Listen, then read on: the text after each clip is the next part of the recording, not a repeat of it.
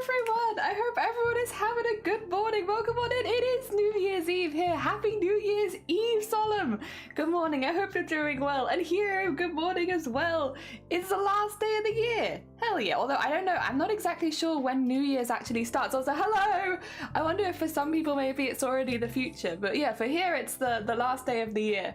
And ooh, it's exciting. I hope if you have any plans, you have a really nice time. We're going to be doing very normal stuff here, just to be clear. Like, we're not doing anything particularly out there today. We have more commissions to work through, so we're going to be working through more commissions. But, I mean, there's goblins and elves. I mean, I like that. I think that's fun.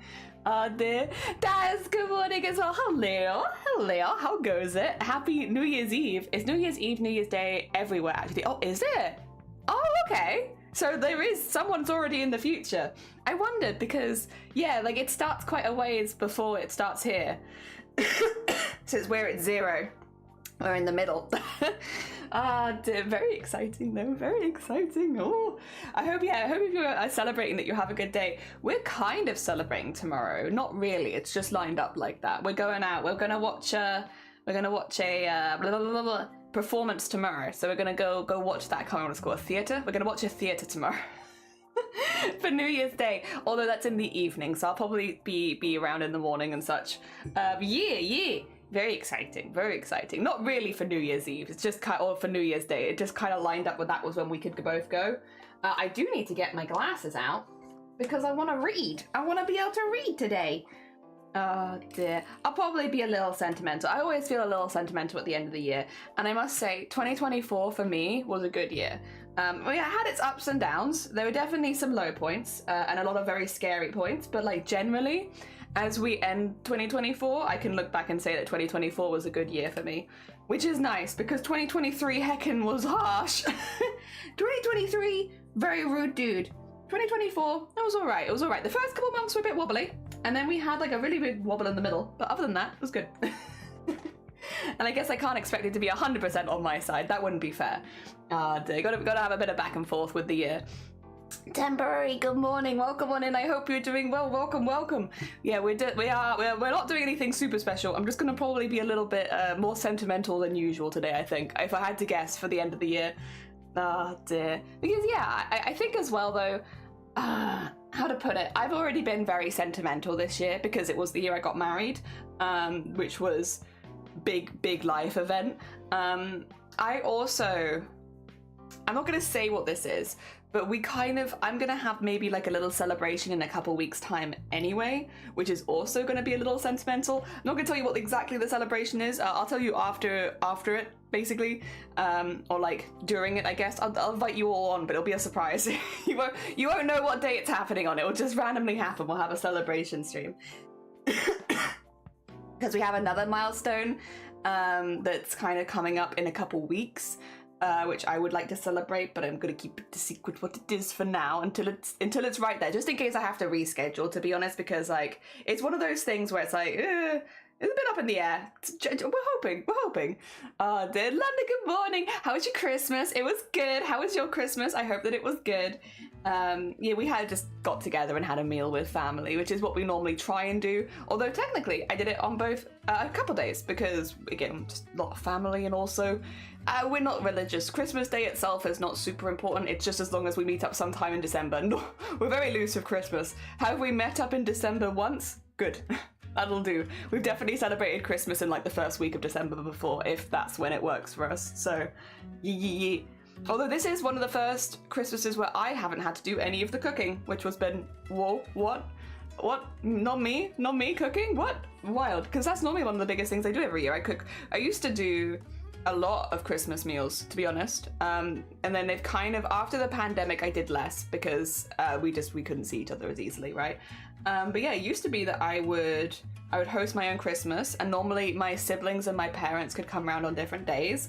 If Shiny's family came on, that'd probably be a different day as well. And then I would always, when I could, do like a friend one, so bring all of the friends over, especially for like people like us who couldn't visit family on Christmas Day because of work and stuff like that, to do another one, and then one for just me and Shiny. There are the years where I've got up to like 5 Christmas meals a year at some point in December. But this year I didn't cook at all. Not even once. Wild. Which was kind of nice, actually. I just looked. Nobody's nobody's there yet. The first country to be celebrating New Year's is New Zealand, and it's 10. Oh, so 2 hours, and then it'll be the first Happy New Year's.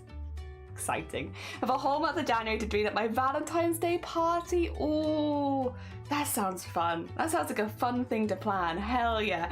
We actually, so yesterday we ran out of milk, you know, as you do. So we quickly went to go buy some like milk from the local corner shop, and they already have Valentine's Day chocolates, and which is like fair, I guess. It is in like a month and a bit, but it was quite a surprise. So soon after Christmas, it's like, oh, there's like chocolate roses and stuff. Nice. They have a little Valentine's Day display already set up.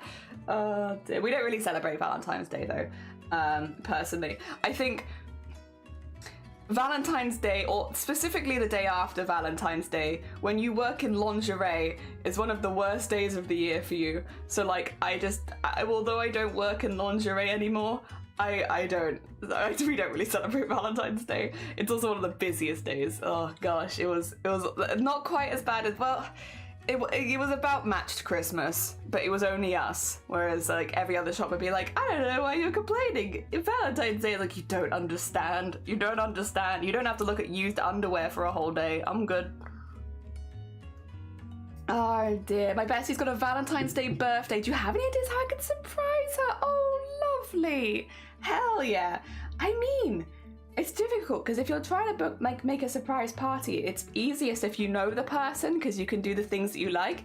Personally, or everyone's different, I will say everyone's different, but personally, if somebody wanted to surprise me with something that I'd like, obviously there'd be like a few things. Like, I like to go to castles, museums. I'm a bit boring. I like those sort of things, but I do enjoy them. But like, just take me out somewhere. I think, okay, not everyone's the same, and there are a lot of people that like to have more control in their life, which is very, very fair. But for me, I like it when someone takes the control out of my hands and plans something for me. So like, an ideal birthday present would be like, at this time we're going to this, and then afterwards I'm going to take you to a meal over here, and we're going via this transport and this transport, here you go. And it's like, thank you. just take all the planning, because that way I don't have to worry. And it's like that for me is like a great birthday gift, is like, yeah, but that's, again, it's a personal thing, isn't it? Because some people do need to have that control to feel comfortable and stuff like that. I also like to know like a day or two in advance. So it's like, it's a surprise, but not maybe a surprise on the day. Because otherwise I'm going to plan to stream or something else. So yeah, having like a little bit of warning is good. But that's how I would do it. It's like, but that's for me personally. And I'm like one person. Other people might feel differently. Who knows? But I would like, just take the, don't let me organize anything. Just take the organization out of my hands. I like that. Valentine's Day is on a Friday this year. Oh, it's going to be busy. All the restaurants are going to be busy. It's good for business though. Oh dear. Also, is it Ceslin? Ceslin, thank you so much for the follow yesterday as well. And good morning. We are making a creature today. A creature. If you guys haven't seen as well, I did finish some more of the outlining. Let me show you. A creature. They are part goblin, part velociraptor. And we've got the... I finished the line work because I was like, well, yesterday what happened on stream, I wanted to do a longer stream, but because we had a lot of people over and a lot of builders over, it was very, very loud in the background, and I was just kind of having to talk over them all the time. And I figured, for a Monday, if I'm like straining my voice that much, I'm probably not going to be able to stream for the rest of the week, and I want to stream every day this week. So I was like, we'll do like a 3.5 hour stream, chill, and then we can go a little longer today, because today they're not here. However,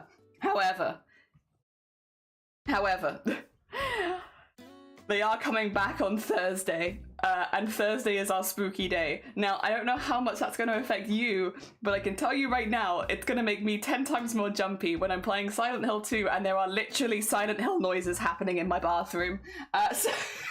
So Thursday's going to be an extra spooky Thursday, but mainly just for me. Mainly just me. I'm just going to be terrified. My birthday's in November, but I know Betty's birthday's on Valentine's Day and gets a one hearty party. I like that. A hearty party. Says! You got it first up? Okay, good. Ceslin, okay. Ah, dear. Anime, hello, welcome on in as well. Oh no, yeah, it's gonna be a very, very spooky day. That being said, on Friday I get to collab with Blapple and we get to finish It Takes Two, so it will be, this week is gonna be a bit weird because it's gonna be art today, or art yesterday, art today, art tomorrow, Silent Hill, collab with Blapple. So, but it does mean 5 streams, so that's nice. We'll do an extra stream this week. Yeah, we'll see how long we can do with Silent Hill before my heart gives out. I mean, this will be the first time where I'm actually wearing like a heartbeat monitor while, I mean, you can't see it, I will say, you'll just have to trust me saying it. It'll be the first time playing a horror game with any kind of heartbeat monitor on, so I wonder how high my heartbeat goes. I can't wait to see. It also it measures your heart rate, but also your stress levels, so I look forward to seeing all of my levels go whoop. But I like Silent Hill too, and I am having a really good time with it, so I think it will be good. Also, thank you for the hydrate, Maggie! Good morning, how go it? I hope you're doing good. We're in what is it? We think the first one's in 2 hours. First Happy New Year's in 2 hours. How does it track stress? So it calculates a lot of the different, like, because this takes a lot of readings. It's got little dinosaurs on it. Can you see the little dinosaurs? No, show them. Show the people. Show the people. They're upside down. Well, okay, I tried. It's got little dinosaurs on it. Anyway, yeah, it tracks like a lot of different readings, like a lot of different readings. And it calculates those together to monitor your stress levels, basically. Because it also does like blood oxygen, which would normally be the little tapping on the finger. What's interesting is you can actually watch it reading your blood oxygen if you get it at the right angle, because you can see the light going inside where it's monitoring it, which is interesting. So sometimes I take it off and I'm like, whoa, what is that? And it's like, it's the monitoring stuff. It's interesting. And I will say so far, it has actually been very accurate. We already have a lot of, because I have a lot of health issues, we already have a lot of stuff around the house that monitors different things for me, like blood oxygen. And it's been super accurate so far. It's just like an all-in-onesie, you know? Does a little bit of everything. Like Yoshis? No, they're like little tubby little fellas. I love them. I love them very much. There's like little round dinosaurs. Very shy though, very shy. I am working, oh no, you're fine. Have a lovely look. This seemed like a good idea when I agreed to it in September. Oh no. Also, Sonam, thank you for the sub on the YouTube. That's very kind of you. Oh, dang, I'm sorry. Yeah, whenever you've put like work in advance by that far, and I guess for like New Year's you would, wouldn't you? Oh, good luck. Ironically, Friday was named for the Roman goddess of love. Very fitting for Valentine's Day. Oh, they're like bunnies. So like, what's it? Like a smartwatch? It has a name. It's got the time on it, but it's not marketed as a watch. It's a fitness tracker thingy. So like it tracks you. I basically, I asked, my family was like, what do you want for Christmas if I get you anything? And I was like, if you're gonna get me anything, a pedometer would be really nice. So the pedometer tracks your steps because I'm trying to do more walking and it'd be nice to see the number go up, you know? So I asked for a pedometer, which is normally what I would have assumed, something that you snap to your like waist and then you go on a walk and then it tracks you, right? This is like a Fitbit. Yeah, this is more like a Fitbit, but the one with a few extra health added additions in there. A Fitbit that more actively tracks your health rather than your steps. Well, it does do your steps, but it doesn't do too much else. It does steps and swimming. But I only really wanted it for steps, but now it does so much else. It also tracks your sleep. So during your sleep, it will track your breathing, so you can see your blood oxygen levels at night, because a lot of people struggle at the night. It tracks your heart rate and all that, and it tracks your deep sleep and REM sleep, as well as how many times you wake up in the night, and gives you an idea of like what that would mean for you afterwards. It's interesting, but it also, every single day so far, I've woken up and it's like, you didn't do very well at sleeping last night, and it's like, listen here, you. You're getting a bit cheeky. I know I don't sleep well. Stop coming for me. I'm in ninja mode. Oh, thank you so much. Have a lovely lurk, Dulce. It's lovely to see you, and Happy New Year if I don't see you before the clock turns. So EP, whoever decided that on the last day of the year we start work so hecking early, do you get to finish early anime or no? Fitbit, yeah, Fitbit. Kind of similar to that. Not quite, but similar. Oh dear. Also, Zalberti. I by the way, I should say I don't remember the brand, so you can spam brands at me, but I'm not going to be able to tell you. Because on Christmas Day I had a migraine, which means I don't think I've even seen the brand. I had Shiny set it up and unpackage it for me. So I could not tell you what brand this is. It could literally be a Fitbit and I wouldn't be able to tell you. But it is similar to a Fitbit for sure. Oh dear. Zomboti, good morning. Welcome on in. I hope you're doing well. How goes it? How goes it? Good morning for your friendly neighborhood lurk. No, Ilja, thank you for the lurk. And thank you for the like on the hair. I'm very happy with it. And to wish you all a wonderful new year of health, happiness, peace, and creativity. Yes, I'd like to see 2025 be like a big, happy, creative year. I sleep like a cat. Oh, I sleep like I just don't sleep. I got deep sleep last night though, like a lot of deep sleep for the first time since, and then but I also woke up like 4 times, and it's like if you wake up that many times at night, you're not getting good sleep, and it's like I'm not waking up on purpose. Would you believe me that I didn't want to wake up 4 times last night? That's just how it happens. Oh dear. Good morning, Lovey. How you doing? Good morning. Good morning. Finish an hour. Only an hour? Oh. I'm sorry, that's kind of but. That's a little but. I think Shiny's finishing like 5 hours early. He's doing like a 4-hour shift today because it's New Year's. Oof, oof. I am doing good. I had a rough last hours, but before that did tons of work. Oh hell yeah, I hope you're feeling better soon, or you can get some rest soon so you can feel better soon. Getting lots of done on the infographic. Is that all for the subathon? Very excited. I did see that it was now like a 3-day event. Yeah, which I think suits the title of subathon a little bit more as well. So yeah, good on you. Although obviously don't go outside of your means ever. But like, yeah, I think that makes sense at this point for calling it a subathon, because it's normally a marathon event, and that would be a marathon. Hell yeah. Oh dear. Also, I did have something to show. I wonder if I can show it here, or if it's gonna get booted. Let me just double check.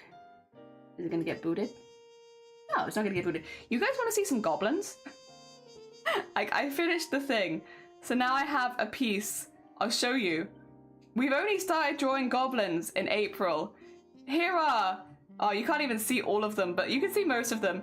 Here are all of the goblins we drew in 2024. This is my 2024 year of goblins. Some of them are very small. Some of them are tiny because I had to fit them in, and so yeah, we have a lot of goblins. Oh dear. I like to make arts and crafts. I love to shop at Dollar Tree. Nice. Oh dear. I also, it's very much a butt. Working like 9 hours. Yeah, that's so mean. On New Year's? Like, what the heck? Do be loving the goblins. There's a lot of goblins. You sound like an Aussie. I'm actually British. We get that a lot. I'm going to assume, Lunda, please don't take this the wrong way. Are you American? Because we get that a lot. Like, a lot of Americans confuse Australian and British accents because obviously neither of us are American. Although that being said, would it surprise you to know that I am in fact American? It's just, I was born as a dual citizen. Dual. Nah. It's just the yeah. It's a weird one because obviously from our perspective, like we don't sound anything like Australia, but then and from Australians' perspective, they're like they you know, we don't sound anything like the British. But yeah, no, it's just neither of us are Americans. So it's like it can be a bit confusing if you haven't heard a lot of British people or a lot of Australians. If you put me and Blapple in the same call, you'll hear the difference. I promise. It's just when there's no one to compare it against, I think it can get confusing. I can see myself twice! Yeah, you did, you had 2! Oh my god.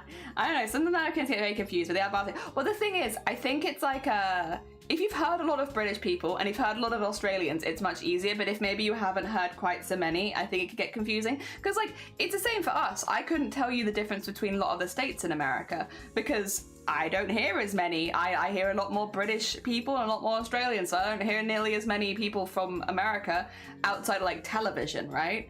So it's like, if you try to tell me like, oh, what state's this accent from? I couldn't tell you. I think it just works the same the other way as well, as like between Australia and the UK, certain other places in Europe. I know a lot of people get Irish and Scottish confused. I've heard that one a few times.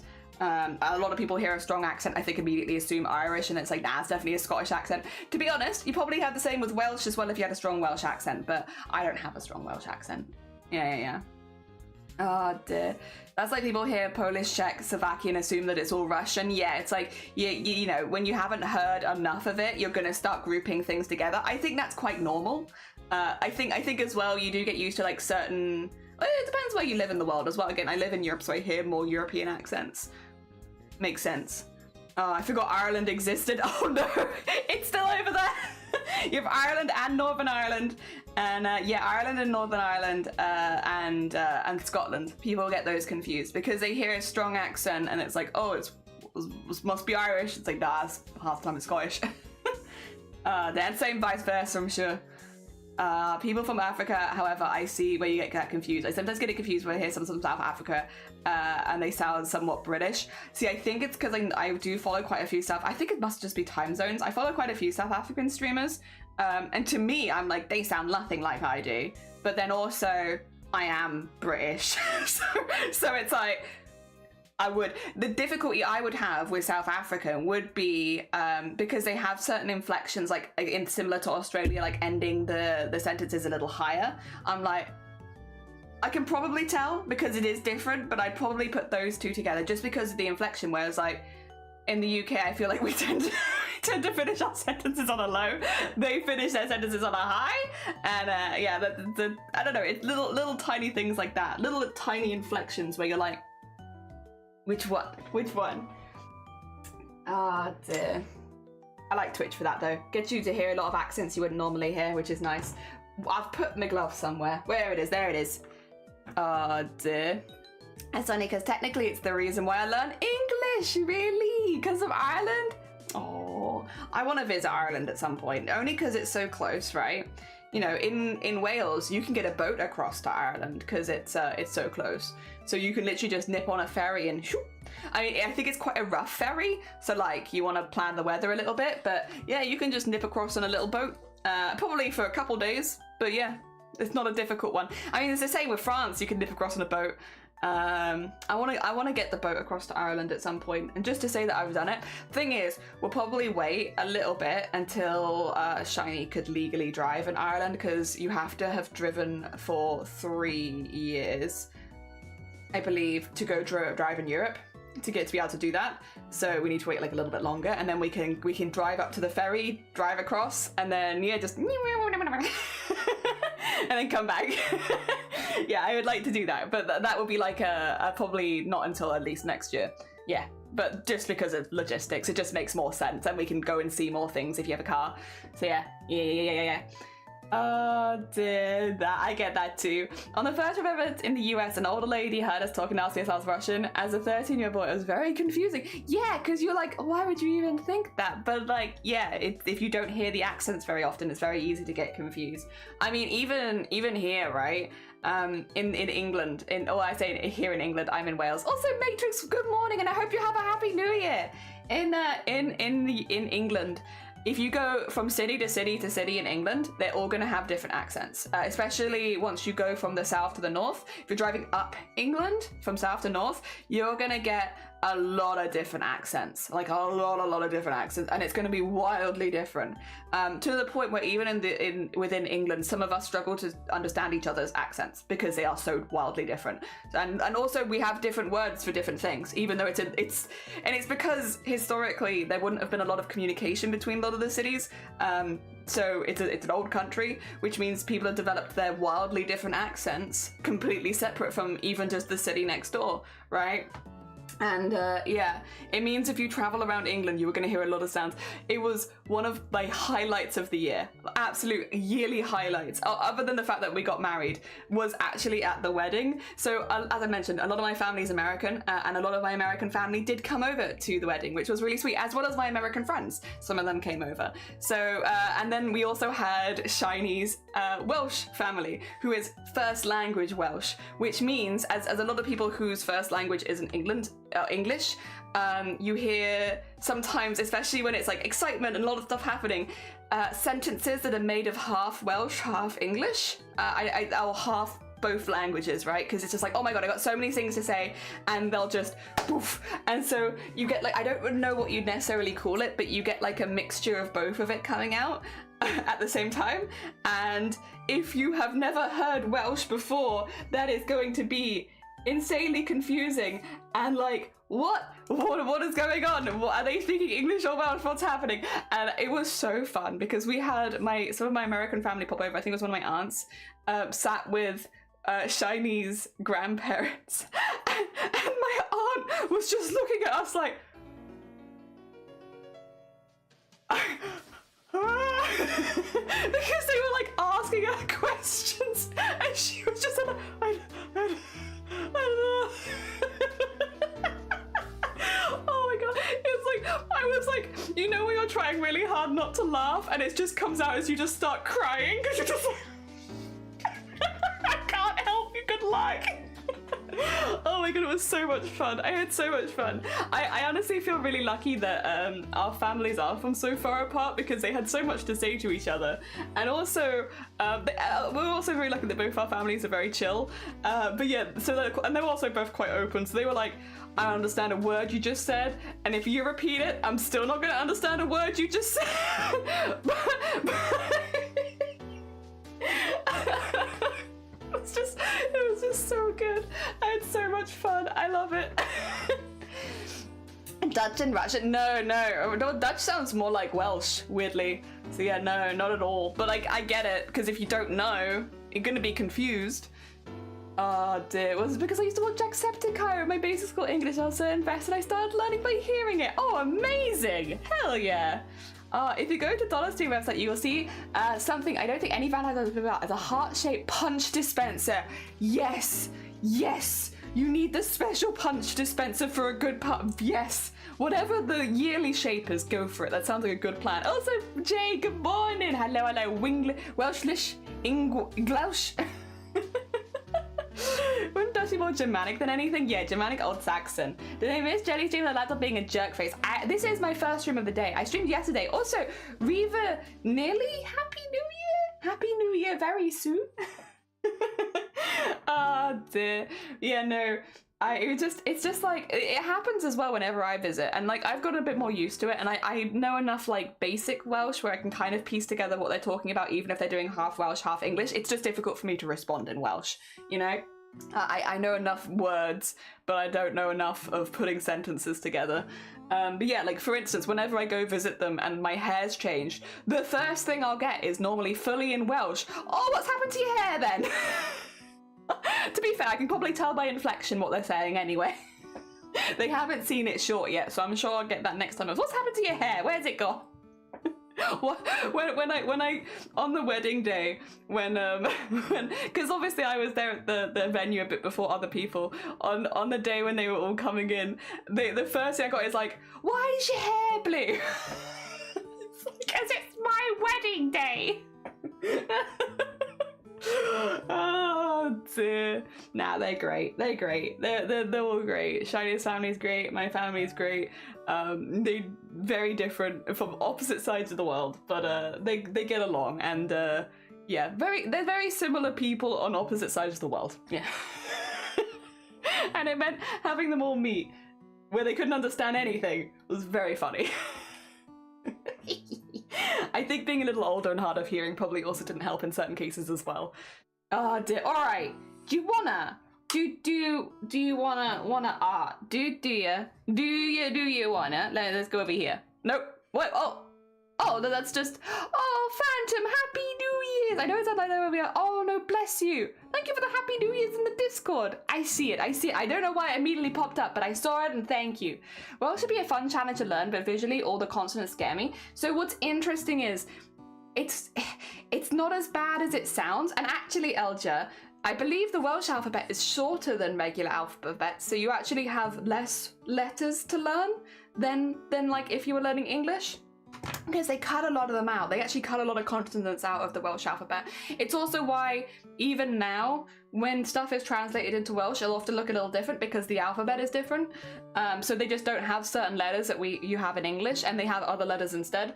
So yeah, it's not as bad as you'd think. I think the hardest part for me is the accent, because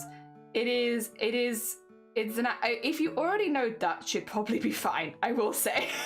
But it's the kind of sounds, like the very back of the throat kind of sound, which it carries a lot of the language, because they have a lot of double letters, which will make sounds more than like you have like L, which is L, and then you have double L, which is you know? So it's like, you kind of need to be able to do both.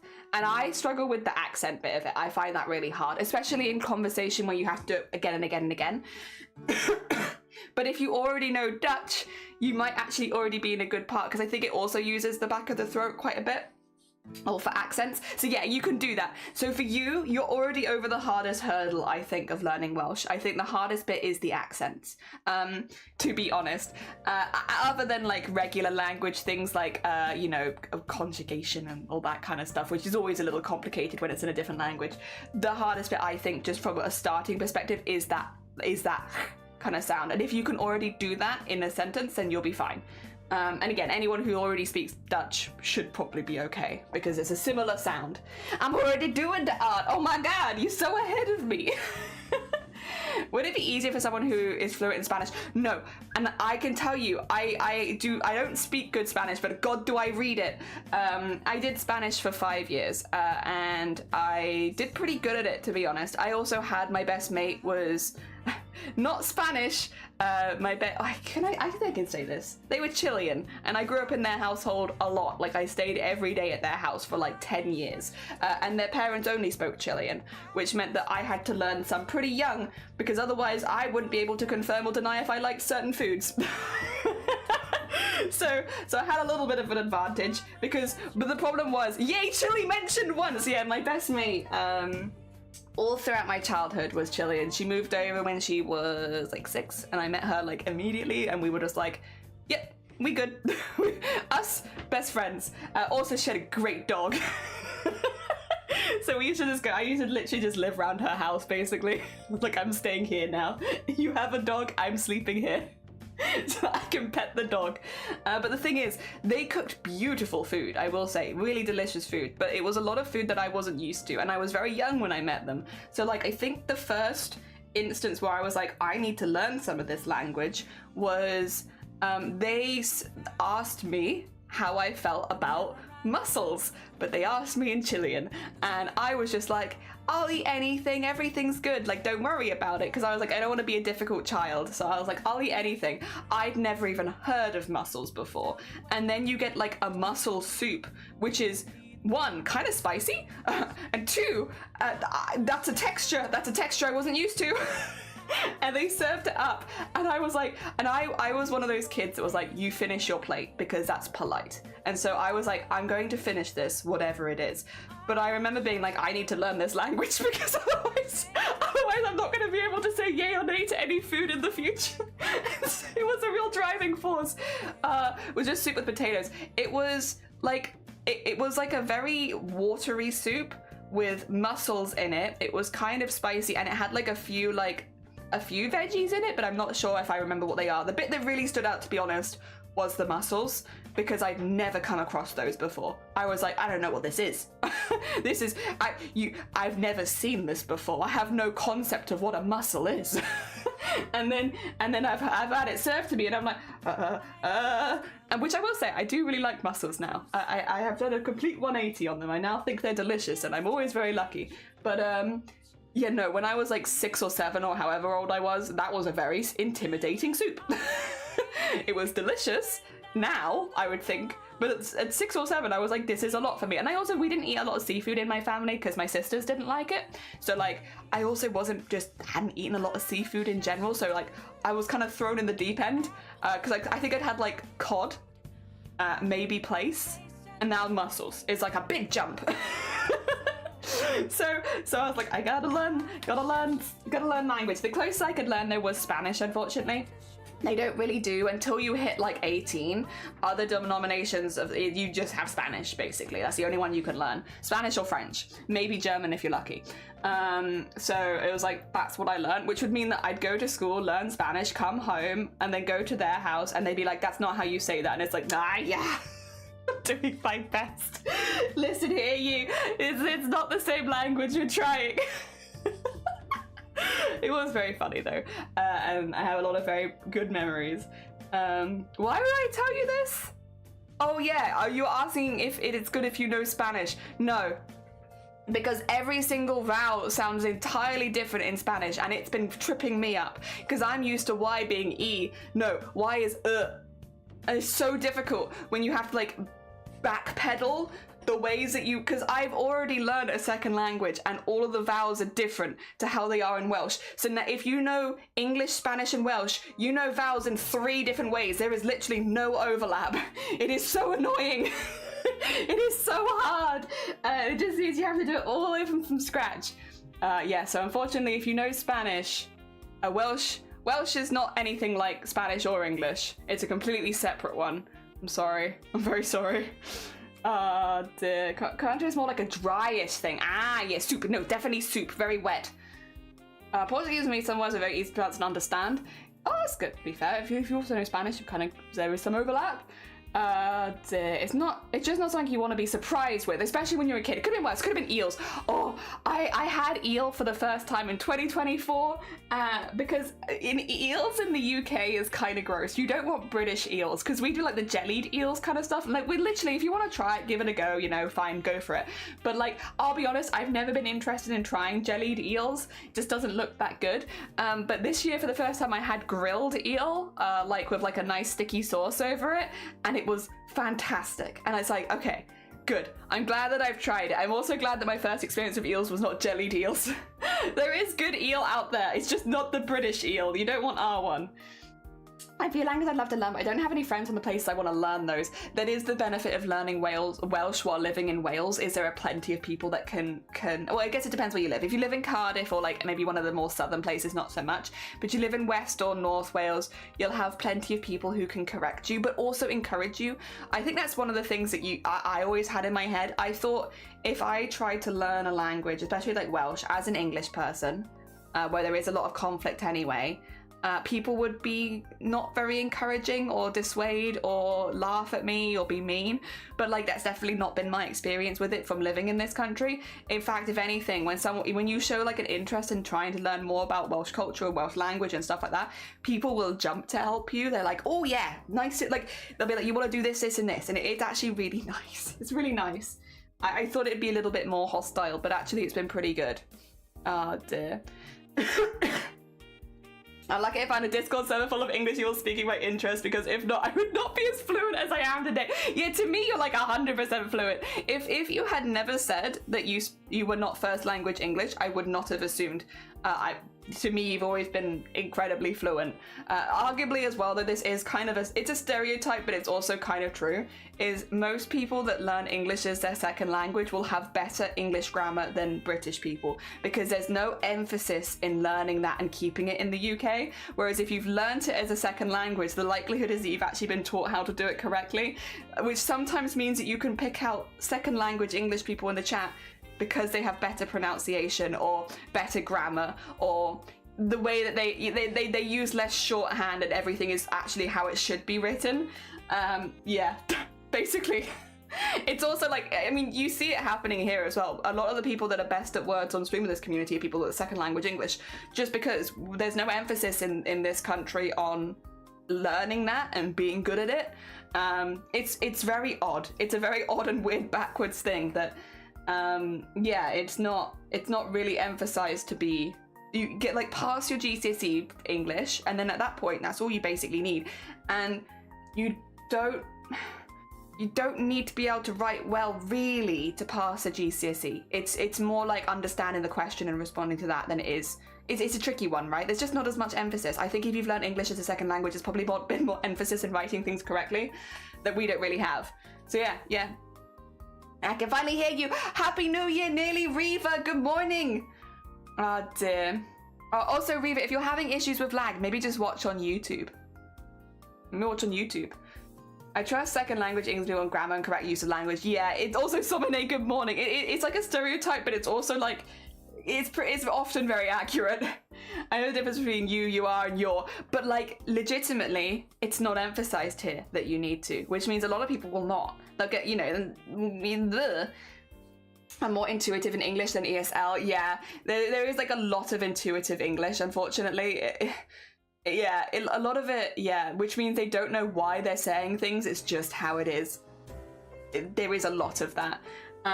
We also are terrible for merging words together, and like You'll see this if you ever meet me in person. I'll tell you right now, because I am one of those English people, which is if I meet you, you're gonna hear yay, which is, hey, you alright? Yeah, yay. And it's very, very common if you go something like, you right? Hey, you right? Yeah, aye. And it's just like a lot of like noises. And it's like, that's intuitive English. People who have grown up around me and in our area will know that's like, how you doing? Are you all right? But anyone who doesn't speak fluent English or is learning English is gonna hear "aight" and be like, what the hell are they doing? Aight? Aight? And it's like, yeah, it is. Sometimes it ain't look right, yeah? No, nah, it's a weird one. Yeah, nah is a weird one as well. There's a lot of that, yeah, nah.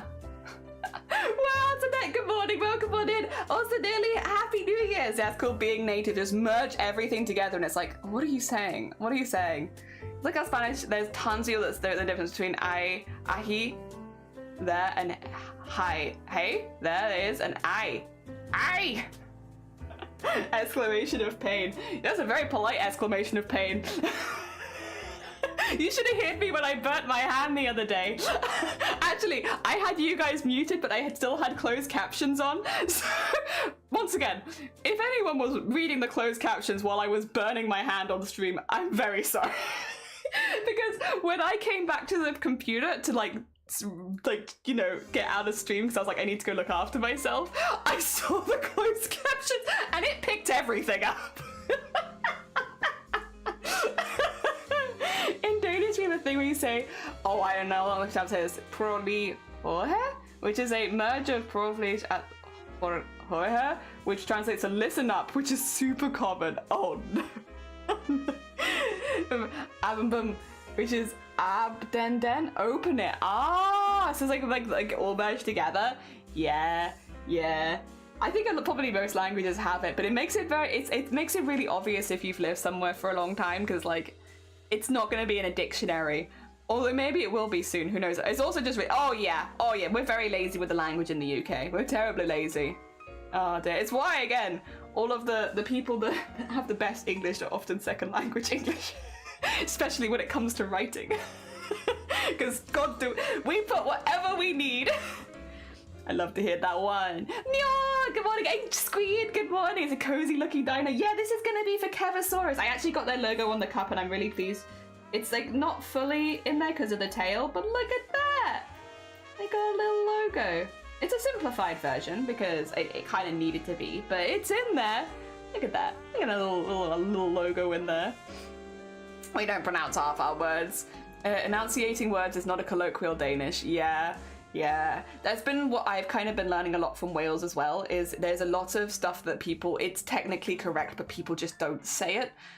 So like you're gonna sound, basically, because Shiny is first language Welsh, most of Shiny's family is first language Welsh. When I'm learning Welsh, like via Duolingo and stuff like that, I'm learning the correct pronunciations and the correct sentence structure, and then I'll take them to Shiny and Shiny be like, so you're right, that is correct, but nobody says that, and everyone's gonna be a bit like, if you say that. So a better way of saying it is this completely different sentence, and it's like, yeah. So half the learning is like me being like, let me learn this thing, go pronounce it to you, and then you tell me that that's not, and then I have to learn a different sentence actually. so much. Like people probably won't understand you probably if they don't know your secondary Danish and you enunciate words. Yeah. It's a hard one. It's definitely something that I've had to think about more as a streamer as well, because I'm pretty bad with it, even with speaking. I've tried my best. I still speak very fast, which does make it difficult. We do have, so I never really talk about this because it's not very useful for the 99% of people, but however, I will mention it because we discovered very, very early into me streaming that basically I was a very quick speaker, that it was going to be hard for me to tone that down, and that I'm probably going to need some sort of closed captions, right? The closed captioners that I have, I have it on the side of the screen, it's like called Stream CC, right? And it's not perfect by any means because it doesn't pick up every word, but you can actually translate it. It will auto-translate. It'll be like Google Translate basically, so it's not perfect, but you can pay a small fee and have, it doesn't go to me, it goes to the closed captioning people, to be fair, but it will basically translate everything that I say to a different language, so that if you are a second language English, or you are still learning English, that there is a way that you can you can read what I'm saying, because I speak so quickly, and have it translated for you. Yeah, it's the only one I could find that also had the translate to like a lot of different languages. So we have that. It's not useful to the majority of people, because again, the majority of people find me and see that I have English as my tag, so that's not going to matter to them at all. But on the off chance that somebody did come here and was like, you know, I want to understand but I don't, we have options. Also, I'm just going to nick a few of these colors. Just nicking a few. Just taking a few of these colors here. Learn the rules and then learn how to break them. Exactly. As a natural barrier, the moment that you think you're ready for the real thing, people start talking and it's like, ah. Oh dear. Actually, that was a thing. What are they called? Sorry. So basically, when we were in school, there weren't a whole lot of resources for learning Spanish, but every now and again they'd want to show you like media in Spanish, so that you had an idea of the speed that people talked. I'm just gonna Google that I've got this right, that it is what I think, because I don't think these were even the same Spanish that we were learning. No, I think. Yeah, this isn't even the same Spanish we were learning. I didn't think it was. I just don't think our teachers knew the difference, because a lot of our teachers were not fluent in Spanish. Telenovelas, I think, basically like very intense soap opera style. They just play it to a class of kids and then be like, this is what Spanish is really like. And we'd be like, okay. It's not even the same Spanish we were learning. Oh my god. Yeah, learning Spanish in UK schools was a trip, that's for sure. This was like, bear in mind, like 20 years ago. Things probably changed, but it was something. Oh my god. Duolingo doesn't always show you the right way to do it, yeah. When it comes like honorifics and stuff, I imagine. I promise to anyone that wants to learn Spanish, don't come to Chile, but I want to. It's been on my bucket list since I was like 7, you know, because of hearing from my friend. I was like, I want to go. It's been one of the first countries I ever wanted to visit outside of the UK was Chile. I still haven't gone, and what I want to do. From American people, come over and I'll put a kettle on. Listen, I mean, yeah, I've been learning it from the app and then going and taking it to my first language Welsh husband and being like, hey, and they're like, yeah, that works, but it's not what we'd say this, and it's like, bugger. I don't know, it's become like a fun game in the house outer where I learned something, I go and say it to him, and then he tells me I'm wrong. It's just sort of a fun game. Also, I'm really behind, I'm just gonna catch up on chat quickly. Choo-choo, it's good for helping me memorize words like details, mango seem better, that's fair. I've been learning English for over 50 years, still at it. I think I'm gonna be the same outer. Problem with Danish is a lot of times there are no rules, it's just, yeah. That's definitely how it feels sometimes. Like, why do you say this? I couldn't actually tell you. Thank you for the hydrate, I appreciate it, hearing. Save? Well, I haven't actually done anything yet, but you're damn right I can save. There we go. Spanish is probably neutral and not hated by entire Latin, Mexican, Spanish. Possible hatred opinion was Spain Spanish. Yeah, so we learned Spain Spanish, which does in some ways make more sense for us here, just because of how close we are to Spain. Like, it's like an hour away. So like, logically, I can understand and not fault them for teaching Spain Spanish, because it's like right there, you know? But I think long-term Latin, like, it would have been more useful, right? Yeah, would have been a lot more useful. I need to take a test to step over. Oh, level actually! Which Spanish is the green hour of doom? The Mexican is 100% wrong, there's not correct Spanish. What do you mean? There's so many. I speak Spain Spanish, which is the correct... Or careful. I don't want a rivalry in my chat on the last day of the year. Be chill. Oh dear. There is no right type or wrong type of Spanish. Chills. The last day of the year. I also want to know why I don't think it's a phrase. The chicken has the phone, because it's important. What if the chicken has your phone? Oh dear. Are you able to do Spanish? Told me I'm A1. Oh Nice. Oh dear. Never know. Could be important. Exactly. Also, Danish is super unique in the sense that we have more vowel sounds, like 90% of languages. But yeah, this is where I mean, like, there's a lot of overlap between Danish though and Welsh, because there's very similar sounds. The vowel has a carrying part of the word, not the consonant. Most languages derive their context from the word for consonants and stress, while in Danish we use vowels almost purely. Most Danish dialects are even so vowel dominated that you barely use consonant sounds at all, and it makes a lot of secondary Danish speaking people trip up because a slight shift in vowel sound. Yeah, so it's very similar in Welsh, which is why I've heard there's been basically, if you speak Welsh, Danish is one of the easiest languages for you to learn, and vice versa, because you already have the grasp of like that, the accents, the vowels, all of that. There's a lot of overlap because you say a word wrong completely. It's syllables for Danes because you're in heckin' Europe. Exactly.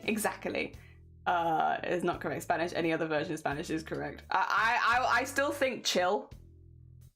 I think chill. I think chill. I don't think that was a very chill thing to say. I think chill.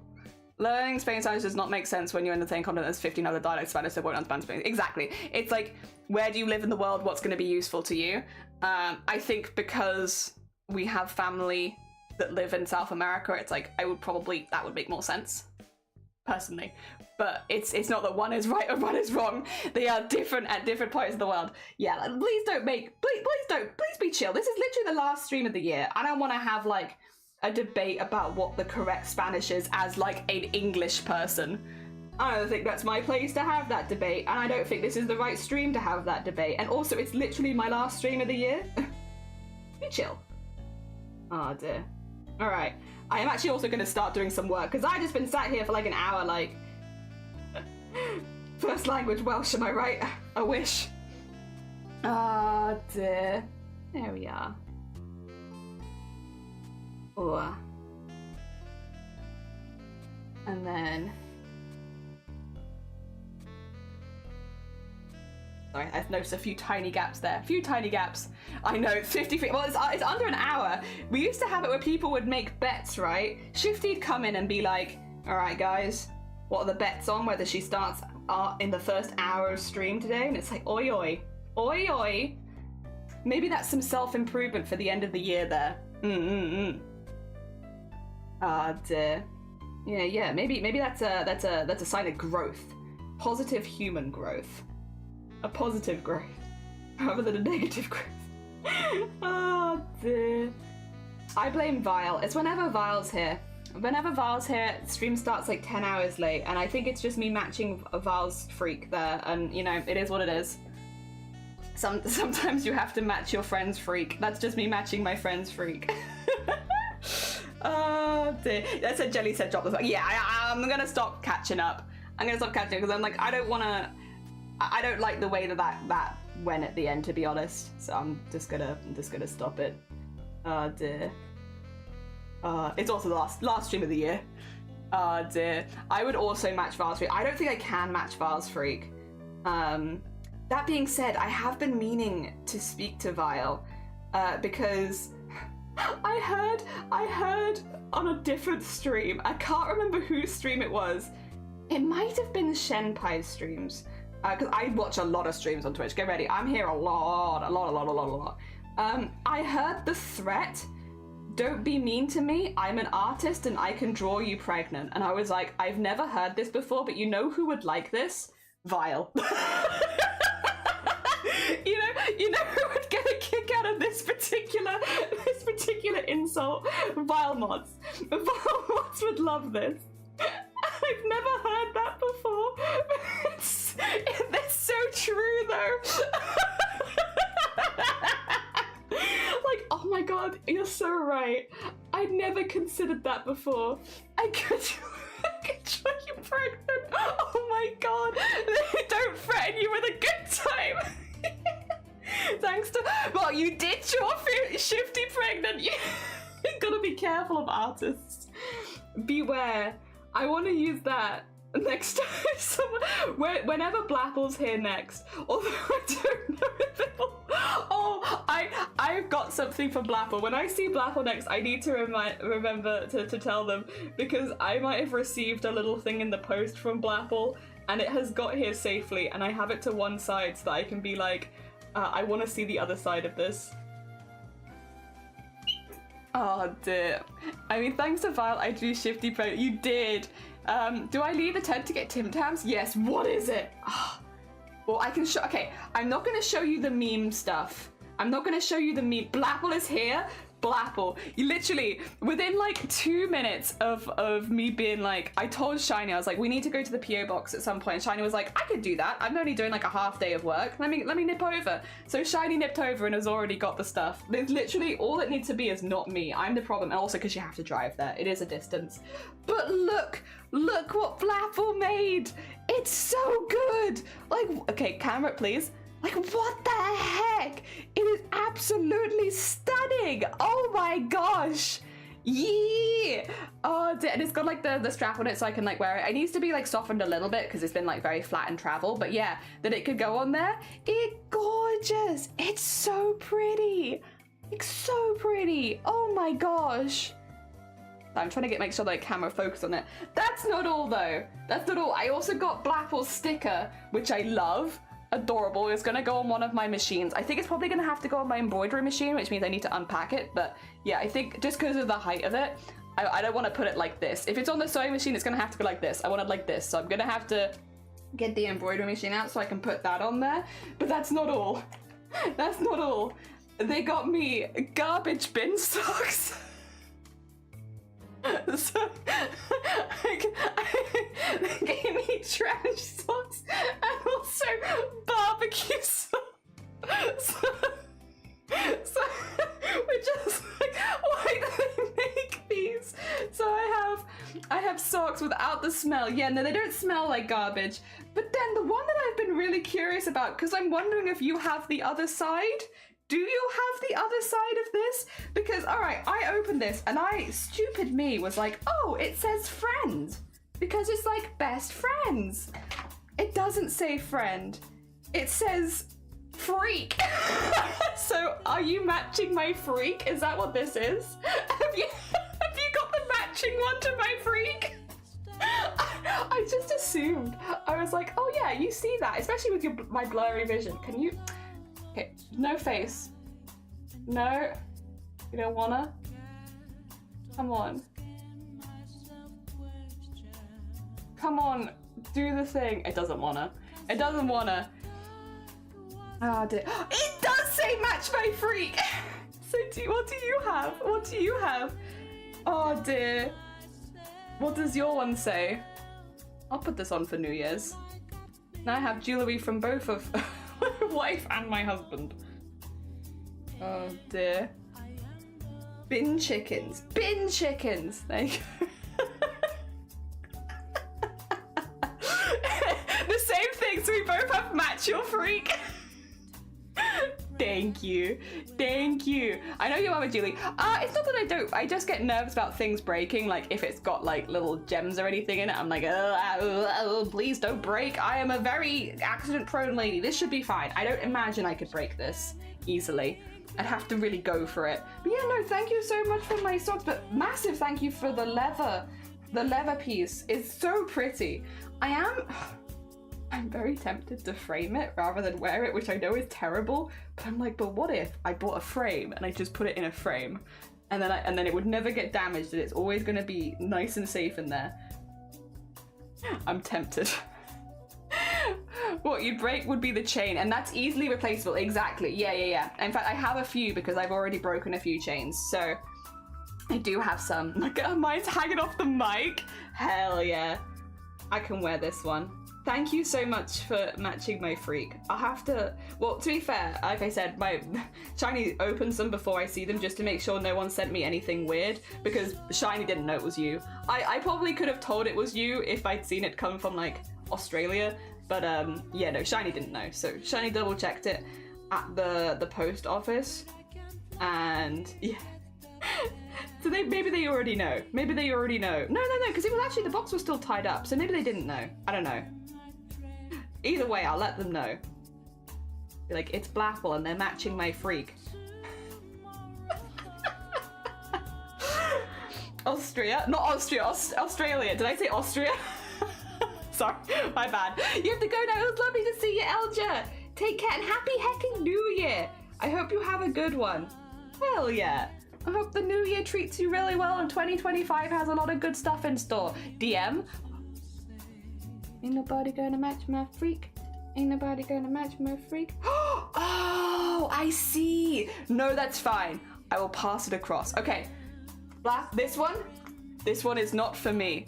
This one is for somebody else. Now you have to make me let it go, but it's so gorgeous. Nah, it's fine. That's my bad. I forgot. Damn it. That's fine. I'll cry a single tear when I let it go. Heckin' lucky bean. Heckin' lucky bean. Is it for Mr. Jelly? No. I don't know if I'm allowed to say who it's for, and I don't know if it would be spoilers now. So I have to be careful. Is it for the jester? No, it's not for the jester. Oh dear. I can make one. No, it's alright. I will not ask. Listen, you matched my freak and you gave me bins. What else could I possibly ask for? Proudly parading it around. I was, because it's to be fair, my point still stands. It is absolutely gorgeous. Absolutely gorgeous. And I don't take that back in the least bit. It is an absolutely stunning piece. Whether I'm getting it or someone else is getting it, they are lucky to get it. It is very, very nice. And so, yeah, no. To be fair though, it means I get to see the excitement on someone else's face when they receive it. Which is pretty good. Oh dear, we like that. Is it for the Princess of Castle Cock? Could be. Shiny can wear the bins if they want to. No, I want to be in. Why can't I be in the trash? Now that one I can't let go. What do you mean Shiny can have the bins? But I'm your trash. What do you mean? No. How dare you give it away? I thought I was your one and only trash. What the heck? No, absolutely not. Shiny can't have the trash. I'm the trash. Oh my gosh. Bin juice between the toes. Exactly. I can't give that up. Also, I wanted to get the logo bits in first because I do want to maybe reuse some of these colors again elsewhere, like on Goblin. Husband and wife are having an affair, Jelly. I can't believe it. Would that make this polyamorous? At that point, would that just make this? If you're sending my husband gifts behind my back, and I'm dating you and my husband, would that just wait a minute, we become a polycule. Oh dear. Shiny hasn't agreed to this though. I don't think you can be in an accidental polycule, right? I think there has to be some sort of an agreement. Oh dear. There we go. To be fair, I mean this in the nicest way possible, Blapple. I've asked Shiny before because people in this community have been like, what does Shiny look for in a partner? You know, do they have any specifications? Do they prefer men or women? Do they like this or that or the other? Because a lot of this community flirts with my husband. It's fine. I understand. I flirt with him too. I get it. But yeah, no. We've definitely had a lot of questions like this before. And unfortunately, Shiny only ever has one answer for whether they would date someone. And it is literally, gender doesn't matter, age doesn't matter, well, as long as they're an adult. You know, none of that matters. Where they live in the world doesn't matter. You can make it work. The only thing they want is for you to be, like, completely rich. If you're rich, they will date you. I don't know how I managed to get him. I got lucky, I suppose. I guess we started dating before he had specification for people he'd be interested in. Yeah, he's like, are they rich? If they're not rich, he's not interested. Otherwise, he's pretty much fine and open for anything. But no, they have to be rich. It's like, that does make things difficult. I don't know how I managed to snag you. So, sorry Blapple, unless you're rich, I can't imagine him turning this into a polycule. Time to start a jewelry empire. It's literally the only requirement that has been there from the beginning is, so are they rich? It's like, I don't know. I'm not sure. I'll ask. What colour? Velociraptor's purple, or am I insane? Why do I think Velociraptors are purple? 2 seconds. I'm just gonna Google Google a velociraptor. Velociraptor. They're probably not purple. Oh, but they are kind of fancy schmancy. Okay. Oh no, they are kind of like a grayish purple in some of these pictures. With green bits? Yeah, I could go for something like this. Purpley grey greens? Yeah, I could vibe with that. I've never seen a velociraptor in real life, so I'm never sure. Jelly, you must be really good at something that he likes, because I don't think you're rich. Wait, what makes you think that? You don't know. I could be I could be rolling in dough. What makes you think I'm not rich? Do I not give off? I have like the posh British accent. What makes you think I'm not rich? Oh dear.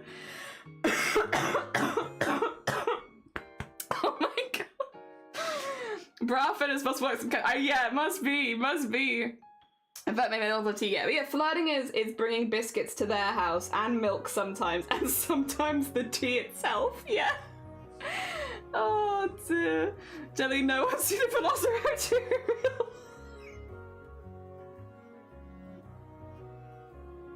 You're right. You're like the sick Victorian child.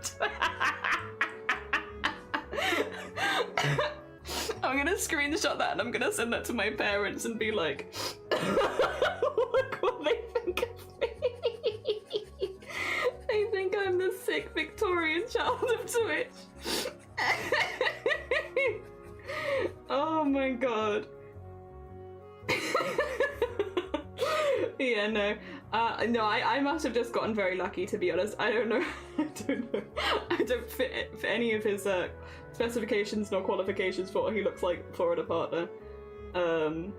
I did have a job when we started dating. I mean, I do have a job now, kind of.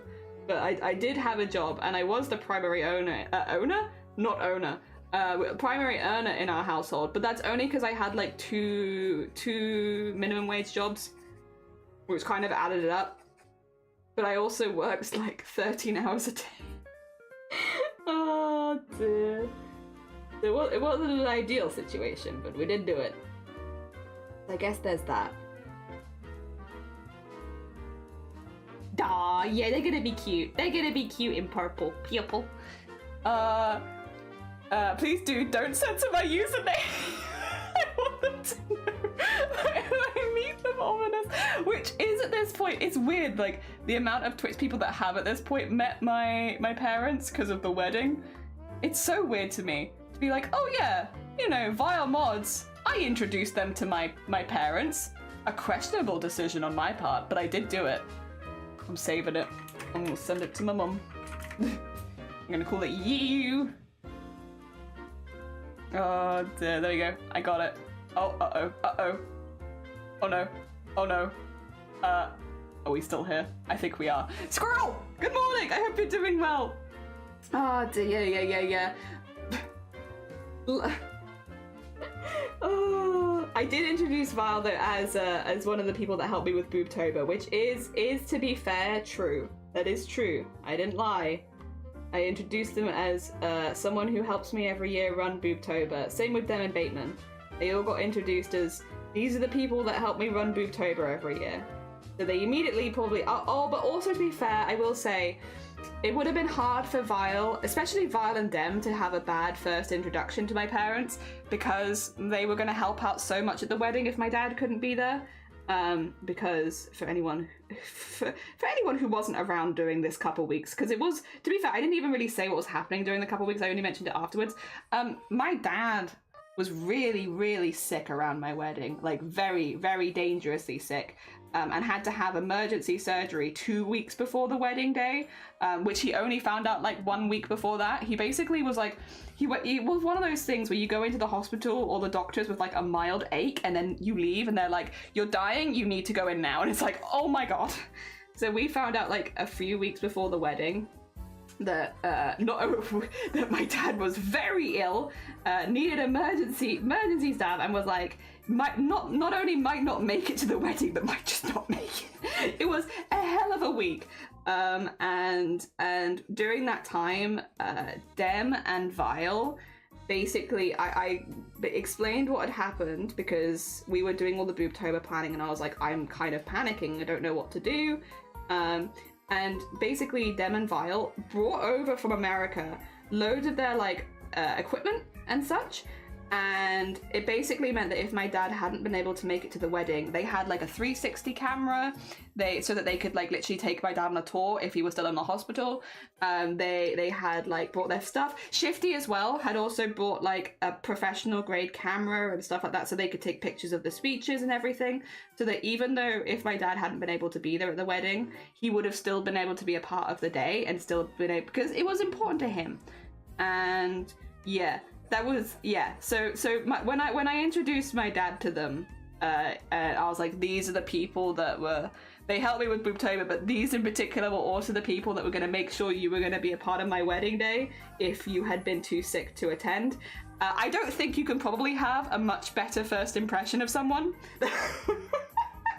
Like, not only do these folks help your daughter with a charity campaign every year, but also, if you're not gonna, like, if you can't make it to the wedding, you're gonna be like, you know, they would have made it so that you would have been here. Best mates. Really, really good. Really, really sweet. I'm very lucky with the people I've met. Both via Twitch and off Twitch as well. Because I knew Bateman and Shifty before, but I didn't know Dem or Vile. They I met through Twitch. Good stuff. Purple. Oh dear, knowing your dinner table conversations is really questionable. I mean, yeah, it's true. No, not really. I think they'd get a good giggle out of it. That was always a joke, kind of. We had a very similar joke in our family growing up. Because I've had this cough. It's barely changed since I was like 6 or 7, right? Because that's when the incident occurred where I gained this cough. I was like, yeah, like 6 or 7 at the time, and like but I had like a full adult cough. It was very silly. But basically, so if we were like sat at a table and I needed to cough, it would be like just having a normal conversation, and then it sounded like someone who like smoked like a pack a day suddenly started coughing, and you'd look over and there's this tiny child and it's like, what's happened to her? Why is she like this?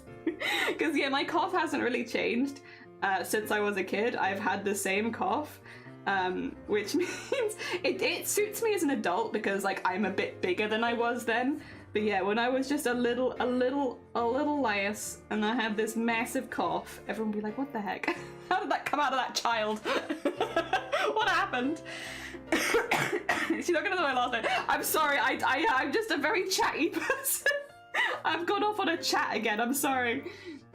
The incident TM, yeah, the incident TM. Yeah. Oh, the seasick Victorian childcore. I mean, yeah, you're not really wrong. I've definitely heard similar things. It used to be that my parents would make jokes though, and I used to, you know, just basically to freak out more distant family members. Be like, ah, yeah, she took up smoking real young and all that, and my family would be like, oh, gosh, oh no, what's happened? How did she go down this path? She's like 6, what do you mean she smokes a pack a day? And it's like, and like little me'd be like, ah, yeah, I'll go along with it, sure. Yep, that's me smoking a pack a day. So yeah, just to scare the more distant relatives. We've been joking about it for a long time, I guess is what I'm saying. The cough has kind of been a recurring joke. Now that I'm an adult and it suits me more, it's not quite as funny. But when I was little, it was very funny. It's just like, well, there she goes again. I used to also, when I was little... This doesn't happen as much anymore. I think it's just because I'm now a fully grown human. But when I was little, when I used to cough, it would like... It'd start off as a normal cough and it would very quickly turn into like a honk sound. I don't know what you call it, but like, yeah, you get like a honky kind of cough. And yeah, sometimes people wouldn't hear me coughing regularly and then they just hear like honking from the next room and be like, what the heck is that? What is happening? What is that child doing? And it's like, she's just doing her cough where she honk. She honk. Oh no, enjoy your leftovers. Also, thank you for the pulse check of the hydrate, Maggie. I'm gonna keep my legs up because it pushes my back, but I will do this. I slept badly last night, I will say. I had one of those nights where I felt it when I woke up, where I was like, I have slept in an awkward position. I am too old for this. My back's telling me you've slept in an awkward position, Jelly. I am, by the way, going to put some other colours on them. They're not just going to be fully purple. It's just easier if I get them purple first so that I have something to work on. So we're going to start with purple. But we will probably... I think I'm going to end up using a lot of secondary colours for this, which I think should be really fun. I'm thinking to do like, yeah, like greens, purple, and maybe like some orangey, yellowy flourishes would be good. Or we could go full Mardi Gras kind of vibes and do purples, greens, and golds. That would also work. Maybe put some neutrals in there too. Alright, I want the little tooth. Get the little toofs. Donk, donk, donk. There you go.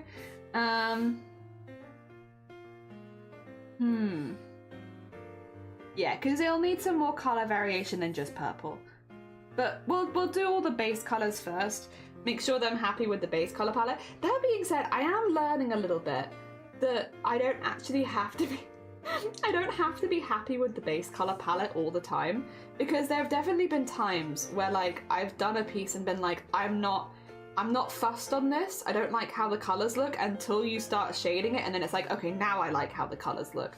But like, I think Shifty's piece was an example of that. I was really struggling with the colours until I started putting like shading and highlight on, and then I was like, oh, actually I like this. It just took me getting to that stage, and now I'm like on board.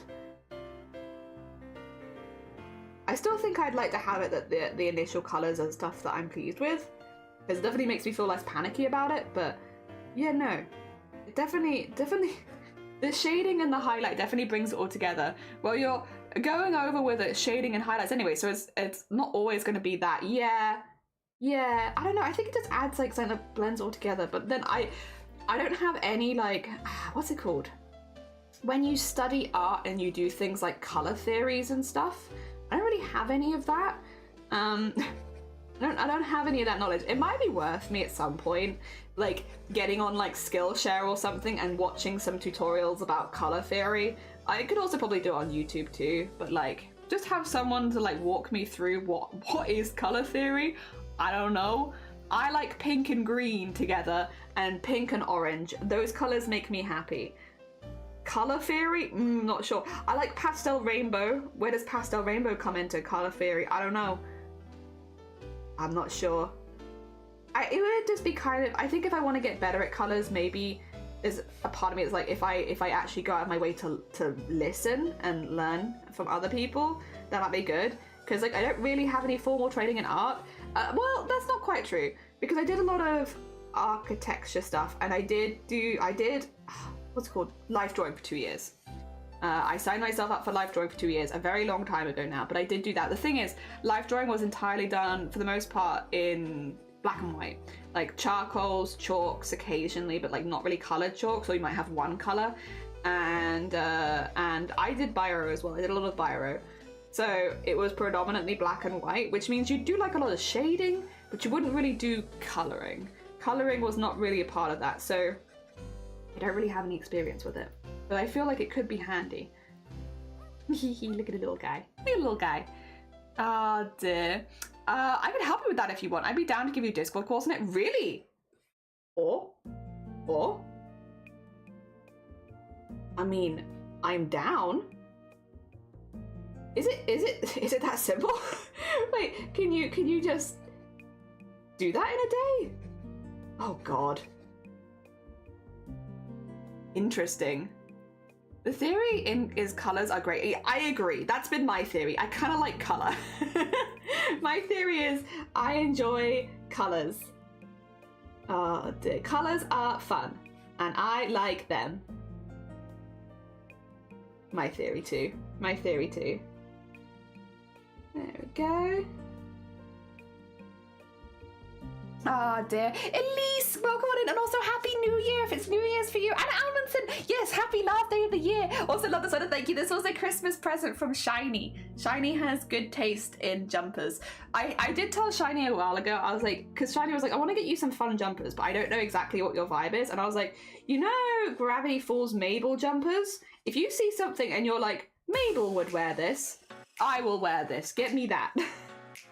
Gravity Falls Mabel jumpers, please. That's all I need. Just that. And so ever since, Tiny gets me Gravity Falls-esque jumpers, which make me very happy. They're normally really colourful and have fun patterns, and I like that. Dear Colour 3 is basically like a 10-page info pamphlet and then a lot of feeling. Ooh, there are some basic ideas you need to grasp to effectively use Colour Theory, but when you have those simple ideas down, you can extrapolate the rest really easily and intuitively. Okay, that doesn't sound too bad. It's not a yes, but happy last day of the year. Yes, happy last day of the year. Oh dear, very excited. I hope that 2025 has lots of really, really positive things in store for you. I like, earlier somebody said, I wish you a happy New Year's full of creativity. I also wish you a happy New Year's full of creativity. I think that's a really nice one. Oh dear, I hope that your brain is like, yes, and blossoms and has lots of cool ideas. Oh dear. Unless you're heavily colorblind. We think I might be a little bit, but like not very much. If at all. Thing is, colorblindness does run in my family. If it is, it's minimal. It's minimal. It's not at a stage where I think that I wouldn't benefit from Colour Theory, you know? Every time I say 2025, 2025! My friend is really annoying me today. I am tempted to just... Is it gonna look a bit stupid? Maybe. I have, band. Where is band? Can I have band, please? I wish for band. I have this band. It's my sleep band, though. I'm, like, tempted. Oh, glasses off first. Smart beam. I'm very tempted just to... You ever have days where your hair's just like, not today, not today. I don't want to. I don't want to do it today. You're gonna get full forehead go though. I don't know if people are ready for full jelly forehead. I just can't be asked with my heckin' hair today. It's like, stop touching me completely.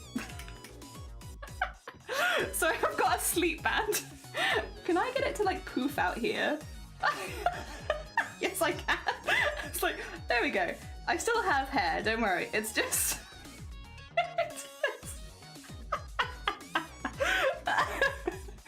Oh my god.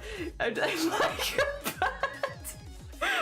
Last day of the year, just, yeah, the start of Zoomies and continue. I can't be asked with my hair today. I'm just gonna put it up. I'm gonna live with it in there. Oh dear. Dirty colour palette is very diverse. Oh, okay. Oh wait, there's a colour palette theory enamel pin that I like. It shows trident movement, monochromatic, analog. Oh, that sounds cool. That sounds very cool. Mine's are those white birds with the yellow strip in their head. Yeah, there it is. I'm just being a little bird. There you go. Just... I don't know if I can get it in a place where you can see it. I don't think that looks good either. My hair is pretty much always in a bun. Sometimes it's in a haircut. When I'm feeling wild, it's a high ponytail. Yeah, I just have days where I'm just like, I thought somewhere I have like a set of really nice headbands and I just don't know where I've put them, which are like for days like this, which is really annoying because like, two seconds. I'm gonna like hide my camera so you can't see me rooting and tooting around. Let me just, where'd my camera go? Where'd it go? There it is. I'm gonna have a little root ranks. I think it's behind me, but I'm not exactly sure. I did have some like nice ones that are not as bulky as this, because this one, that is the problem with it. It's really bulky. Not in there. No, I thought it might be. Oh god. Oh gosh. Oh gosh. Let's put that back in there. Where would it have been then if not in there? Like, where would I have put it? Probably somewhere safe. That's the problem. That do be the problem with me. I do have a habit of putting things in a safe space and then they've just gone forever.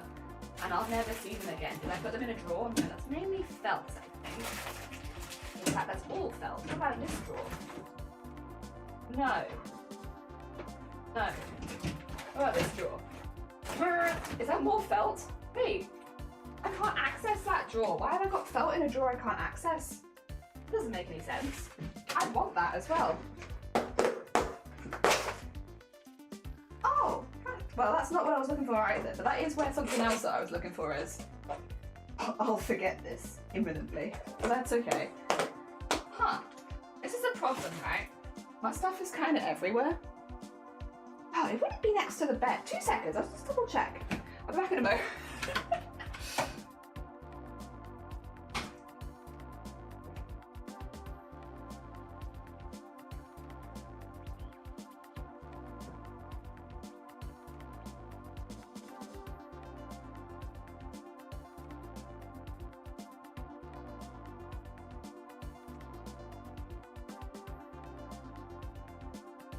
That's not. That's alright. That's alright.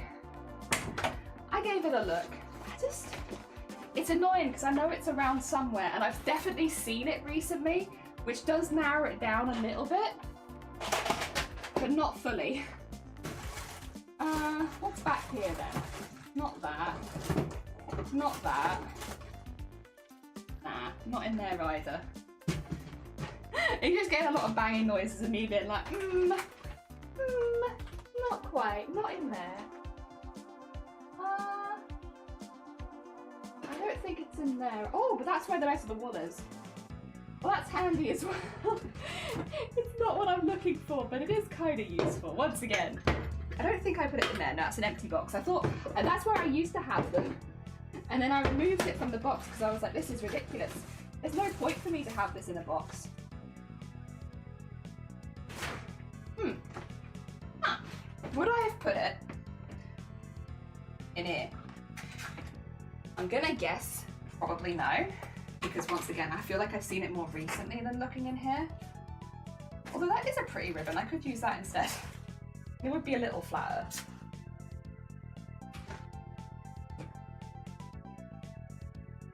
Oh, there's an embroidery in here. Oh no, it's one of the ones from last year, that's fine. Stop it. Wait, what is this? Why do I have this here? Wait, gosh. Oh no, that's the candles. All right, well I don't need that right now. Okay, I don't think I'm gonna find it. I'm gonna be honest. I've wrecked half my room. I don't think I'm gonna find it. Unless, wait a minute. No, I went through these drawers the other day. It's not in here. I know it's not in there. Oh god. Okay, I'm really trying hard not to unplug my PC, but there's always a chance when I close this drawer. Just as a heads up, if anything goes dark, it is me. Okay. And close this one. Okay. Cool. Whew. Wouldn't be down there, would it? Nah, probably not. Probably not. Alright, that's fine. Well, I'm exhausted. I'm exhausted. And nothing has changed. Hi, welcome back. We're still here. Nothing changed. Hi, is stream over? No, I was just looking for something to like tie my hair back behind me and I couldn't find it. So we're still here. We're still here. Just with my like big band on, because this one's got, I could probably take the inside bit out, but I don't want to. This has got like a big lump in it, which is like, it's fine, but it's gonna be like a little uncomfortable after a while. Have you tried labels? Damn it, you're right. No. No. Well, yes, but no, but, you know? I did on my big plastic boxes, but not on my small boxes. Only the big boxes have labels. And to be honest, they're see-through, so I can kind of tell what's in them anyway.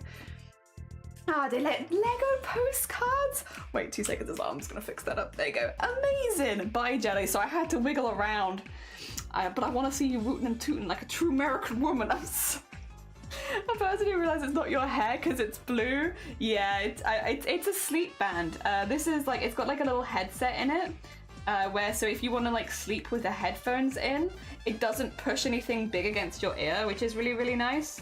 They're not for everyone, not everyone likes them, but because I'm like, I go to bed with migraines often, I like putting streams on in the background so that I can get distracted from the migraine a little bit. Thankfully, sounds don't tend to make my migraines worse, so like for me that's been like a really nice escape for a long time. So for my birthday this year, my parents got me this, because they were like, this would probably actually help you with that, with all the sleeping through migraines. And it's honestly, it is. We do my Japan pistachio card because it fell off the shot. I have the London one. Oh, nice. I use similar for sleep so I don't hear our snoring. Also, Jess, good morning. Nearly happy new year. I hope you're doing well. Excuse me. Oh dear. To be fair, I could probably buy some new headbands because I've had the old headband since I last had short hair for this exact reason. I love having a big fringe that I can style, but you do have days where you're just like, whatever, don't fancy it today, you know? And for those days, I would normally use the bands to just like push it back off my face for a day, right?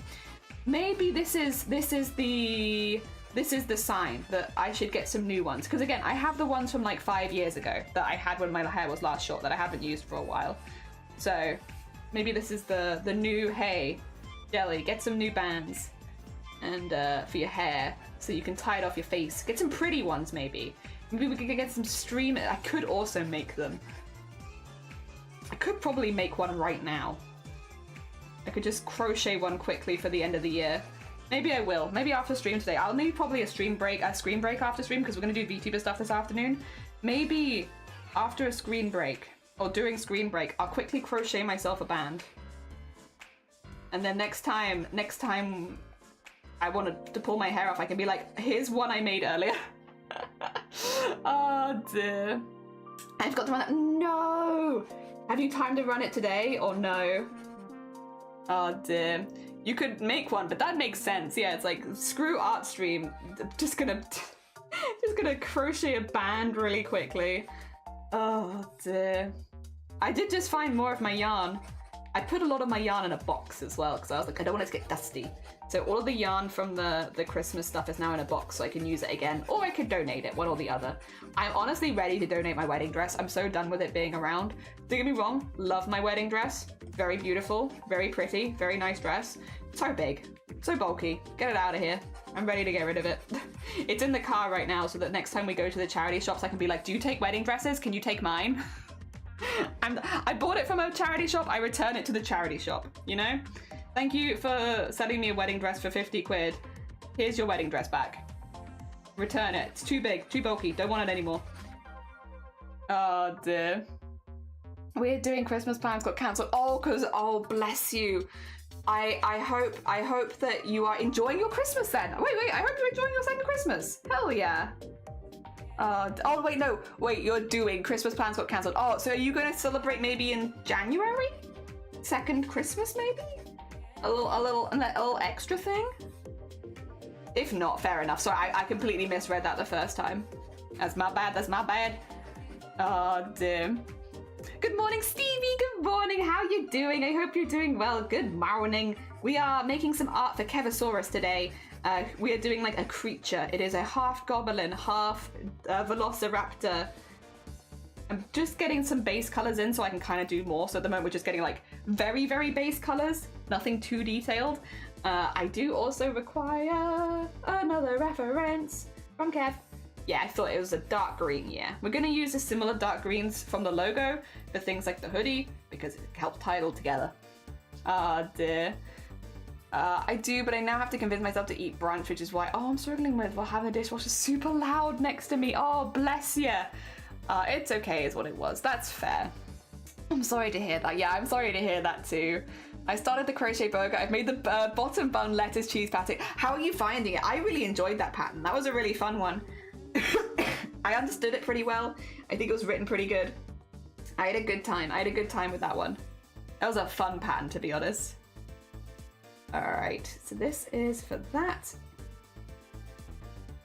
There we go, because this has two tones to it. Is the darker green and the lighter.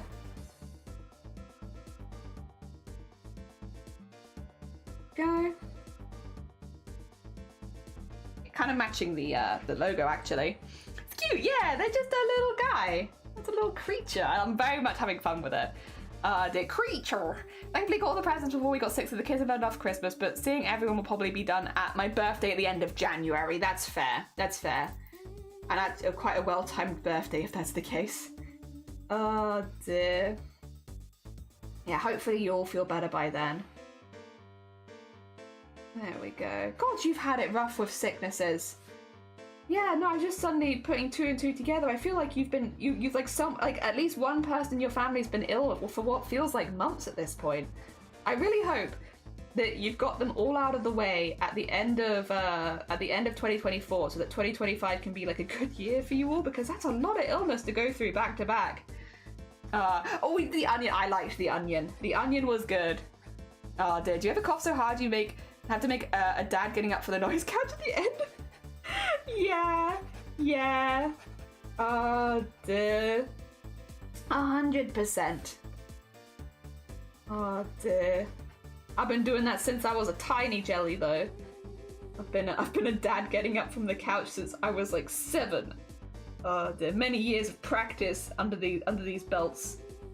I'm so good at coughing like a dad. It's a very specific skill, and it's not very useful. Not a good cough. To be fair, most of the time though, if I'm doing like really big coughs, I just mute myself because I'm like, you don't need to hear me dying like that. You don't need to hear that level of death. A mild level of death only. Should also found out the Minions ear infection is actually a preference. Oh gosh. Oh, bless them. That's not fun. Oh my god. Oh my god. I mean, I'm glad you found out, because you know, having those things go under the radar for a long time is pretty bad. But oh my god. Oh, bless them. That's horrible. That's horrible to have to go through. Isn't that like excruciatingly painful as well? Bless them. I hope they feel better soon, like as quickly as possible. That's a really nasty one, isn't it? I don't know. I've never had that myself. I've only heard about it. But isn't that like meant to be really, really painful? Like really, really painful. And also, earache sucks. Like, that is not an easy pain to ignore. Oh my god, it is, yeah. I think that's basically all I know about it, is that it's meant to be, like, super duper painful.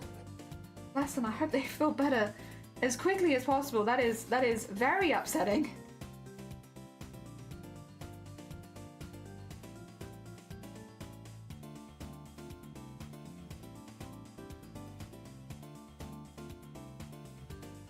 Oh, I should probably use... Oh my god! Voice, please. Hold it together. We've only been live for like an hour. Let me put that in there.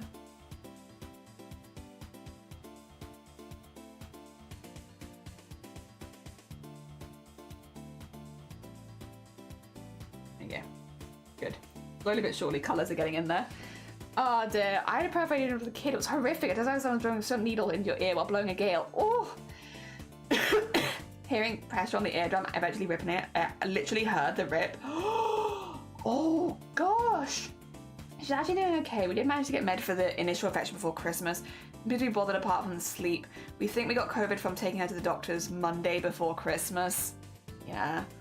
I hope the new year will be gentler to you. I hope so too. And Horizon, a jellyfish. I knew it. It do be me, a jelly. How you doing? I hope you're doing good. We're having a comfy end of the year. We're enjoying max comfort today. I hope you're doing good. And I hope that the new year treats you really good. Hell yeah. Hope it heals soon for her. Yeah. Yeah, for real. I hope it heals soon for her. And everyone feels better soon, because yeah. Also, I assume in the case of her, if she's already like fighting an infection and then she's also got COVID on top of it, that's quite scary. That's a lot of stuff going on at once. I know they say like kids bounce back and stuff, but I hope she bounces back quickly, because that's a lot. That's a lot. And to have been ill since like, what was it, like November? Oh my god. Yeah, no, please go to the doctors. Look after her. I really hope she feels better soon. That is a lot. The problem is catching something when you're already ill can lead to so many other things. Yeah. I really hope she's better soon. That is a lot. Yeah. Sending good vibes, yeah. Oh dear. I really hope she's better soon. I hope the whole family's better soon. For those who are just like catching up on this saga, because it kind of is a saga at this point, Jess has had like somebody ill in their household for about 3 months straight. Like at least one person is sick. Sometimes it's Jess, sometimes one of the others. But they're like near consistently someone has been sick for like, it is getting close to I feel like 3 months at this point. Yeah, which is a lot. It's a very long time to always be looking after people, especially kids who are just consistently like in a cycle of getting sick. Oh dear. A lot, yeah. Hearts out to Jess. Not how you want to start 2025. Hopefully the rest of the year will be nicer, because honestly they deserve it. Oh dear. Sending all the healing vibes. Yeah, that's the issue with kids in households. Once you're sick, it's stuck for so long. Yeah, I remember we used to have before I had the lung problem, it was okay. It was okay. But then as soon as I got the lung problems, as soon as someone had a respiratory issue, we've basically had to have like a thing of like isolating people in the house. Because if I got it, I would just not be able to breathe anymore. And it was always just like it was such a thing. And again, when you have kids in the household, it's inevitable. They're gonna pick up colds and give them to each other. That's how it goes. But when you have one kid that's also kind of compromised, it's like, oh. And also trying to explain to kids why they can't see each other is, like, it's just hard. Very, very hard. It's a very hard situation to manage, I imagine. Luckily, I've only ever been on this state, like, I've seen it, obviously, because I was the eldest, and I'm old enough to remember most of it, but, like, yeah, no, it was always, like, a lot. And then, yeah. Oh, it's tricky. It's very tricky. Hearts out to Jess. That's a lot to manage. Not fun at all. There we go.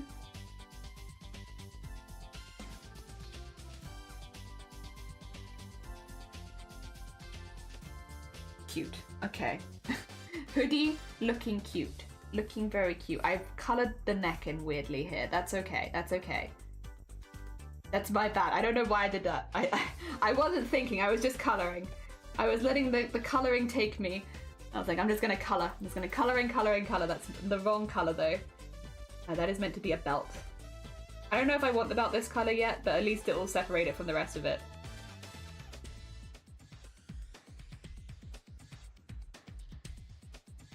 There you go. That's meant to be that colour. I got confused because it lined up with the neck so well. Yeah. Oh dear, for the bad parent, but literally just how things go. It is, unfortunately. Like, that is what happens with kids. Some good news. Sprocket's doing better. I'm glad Sprocket's recovering. Hell yeah. Speaking of people that, or in this case, creatures that have been sick a lot, I'm glad Sprocket's starting to recover. Yeah, Sprocket was sick for a long time too. He's had a few things after the other. Also kind of what happens when you get old, I suppose.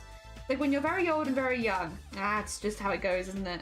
One thing after the other, but I'm glad that they're starting to feel a bit better.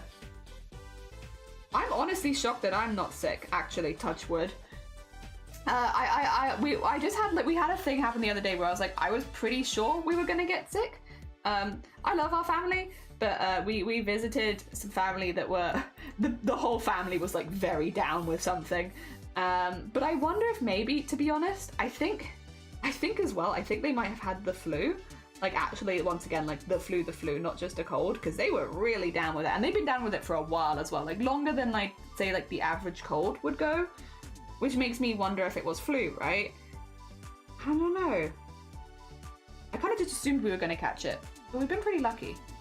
Touch wood. I guess technically we still could catch it, but as of right now, we're looking pretty good. I want to go a little bit more pinky. A little bit more pinky purple. There you go. Is this for the spines as well? No, the spines are green and yellow, but the zip is purple and the inside of the hood is purple too. Which I think this should be. I had plans. I've just gone to sleep and forgotten what they were. See, I feel like that should be lighter actually then. So that it properly stands out against some of the dark parts of the skin. I know that shading is going to come into effect, but I feel like it needs to be a little differenter. Yeah.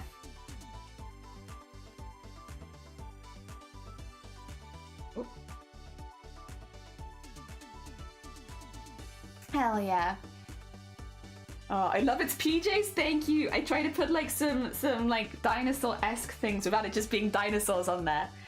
Oh, the lip thing he did. And Throwdown, good morning, welcome on in. I hope you're doing well. Happy New Year for later today. He's the same as a couple days, he's a bit out of it, but he's doing good. A Throwdown. Dan. There's definitely a lot of things going around at this time. I masked for my plane trips because it's too early for me to catch something, but seriously, people bring masks back. Yeah. Oh dear. Oh, I'll be honest. I these days I am kind of the opinion. I'm mostly okay with most health stuff, so these days I'm a lot better than I used to be. But I'm like, if I'm gonna try not to catch something. But if I catch something, as long as it's not norovirus, I'm okay with it. I have a straight up vendetta against norovirus at this point, and I've had it so many times in my life that I'm like, I'm good to never get that again, right? Like, I've had norovirus like a ridiculous amount of times. Never again. As long as it's not that one, I'm okay. I've had in the last like couple years, I've done COVID, I've done bronchitis, I've had laryngitis. I can do those. Just not goddamn norovirus ever again, please. Oh dear. I have an Adora dino. I know how to decorate it. I'm gonna put the cause of its extinction of the pants. Yes! A COVID rash. Oh, I can't get to another appointment today, but if I monitor and call 111. Yes, that sounds like a good plan. Keep an eye on how she's doing. That sounds like the smart move. Good on you. And fingers crossed it will just go away. Yeah. I've had more than my fair share of norovirus, and I'm okay to never have it again. Ever, please. The problem is norovirus is the hardest one. Well, I guess it depends where you are. But like you can't kill it with antibac. So even if you, and I see a lot of people do this, they'll be like, oh, I'm gonna eat a burger with my hands, so I'm going to antibac my hands, right? Which is like fair. It's still fair enough. I understand the logic behind it. I'm not ragging on you for that. But if you are specifically trying to avoid norovirus, that won't do it. Norovirus can't be killed with antibacteria, or antibacterial wipes, or antibacterial like hand gel. It won't kill it. The only way that you can kill it is by like soap and washing your hands.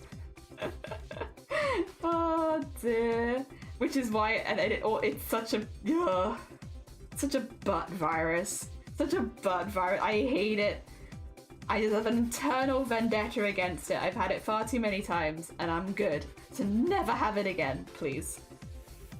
Ah, dear. Norovirus is my virus. I hate it. I hate it so much. Ah, dear. Hello, Kiara. Hello, Kiara. Wait a minute, real quick. I'm just going to open it up. We're going to be working on your stuff this afternoon. However, let me show you where it's at the moment. Oh, you've not got any legs. The top half, everything that you see there is ready for rigging. It's just the bottom half that isn't. But it means that I can now, like, I can take parts of your outfit off. I can remove your hands. As far as, like, your hair goes, I can remove bits. I can take off your crown and the shadow that goes with it. You know, we have all of this right now that is separated for rigging. There's your neck. Oh dear. It's all separated and drawn for rigging. We're going to just have to do the bottom half, which is what the goal is this afternoon. Norovirus resistant will not die. It is a pain in the ass. It is a pain in the ass. But yeah, we're doing half and half streams right now just because brain power for VTuber, we do it for half the day, because if we do it for the whole day, I start making mistakes. How it goes. It's a more complicated one. So currently just working on Kev Goblin, which is a little bit, I guess, easier vibes.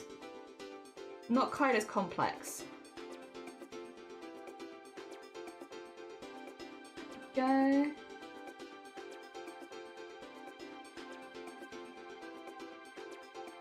Mainly just because I don't have to plan the layers so much that it's working.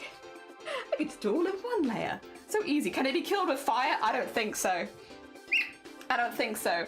Oh my god. Why is my chin so itchy again? I probably lent on the thing that I'm allergic to again. We should probably just remove it from the house. There is literally something in this house that I'm allergic to, and then we just haven't removed. And so this is absolutely my own fault. And the thing is, I like rest my head around it, and I think that's why I always get it on my chin, where I'm like, god damn it, I'm gonna get eczema on my chin again because I keep leaning on the thing that I'm allergic to. Oh dear. We should just remove it from the house. Honestly, we should. That would be the sensible thing to do at this point. But also, Oh dear. Is it also goose feathers? It's not. I'm not really that. I'm like maybe the mildest of allergies to goose feathers, but nothing that bad. No. Oh dear. Nah. And also, isn't like goose feather stuff really expensive? Or am I wrong? I could be wrong, to be fair, but I feel like that's one of those things where it's like very expensive. Also, happy nearly New Year's, Grobbit. I hope you're doing well. We're just getting the base colors in for this piece. Just slowly but surely, base colors are going in. Happy nearly New Year. It's gonna be too similar? Yeah. Could do like a much lighter purple then, couldn't I? That's the case. Yeah. Yeah, I could do that. I like an Xbox controller, sure. There it is. Yeah, Velociraptor feathers are expensive, I bet. Are you ready for annoying fireworks? Yeah. Can't wait to see if anyone sets themselves on fire this year. Let's see. Any bushes gonna catch light? Any fireworks gonna go into any trees?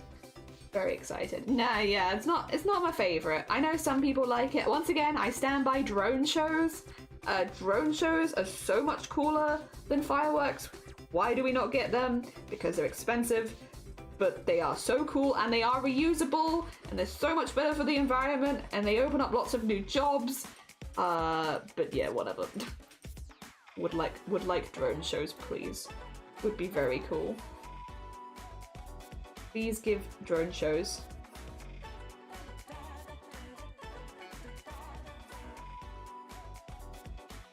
Here we go.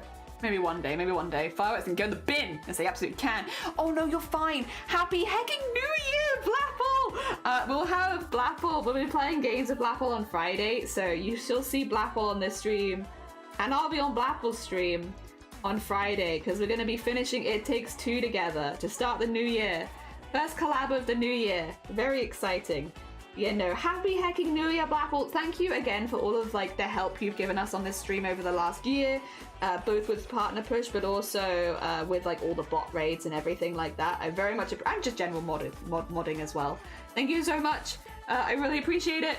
Yeah, all the love to Blapple. Thank you for shouting out Blapple. We're divorced. Yeah, first thing in the new year, we're gonna get a divorce real quick. We'll no longer be matching each other's streak. Oh, they won't see for the rest of the year. We won't. Ah, dear. We probably won't have too many fireworks tonight because absolutely. Oh, I mean, yeah, that would do it if it's piss in the rain. Yeah. Yes. Divorcing, hell yeah. My minions only sleep through the fireworks. We do try to keep them up, but they turn into gremlins. Oh dear. Last week of 2024, can't believe it. It went by so fast. This year has zoomed by, and it has been a very busy year, but a very good year. I would say in general. Like obviously it's had its, you know, as many things do. It's had scary moments and ups and downs, but generally it's been a very, very positive year. And I will say, I feel like I've already planned several things in next year that hopefully will mean that next year is going to start out being a pretty good year as well.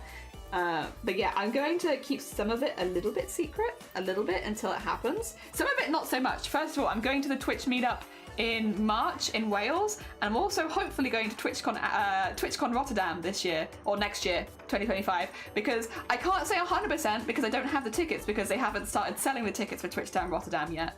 TwitchCon Rotterdam. Blah, blah, blah. They haven't started selling the tickets yet, so I can't say 100% that I'm going, but I do have a hotel and I do have travel booked. So I just need the ticket to the convention. So fingers crossed, I should be going to that, which I'm very excited about, because it means I can actually experience a TwitchCon without, you know, taking part in something there, which means that I'd be busy the whole day, which is really exciting. So actually hopefully get to meet people and hang out and have a good time. And same in March. In March we have loads of like the crafters are coming to Wales, and we're going to be having a nice crafting day together. Very excited for that. So those are both really good, and I'm very looking forward to those. And then yeah, we have the thing happening in like a week or so, which I do need to kind of sort a couple things out. I might have to take a slightly longer lunch break than usual just to quickly make a phone call or two.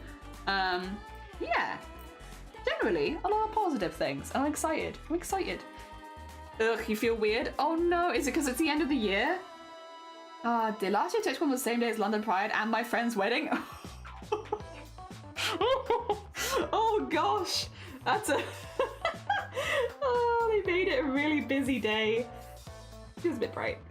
There you go. Turn that down a little bit. Just a little bit. The background won't actually be there, so we don't have to worry about it matching that too much. It just felt a little bit much. It's not the most important thing. My eye keeps wanting to close, like my right eye won't stay open. Are you having a migraine? Maybe. Potentially. Are you about to have a migraine?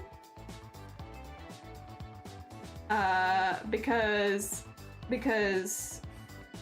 the half body thing Or are you having a stroke? In which case, maybe maybe just double check with yourself, do like a quick self check-in.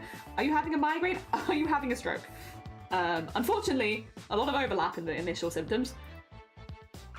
That in there, a little bit of gold, and maybe for you too. A little bit of something there. Oh dear. Oh god, that's a very busy day. Please no, I don't want to be a migraine person. No, none taken. I wouldn't wish it on anyone else either.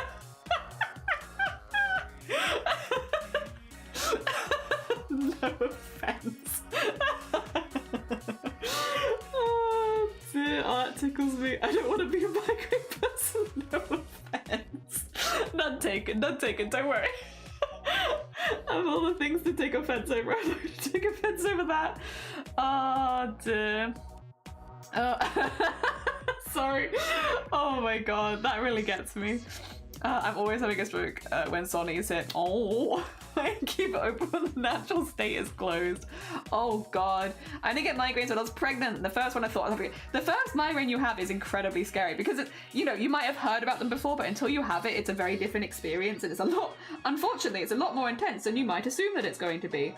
And it's like, wasn't quite prepared for that actually. That's not what I thought it was. And then you have one, it's like, oh yeah, this is awful. I hate this actually. Yeah, it's pretty common. I know in America it's like super common. I think here too as well to an extent, but maybe not quite to the same extent. For people's first migraines, they'll go to the hospital with them. Whether like we have like 111 and like minor injuries and stuff like that here that you're probably more likely to call first. But yeah, it's super common. People go to the hospital with their first ever migraine because it's like if you've never had it before, you're not ready for that level of pain, as well as like the blindness, the disorientation, like everything. And also, yeah, if you're someone who has any kind of hemiplegia as part of it, you also have the face lumps and stuff like that. You're just not necessarily ready for it. But it's super common that people will take themselves to a hospital for the first one. Especially if migraines don't like run in the family, or you've never, you know, seen someone have one before. Because it can be very confusing. Very confusing. It was earlier this year, and that was a lot. I don't know, I do remember. Yeah, because I remember you messaged me about it, and you were like, what do you do? And it's like, unfortunately, a lot of the advice that I would give to you for migraines is not super useful when you're already having them, because a lot of it is like the pre-planning of what you do, unfortunately. Which is easier if you've already had one and you have an idea of what your symptoms are. Obviously, my big advice is if you are someone who suffers with a migraine is to make an appointment with your general health practitioner, whoever your like normal doctor is, like here it's GPs, whoever your general healthcare person is, to make an appointment with them, because there is preventative medication. But also, if you're someone who only gets a migraine every now and again, like maybe when stress is really high, when you're really tired, like, you know, there are basically topical medications you can take which wipe it out when it starts. It's not useful for people with chronic migraine because you can only take them like a maximum of once or twice a week because they can be quite addictive. But if you are someone who only gets a migraine like once a month, twice a month, there are medications you can take that will wipe it out as soon as it starts, and you have to get them most of the time from your GP. Or like prescribed, yeah. So that's why, again, generally, even if you only ever have one migraine a month, I'd still recommend you to speak to a GP. Because why have any migraines is my thought process. But then again, it is coming from the perspective of someone who has a lot of migraines. My perspective is like, why would you ever subject yourself to a migraine if you could avoid it, you know? I know making appointments at the doctor is not very fun, but yeah, it is. It means you don't have to ever have them again, which would be really nice. It means as soon as you see that starting symptom, you can just wipe it out, and then you don't have to lose a day. I don't know. I think it's also because I'm so used to people being like, it's, you know, I'm used to being in pain. It's fine. Oh, this is fine. I can deal with this once a month. You know, pain is just a part of life. It's like, it doesn't have to be a part of life. You don't have to deal with it. I have many a friend who's just like, oh, it's fine. You know, it's only every now and again. I can live with it. Like, you don't have to live with it. No one else is living with it. Why are you living with it? Like, not a single other person here is having to live with it, and you don't have to live with it either. Stop it. I'll come to the doctor with you if I need to. And get you your thing. You silly. Oh dear. I don't know why people are like that. maybe I'm too much the opposite way, but I'm like, stop it. Oh dear. Oh dear. If you've had a migraine, the symptoms are the same each time. No, not necessarily. But it is useful, like that's why you'll often start taking a migraine journal if you're getting them regularly. Once you've had it diagnosed that it's migraines, you'll start getting that. I was microdosed migraines as a preteen, so I know what's happening when I had my first proper one. Yeah. You messaged me for remedies. You did, yeah. I had a looming headache since like the 23rd. I think, personally, and I would say it's probably worth going to a doctor and having it checked out. Just in case, because even if it is migraines, if it's going on that long, there could be something triggering it that might be worth getting it checked out, like with your blood pressure or anything like that, maybe in your blood in general. It might just be worth having like a little bit of an MOT and a checkup, you know? Just to be safe. It's probably nothing. It's probably just a busy time of year. But you can never go wrong with double checking. Otherwise, yes, sorry, please go get some rest. I hope you feel much better, and I hope that 2025 is a really, really good year for you. I hope that lots of good things happen to you next year. Oh dear, have a lovely one. It's been lovely to be able to chat with you again this year. Take care of yourself. Oh dear. All right, I'll catch up on chat a bit.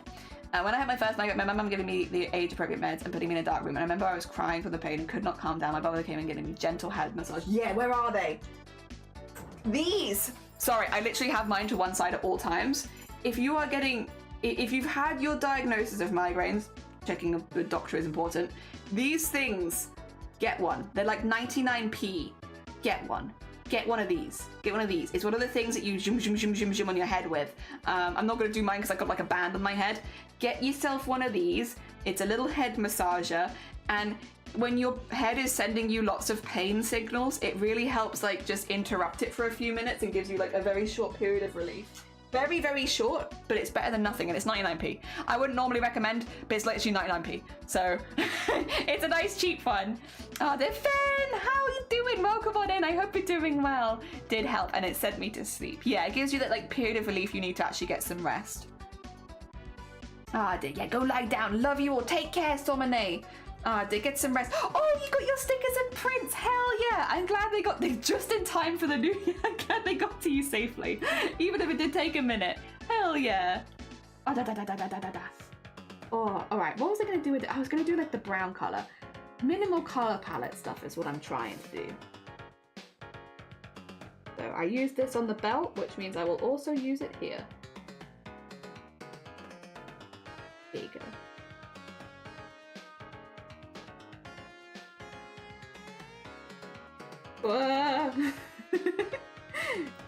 There you go. No! Alright, I can do this. I just have to do it like this. There you go. Also, I could see, like, I saw a slight error there. Where was it? Did I not see a slight error? I'm, like, pretty sure I saw a slight error. There it is. It's only very small. That. There you go. Teeny tiny error. Yeah, so I'm trying to, like, use a lot of the same colours because I feel like at the end it makes it look really nice and cohesive when you've used similar colours. Oh, I don't know if I like the straw in that colour. I might go for, like, more of a yellow. Like a yellowy yellow. Yeah. And then use that purple colour on the trousers. Maybe?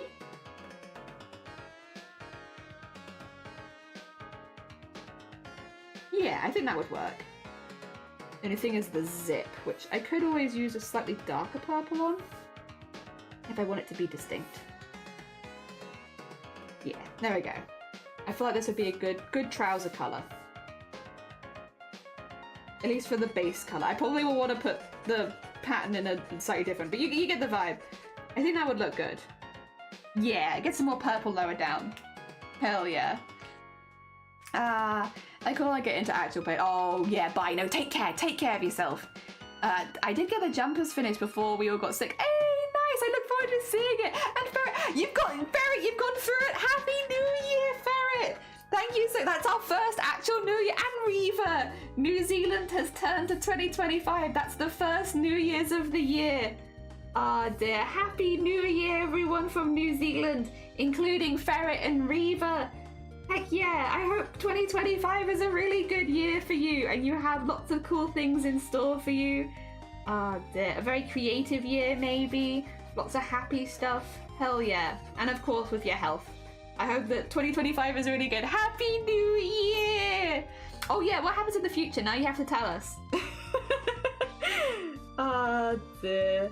I love New Year's. New Year's, it makes me really happy. I don't like the fireworks, which I know is a big part of it, but I love the vibes of New Year's. Hell yeah. Just really nice vibes. All around. Look at that little fella, he's so cute. The Happy New Year, New Zealanders! Yeah, Happy New Year, New Zealanders! Dear. I hope that the new year brings you lots of cool stuff, lots of creativity, lots of opportunities. Hell yeah. Also good animal pictures, of course. Oh dear. Good stuff. Who's next? I'm gonna get it up on Google. I'm gonna see who the next person's New Year's is. I wanna wish everyone a happy New Year, time zone by time zone as we're live, because that would be fun. Alright, I do still need the Velociraptor up. So New Year's order. Okay, okay. So it's New Zealand. Next. Alright. Oh, wait, it says 7 more. Wait. I need... Okay. It says 6 more, which is not very useful. It's like Fiji, small region of Russia, and 7 more. Like, that's not super useful. I need, like, the list. I guess we can keep it here, though, because it does have the countdown, which is pretty good. Yeah, next is anyone in the time zone ANAT. And then after that, it's Australia. And a little bit more of Australia. Oh my god, wait, there's a lot of Australia. Australia, wait, how many do you have? 1, 2, 3, 4. And then Japan, South Korea. Then more Australia. then China and the Philippines. Then Indonesia, Thailand. Was that Cocos Islands, Bangladesh, Nepal, India and Sri Lanka, Pakistan, Afghanistan, Azerbaijan, Iran, Moscow and the rest of Russia, then Greece, Germany, and 45 more. That's not very useful. I want to know who the 45 others are. What is this list? I'm looking at the list of people going into New Year's. Happy New Year! It's all 11 hours before New Year's. Hi! Also, hi! We have 13 hours here, I think. Yeah, 13 hours till New Year's, so you're just a little ahead of us. Believe in aliens? I think we're gonna see them one day. I'd like that. I wish you a happy New Year. I wish you a happy New Year. I wish you a happy New Year from the bottom of my heart. The US has 5 time zones. South Asia only has 5 hours ahead. Yeah, I'm just going down like the whole list. I don't think I like this list though. I'm gonna find a different one. Every country in the world and the exact order. Maybe? No, thank you. Okay. Oh, but this doesn't say when. This just puts the order. That's not useful. I need the when as well.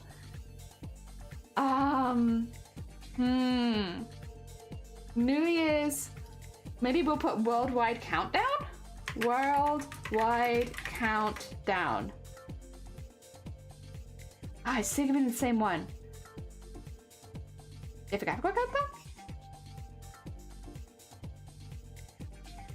countdown? No, this is my one. I don't care about my one. Time to map?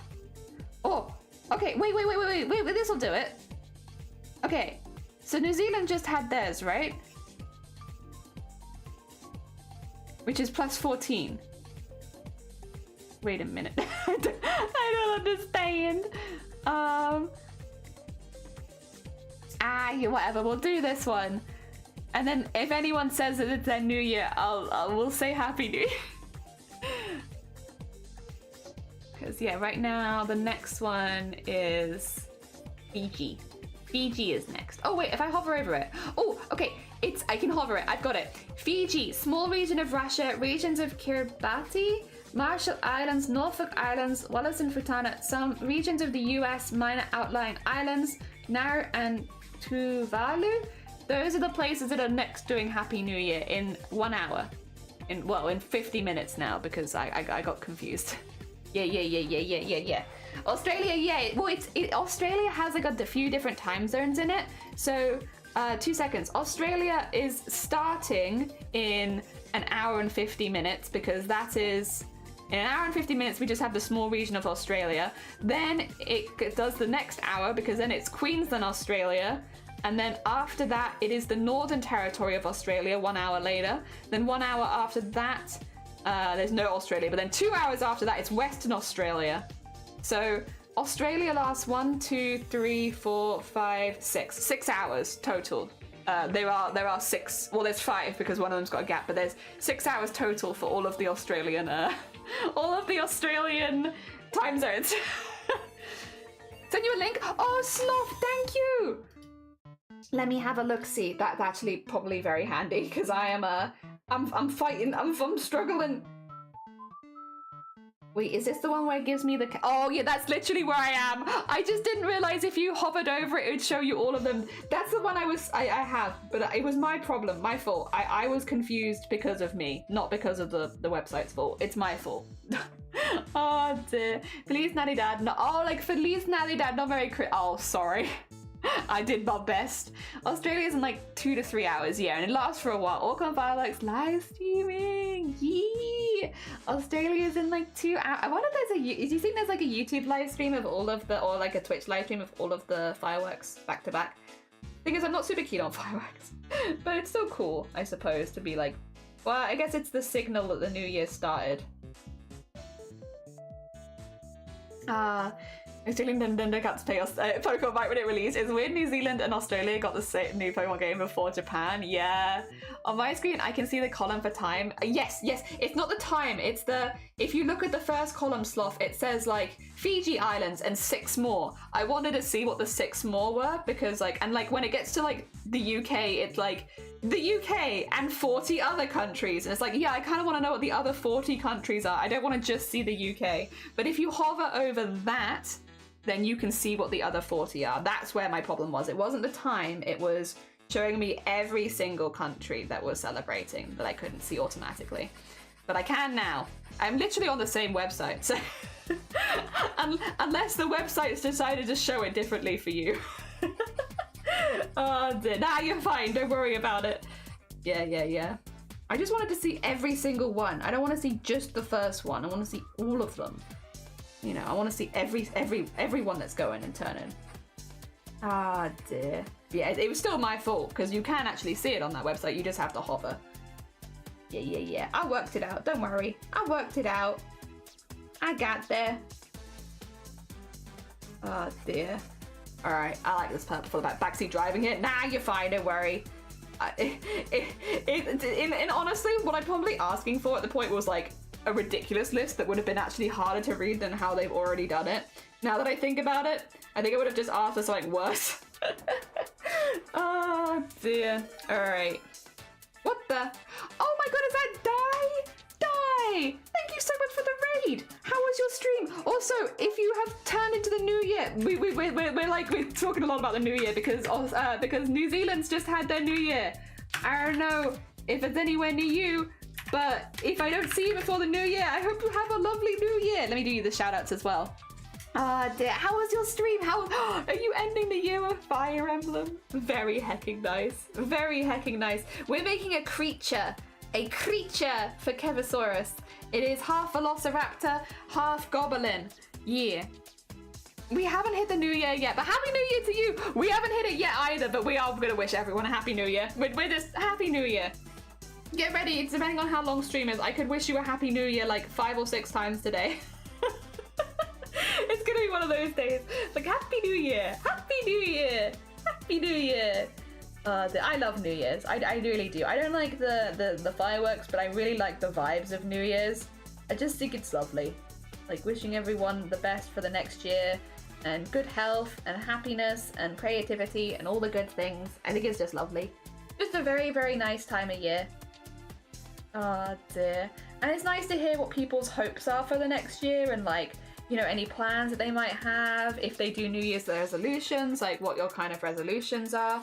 I just think it's really nice. It's just very wholesome and happy. Yeah, I like it a lot. It always makes me smile hearing all that kind of stuff. I don't personally do like really New Year's resolutions because the stuff that I'm like, I'll start working on it before New Year's, but it definitely gives me a space to like reevaluate the year and the things that have gone good and the things that I've not liked, things that I'd like to do better, all that kind of stuff. I do like that. So I'm trying to like use minimal color palettes so I don't use too much. A creature, a DinoGoblin. They're a creature. Yeah. Also, I should say, if you need to eat, sleep, drink, anything like that, please do. As much as you're super, super welcome here. If you do need to do any self-care after stream, completely understand. Oh dear, if any people haven't gone and followed Di as well, go follow Di, the sweet bean, ending the year with some heckin' fire, not bad. Half velociraptor, half goblin energy. That's a great keynote for the new year. Kind of with you. I'm like, New Year's resolution, why don't I just do that anytime during the year? Yeah, it's like, I think it's a really good time for self-evaluation, which means I might make some changes, but it's not so much most of the time if I notice something's wrong, I'll start it early for the most part. It's just, it is a nice time for reevaluating, like given a good space for, all right, everyone, what's gone well? What's not gone well? What could we be doing better with? You know, all that kind of stuff. And I do like that. I do like it for that. Oh dear. But yeah, generally it's not a time where I start a whole lot new. Although this year, to be fair, it's been kind of like an appreciation year. We've had a lot of support this year, like a hell of a lot of support. Like we hit partner, which we could have only done with the support of everyone around us. Like I got married, which once again, I had a whole lot of support from on and off stream. The support from charities like the Migraine Trust, which meant I could do things like speaking in Parliament and helping change the laws in this country, which is still wild to me. Oh dear. It's just been like I've had a lot of support this year, and I'm very, very, very grateful for the support that we've had. Because yeah, without it, I wouldn't have been able to do half of the things that we did this year. And I'm really, really proud of the stuff that we did this year. Really, really proud of it. There's a lot of stuff we did this year that I never would have assumed I'd done in my whole life, which has been really, really cool. And yeah, biggest Boobtober that we've ever had was this year. Raised the most money for breast cancer awareness in a month ever. But not only that, at least on this channel, we've raised the most money that we've ever raised for charity in a year. It's been our biggest year for charity fundraising so far, which has been really, really good. Where like we smashed like every charity stream we did this year. It was really, really good. Really, really good.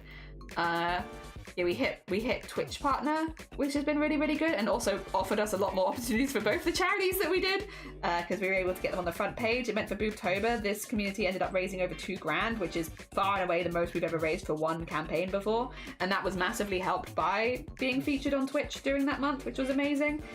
Same sort of thing for the Starlight Foundation as well, which was really, really good. I've done more collabs with other streamers this year than probably ever before, and I would like to continue that into next year. That's going to be like a continuous goal of like trying to do more and more stuff with other streamers. So it's, you know, it's like specifically like if it's someone that I get along with well, give it a go. Like worst comes to worst, I don't have a good time, we don't do it again. But like if I don't try, I'm not going to know whether that's the case or not. So I have to have more of an open mind with trying things. So that's good, but that was a goal for this year, and it will continue as a goal into next year, and that's fine with me. That can be like, it's a long-term goal. I don't think that's going to change overnight. I get very anxious about stuff like that. Yeah. Next year, I'd like to get good. Me too, Shifty. I'd like to see changes more as you are. That's a gratified, thank you. Yeah, first thing we did this year, we went to Parliament, and this was like a prolonged thing. It wasn't just me as well. There's a lot of us and the Migraine Trust that brought us all together, which basically it went in the capital cities in Northern Ireland, Scotland, Wales, and then London. London was the last big one. And we basically took migraine to Parliament, where we discussed with the people that make the laws and how migraine is treated in the medical industry and stuff like that.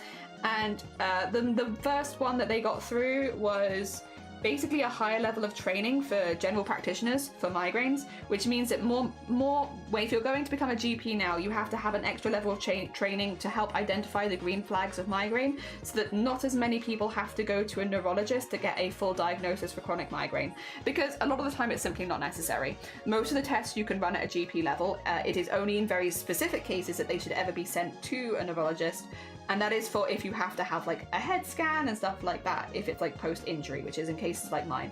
And in those cases it should be rushed through anyway. So it's not, it basically means that waiting times for people to get diagnoses should have been cut down, and that already has gone through. That went through after the first round, so that basically there is now that higher level of training. There's a lot of other things we'd like to see change, but it's like you take it a step at a time. It's a step in the right direction where it means that people will get diagnosed much quicker, and much easier, and be able to, because the thing is, for like preventative medications for chronic migraine, you can't really access those until you have a diagnosis, but they're all dispersed at a GP level. So none of them are given as a neurologist, they're all given at GP level, which means what it was before the law changed, this is going to sound stupid because it is, you would go to a neurologist to get a diagnosis a lot of the time, not all the time, but a lot of the time, and then as soon as you had a diagnosis, you'd be sent back to your GP for all of your medications and treatment. So you'd be waiting 2 years to be told, yes, you do have that, now go back to your GP. Which just meant it added like 2 years to every person's time for like getting better and having any kind of support, which absolutely sucked. So yeah, the Migraine Trust put together like a whole thing for the green flags of migraine, and went from parliament to parliament basically explaining why this is stupid. I mean, I don't think it needs a whole lot of explanation, but there you go, and how the NHS and people in general could benefit from this, and they got it, and I went there and did that with them, and I was one of the people that spoke on my experiences with migraine and explained how stuff like that would help to parliament. Yeah. So that basically, yeah, we'd have more opportunities. There's a lot more that I want to see as far as support in schools and education and workplace goes, but it's also like you take it step at a time, identify something that's wrong, target that, and next, from what I can tell. So it's fine. We go a little bit at a time, and I'm pretty happy with that. I'm pretty happy. I also got married this year. Yeah, 2025 is going to be hard pressed to beat a lot of what happened. I don't think it's going to beat like getting actually married. That was a lot. But really, really good.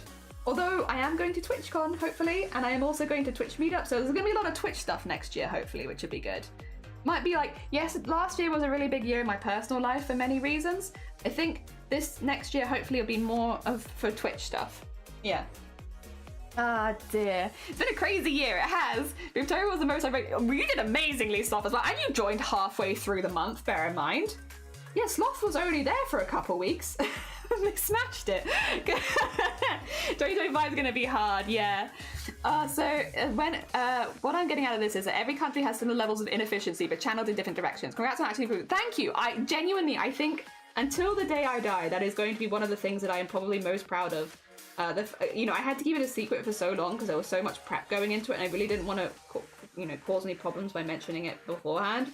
And it was such a relief to be able to talk about it, because I think, in my whole life, I think a lot of us, right, we want to feel like we've made a positive change, and I feel like I've made a positive change, and that's I can die happy now. That's all I wanted.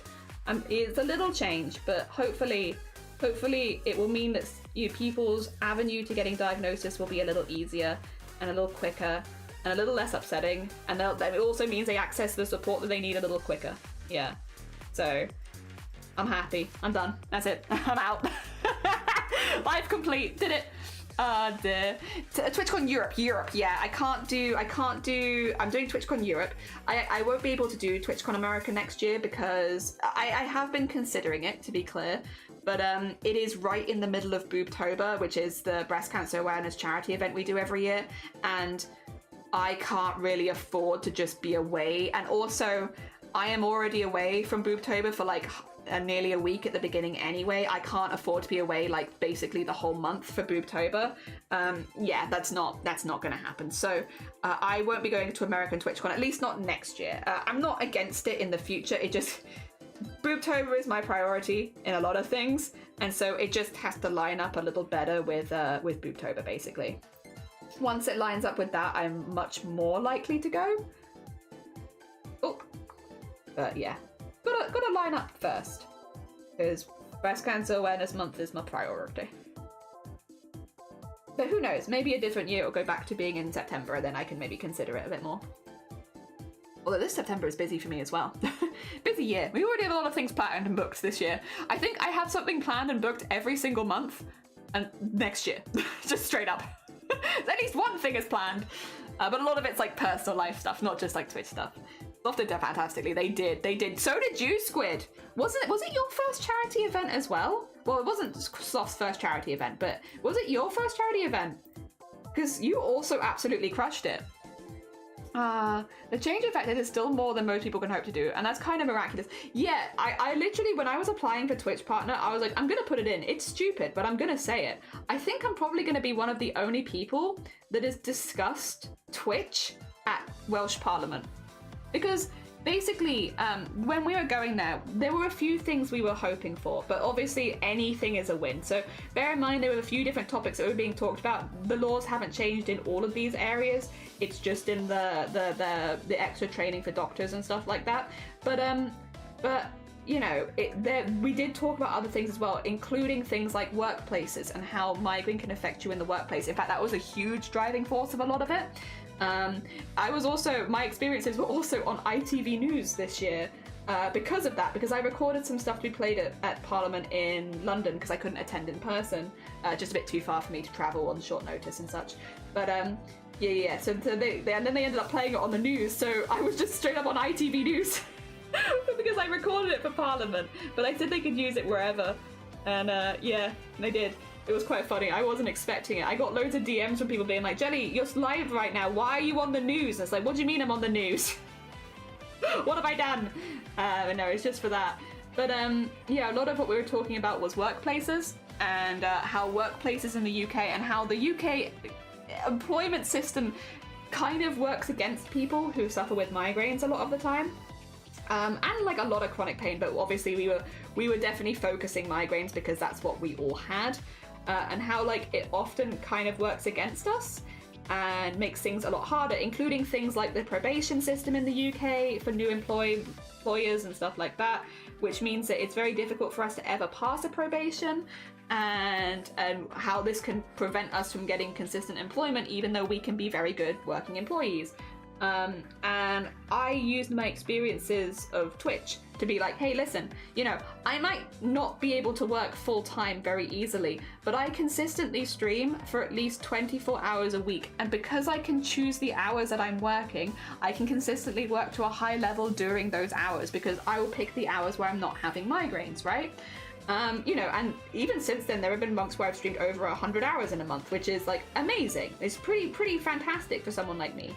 And yeah, I used those examples of the numbers that I managed on Twitch to be like, listen, imagine all the taxes you could be claiming from me if you let me pass a probation and have a slightly more flexible work schedule.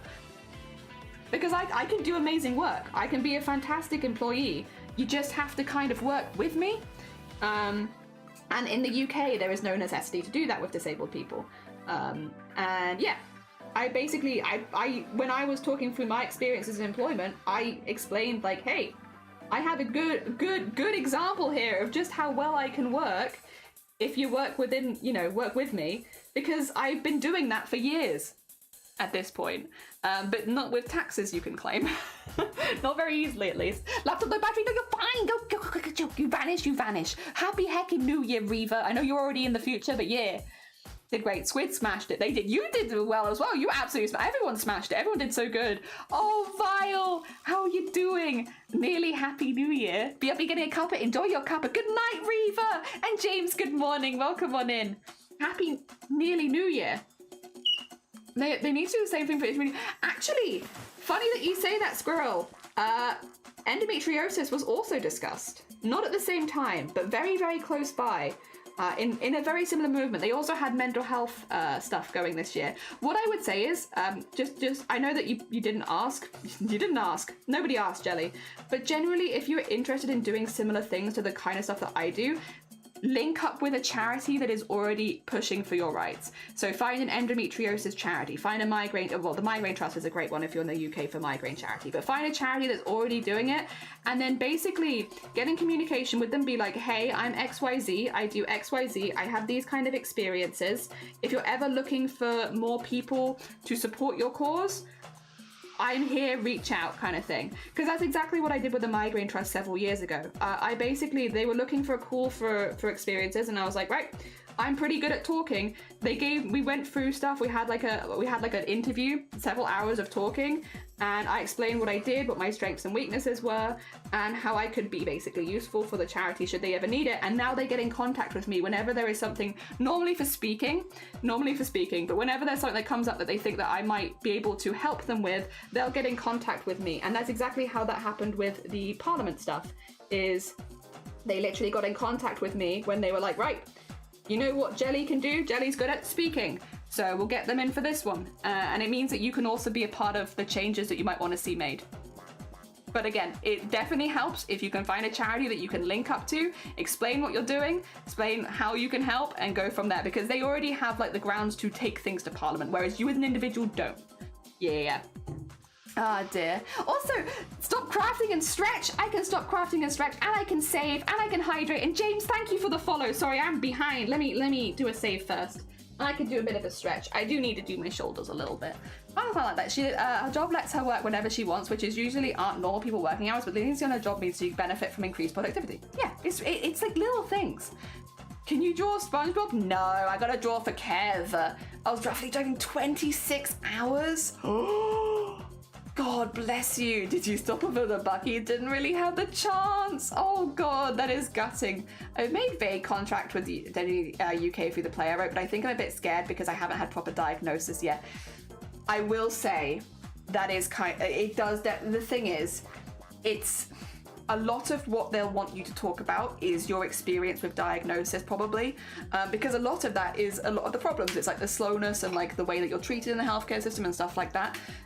Unfortunately, I don't mean this to invalidate you at all, to be clear, like I absolutely believe you, but your experiences might be easier to use once you have a diagnosis. That is true. It's definitely a consideration. Not because I don't believe you, but at least from my experiences of the things that they want to hear you talk about, a lot of it is very diagnosis heavy. So it might not be as useful until you have that. Your testimony might not be as useful until you have that to them. Yeah. Because a lot of it is, when were you diagnosed? How many years since diagnosis? What were the first 2 years of diagnosis like? All that sort of stuff. Yeah. It's not that I don't believe you, to be clear. It's just, the kind of questions and the things that they might want from you. I can't say for sure, but generally would be easier once you have it, which it does make it difficult. It does make it difficult. The waiting game is never fun, especially when you're in pain. It's 3:30 a.m. here. I should head to bed. No, have a lovely, lovely Happy New Year when it comes round for you eventually. I hope that 2025 has a lot of good stuff. And thank you again for the raid. Very heckin' kind of you. Very heckin' kind of you. They're waiting so long. Yeah. What I will say, if you are someone who is planning maybe to use your experiences to help support a charity, what you could do now, if you were in the mental space to it, is write a little bit of how you're feeling in this moment waiting, and like leading up to the surgery, maybe just write down a few of your experiences, save them somewhere so you don't have to see them too often if it's hard to look at, but like write it down and like get some stuff like that, so that if you then go to give your experiences to a charity afterwards, you have, here are some of the things I wrote while I was waiting, and that I didn't have the support, this is where I was at. But obviously only if that's safe for you and you're in a good mental space for it, because it's not always the best. We have to take, for instance, like migraine journals for many, many years, and I can say looking at them does not make me happy. While they are very useful when it comes to interviews, to be able to be like, this is what my life was like at this stage, it's not something that I personally ever like to look at. But again, it's handy. Extra stuff is normally handy. All right, you wanted to hydrate as well. I can do that. It's 3:30. Oh, if you need to get some sleep, Vile, I hope you have a lovely Happy New Year. Thank you so much for all of your support this year. with Boobtober, with coming to our wedding, with everything. It was lovely to have you as a part of our life this year. And I look forward to next year. Yeah, I look forward to 2025. Hell yeah. Oh dear. I'm gonna start now. Right, we wanna change the color of the lines a little bit too, to be honest. But we also need to choose what color we're gonna shade in. Highlights I have some ideas for. They're gonna be kind of wacky, but shading, I mean, a dark purple probably would make the most sense. All right. I also kind of want to have some other colors on our fella. I kind of want to have the purple be the lower colors and then like have like a bit more green on the top. 2 seconds. I'm going to do this in a couple different layers, I think. I think that would make the most sense. So let's do this here. And we'll take like a light yellowish green, I think. Make it a little grayer. There we go. And then go very large. And then just put the opacity way down. And just, maybe that's too big actually. This might be slightly too large. Maybe like this big. And then get like just a little bit. Oh, see that feels, maybe I need to go a bit more green first. We'll go green and then we'll go into it. We'll just do a couple layers of it maybe. Yeah, like a little.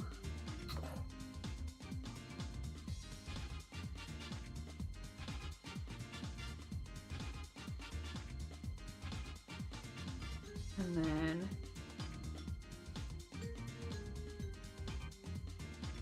so, and then and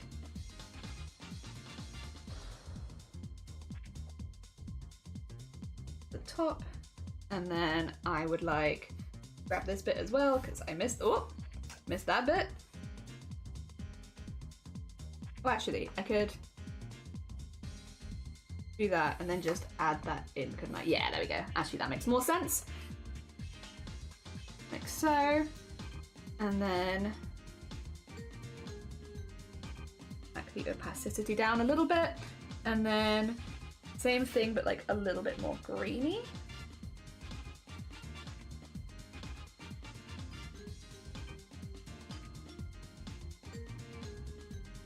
And then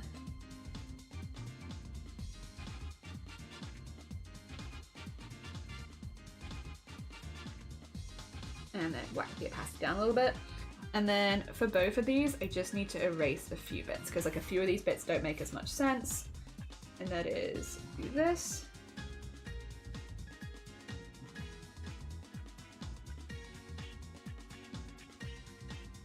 And then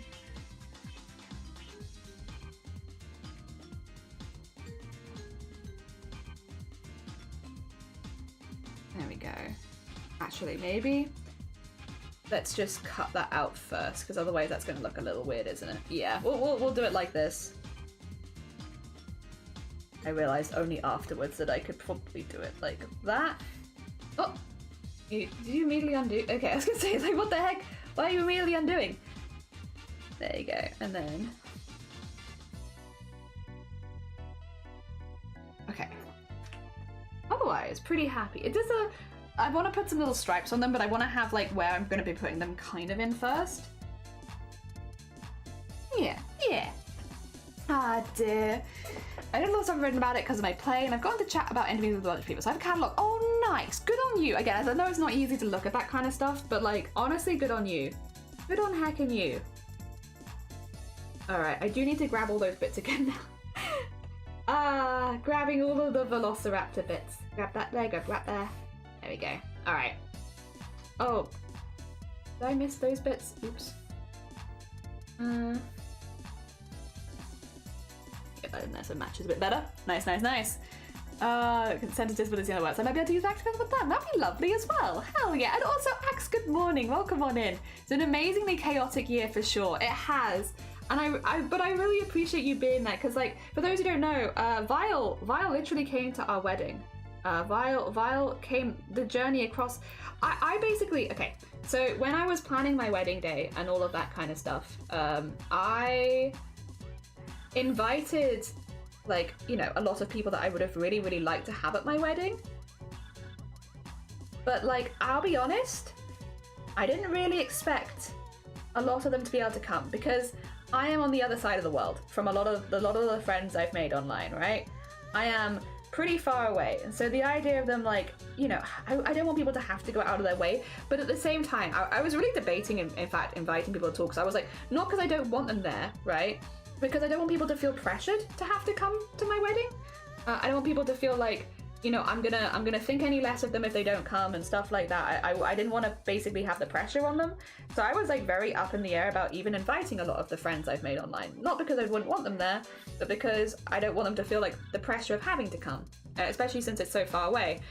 But I ended up being like, well, I'll invite them, and then I'll just expect that probably, you know, for one reason or another, they probably won't be able to make it, and that's fine. You know, that's absolutely okay, and that's what I expect, and I am absolutely okay with that. I don't want to put any pressure on them. It's all good. And they all came. They all came, except, well, other than one, but like I kind of, once again, didn't expect them to, because they'd literally just moved house. But other than that, they all came. They all came, and they all came across the whole world to come to my wedding day. And I was just, oh my gosh. It was so nice. It was so nice to have them there and meet them in person, and oh my god, it was just lovely. It was just really, really lovely. Really, really lovely. I was very heckin' happy. I would never have expected it, because, yeah, again, it's a lot of heckin' work. But they did, and it meant a heckin' lot. It was really, really sweet. Oh dear. There we go. And then just get like a few little spots around them maybe as well, just so that they look a little less perfecty. Yeah, stuff like that.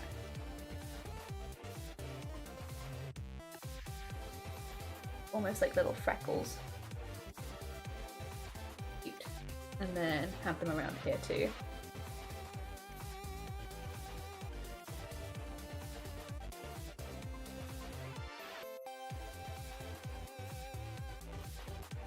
Yeah, I like that. I like that. How are you? I'm good, thank you. I'm good. We're having a bit of a reminisce because it's the New Year's nearly. It worked out so well for me though with Tea coming to the UK. It did. It really did. Show the pics of that wedding so much since it was a lovely day. It was so nice. Like the sunniest day in Wales. Because yeah, we got married in Wales. But for those who have never been to Wales, it's a wet country over here. We get a lot of rain, and so we were very prepared for it to just rain the entirety of our wedding day because like. That's what happens in Wales. You get rain. But we ended up having like the sunniest weekend in all of Wales for our wedding day. It was so nice. And it was so lucky because it was literally like thunderstorms the weekend before and the weekend after. So we got really lucky. Oh dear. Yeah. Oh dear, exhausted. Well, yeah, you have just driven many hours, Vile. Very understandable. A very understandable exhaustion. I hope you get some good sleep before New Year's. Oh dear. Again, it was really, really nice. It was just lovely. Just lovely. And having everyone there was really special. And yeah, I'm really happy. I don't think it could have gone that much better. And I'm really excited because next year, it's not my wedding anymore. It's everyone else's. So I don't have to plan anything. I just have to go. And I am so ready for a year of not my wedding day. Because as much as I loved my wedding, that's a lot of planning. There's a lot of planning and thinking about stuff, and I'm ready to not do that. Yeah. I got married in Scotland, similar rain issues. It flooded the day before, but we got sunshine for the photos. Oh, hell yes, Tess. Hell yeah. That's good. The UK is risky.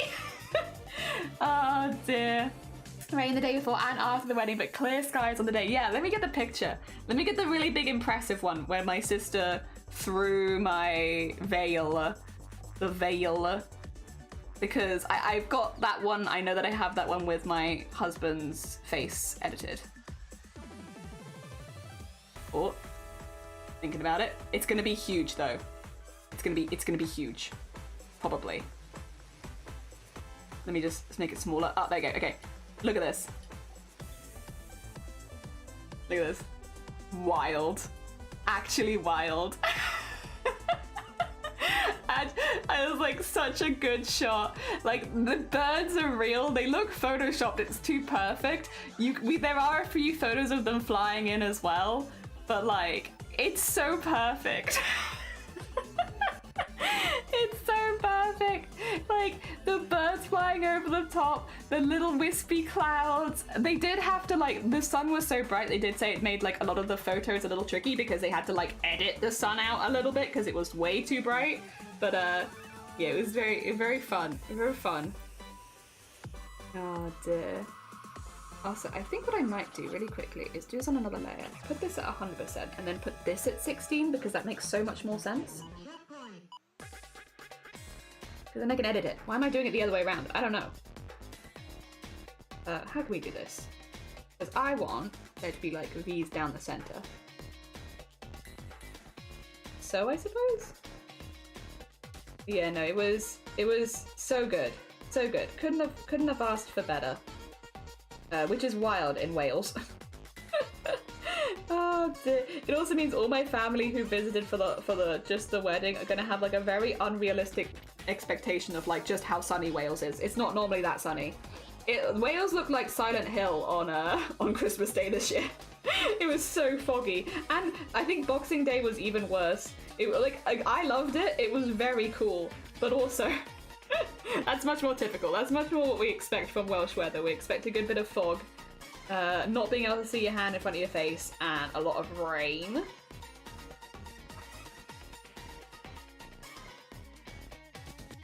Yeah, I want little ones like that over it. Like, look how cute! Maybe I'll take some photos of each other to show. Did you not? Oh no! As far as I know, we stole someone's wedding pictures. I have like 10 pictures of your hand. Would you like them? I see if I can. Wait a minute. File. I'll send them to you privately. I have like many pictures of just your hand so that I could, if I needed to edit photos, I could. Today is peak UK weather, just struck by a storm in the next few days. Literally, this is what UK weather's all about. It's like, would you like some rain with your rain? I was like, you know what? You got me. I would love some rain with our rain. All right, 2 seconds. So I have to scroll back a bit because I have a lot of photos of crafts on my phone, and you don't need the craft photos. All right, donk, donk, donk, donk, donk, donk. Oh, wait a minute. Have these. Here's some photos of you. Oh, am I only allowed to send 10? Oh, God.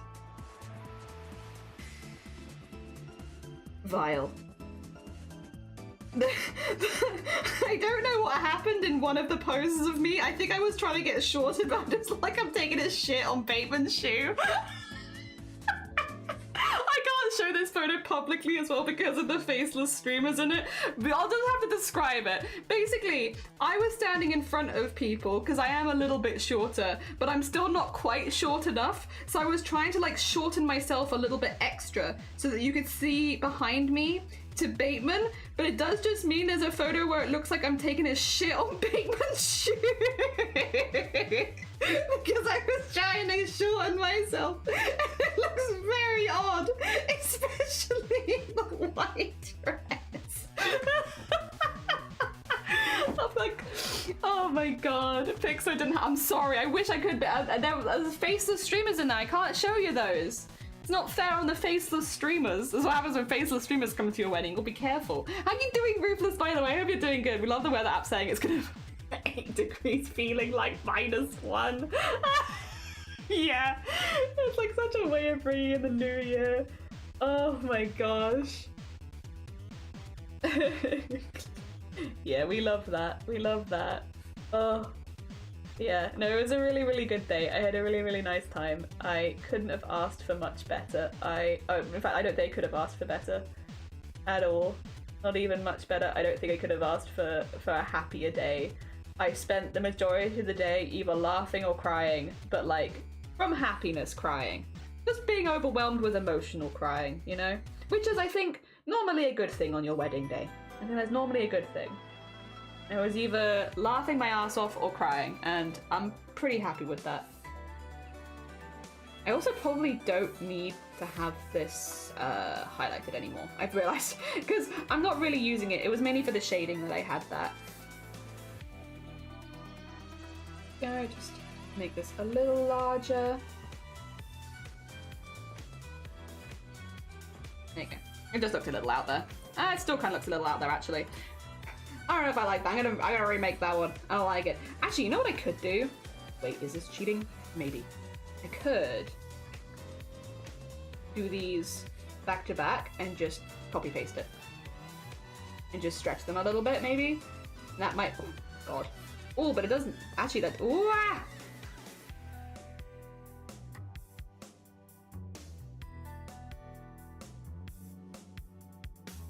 There you go. I was gonna say, it does highlight some errors in it, actually. They're kind of nice to see, so I can fix them. Like so. And then... There we go. And then... Oh, wrong button. Wrong button. Please. There you go. Oh, for God's sakes. Oh, you know what? I can use this. I can use this. That's not what I wanted to do, but I will do it. There you go. Copy the good one. Anyway, edit, free transform. It's like a little smaller. And then...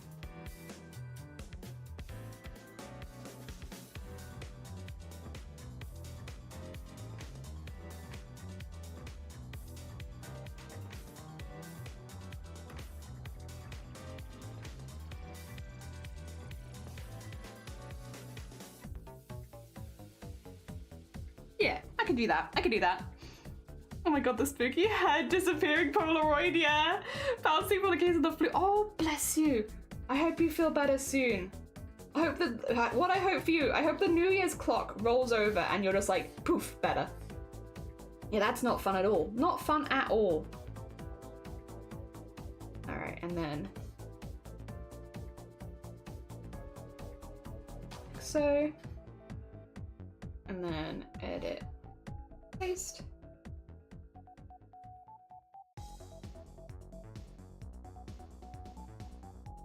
Actually, this one's mainly, this is going to be smaller again. This is mainly just a warp one. The stretching it upwards. Yeah, like so. Yeah, okay. And then we have donk, donk, donk, donk. And then put that one back up to that. Go to here. Merge the layers, put the whole thing down to 16. There you go. We make that one way or the other. Cute. We need to do the other hand, the feet, the end of the tail, and then we've got some details on there. He looks cute. They're gonna keep us up hydrated and then keep hermit crab, and yeah, that sounds like a good heckin' plan. Keep hydrated. Oh, thank you for the hydrate, by the way, temp as well. We are slowly but surely getting some details onto Kevosaurus's Goblinosaurus kind of vibe. I don't know if I kind of want to... I sort of want these to be a bit sharper is the thing.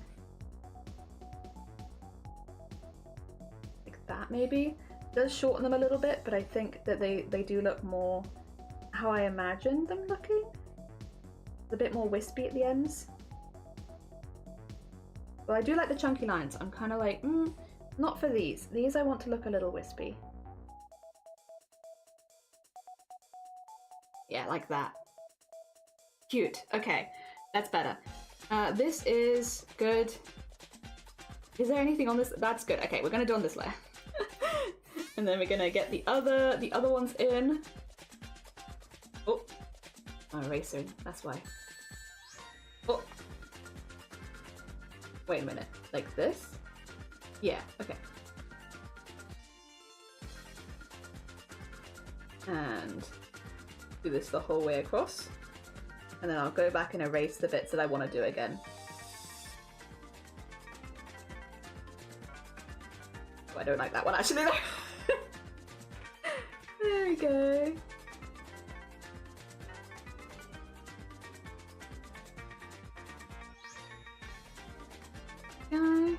And I also think I want to change the line color for certain bits as well. I'm tempted to do that right now, but I'm also like, one thing at a time, Jelly. You're doing good on this, finish this, and then we can look at our line colors. Yeah. They're cute though, they're cute. You're just a cute little guy. Oh dear, I like them. I like zooming out and being like, no, look at the little fella. And then going back in again.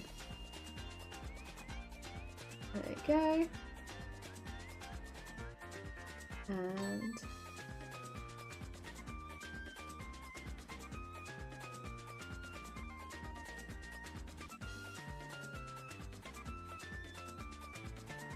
oh dear.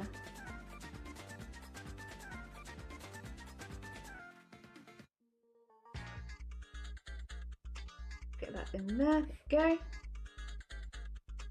Nice. Then last one.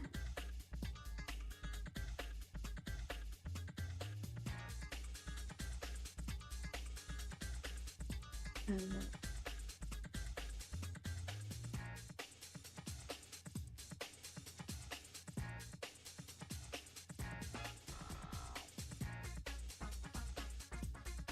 okay, cool. Okay, getting all those in. Oh, I need to put the little spots on the face as well. Secret Treasury. I think actually we had the redeem pretty recently, so don't worry. Even if you can't do the redeem, fear not. I actually think I've just stretched pretty much. People have been keeping me in check today. My back will not be seasoned up. I've been stretching. So yeah, fear not. We've actually been pretty good today. Although if you need to stretch, you go heck and stretch. Oh yeah, we've had a good day for stretchings.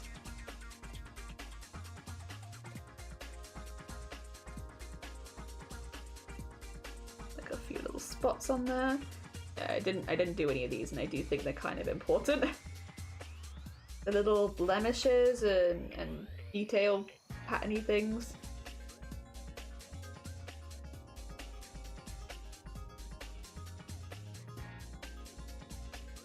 There you go.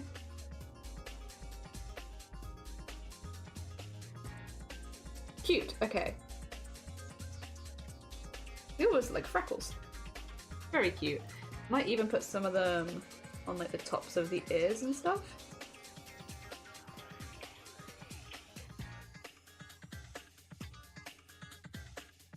There you go, just get like a few of them up there. Cute!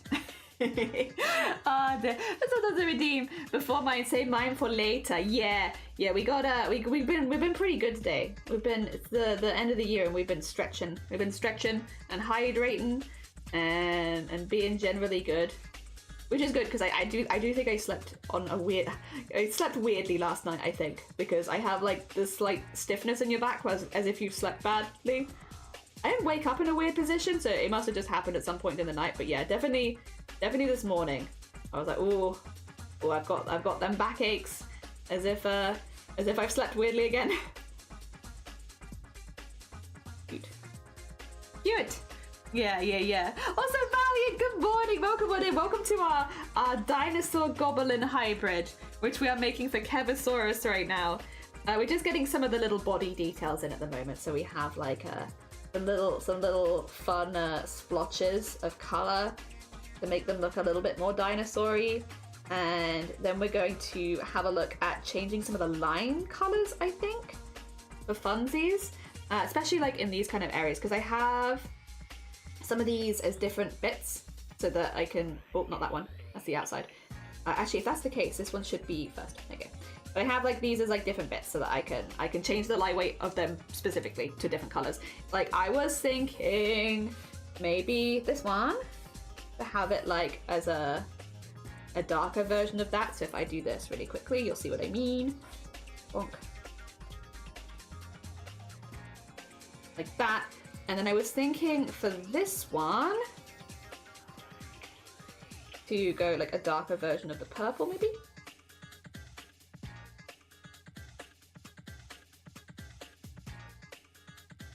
Yeah, stuff like that. Just so that the pajama pattern is not quite as pronounced. I think it's cute. You're gonna get some sleep. Yeah, no, you're fine. Get some heckin' sleeps. Gonna start the new year feeling warmed up and flexible. Hell yeah. I like that. Also, thank you for the save. You're damn right I need to save. I'm doing heckin' good work. Teva's looking super cute. Yeah, they look so cozied up. Oh dear. Yeah, something like that. But I need more of the yellowy bits for now. But yeah, they're coming along. They're looking more and more fancy schmancy. Excuse me. I just need more here.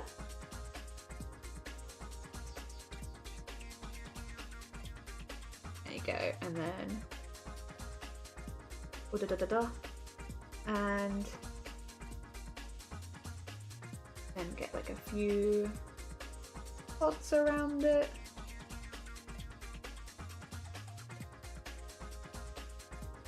Like so.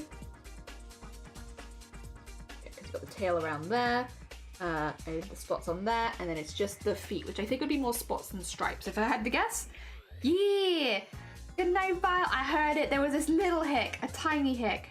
What do you think we're gonna end the hit count on for 2024? What's your guesses? Do you think we're gonna surpass 2,100 right at the end of the year? I guess it does depend probably on how long we stream today for, which I couldn't say at this stage. I want to go for a while. I definitely want to do like a morning and afternoon stream, so I want to have like a little lunch break in the middle and keep going, because we've only been going for like, oh god, okay, we've been going 3 hours, but like it's still not a very long stream at this point. I think I'd like to go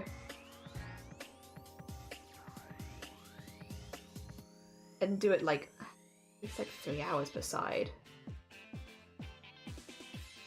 I don't know, I feel like there's a possibility. It depends. I think I'm having spicy noodles for lunch, which does tend to up the hick counter a little bit, because anything spicy does, just a little bit. Cute, okay, that's good. And then do the same thing here, which is just to get some little spots on the edge of the toes. And across here.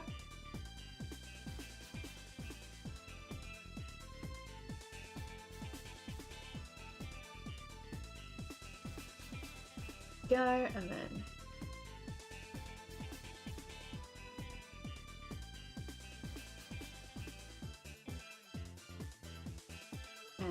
erase the edge so it's nice and sharp.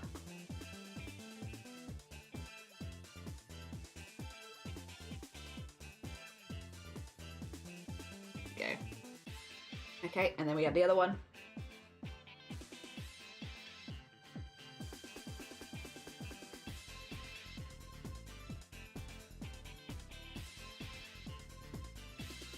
There you go. Okay. That looks pretty cute. I think the skin markings look pretty cute. We have like a little bit of something, but nothing too dramatic. Yeah, we do need to pick the actual line color as well. Dear, do you think you'll hit it? That's 25 more hicks. Oh. Alright, 2 seconds. I'm gonna maybe look at, I think I'm gonna shade in a very dark purple, if I had to guess. So something like this. So let me do this one first. Sorry, it's gonna look very dramatic for a second. Don't worry about it. And then maybe go for and put the opacity way down. Way down. And go like here. And then I am thinking a green would be kind of fun. And maybe some yellows. Oh, am I on an eraser or am I on a... Oh no, I think I am on green. Is that working? Yeah, that is turning it green. Okay. I think I might just need a slightly lighter green for it to be super obvious in other places that I'm turning some of the tippy tops of things green. Because it's a very dark green right now. And then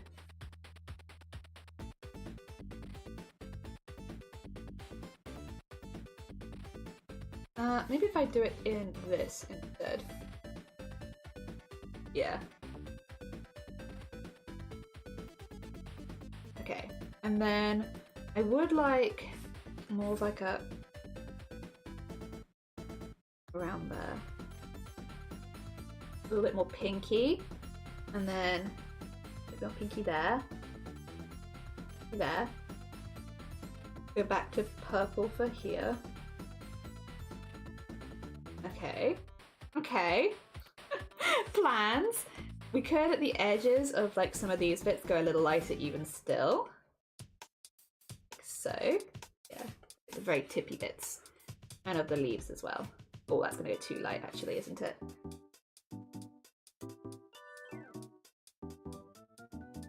That maybe. Just more interesting. More interesting than black.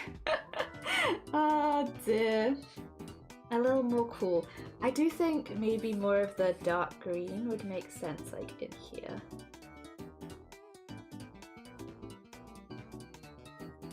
Like a little bit more greenish. There you go. And then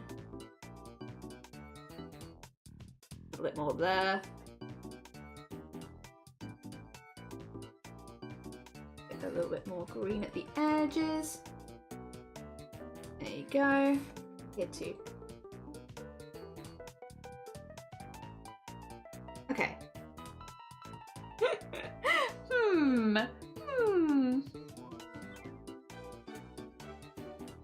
That's pretty cute. That's pretty cute.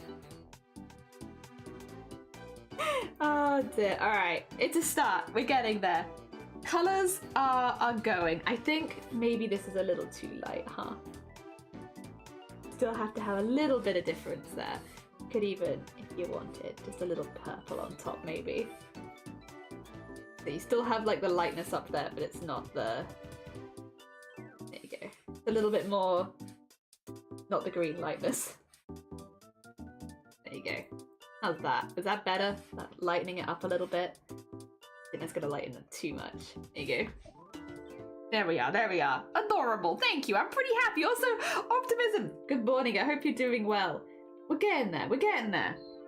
The only thing I will say is there is a part of me that's like, I could do this the opposite and go lighter. Do I like that more? Oh, it doesn't have to be that dramatically different. It could just be like this. That's kind of cute. I might like that more, actually. Doing it slightly lighter rather than slightly darker. It doesn't have to be dramatically so. It could just be like a little bit. Maybe a little bit less subtle than that.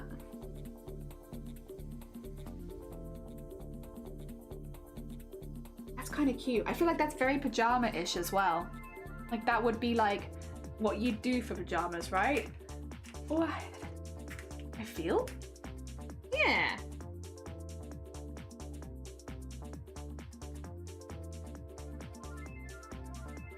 Okay, I think it's a good start. I think we have a lot to do. What I'll do then is, I'm really pleased with how that skin looks. I want all of the bits, which, yeah, all of these bits, I'm going to merge them. This is going to be then, yeah, like basically the skin detail so that it looks a little bit more interesting.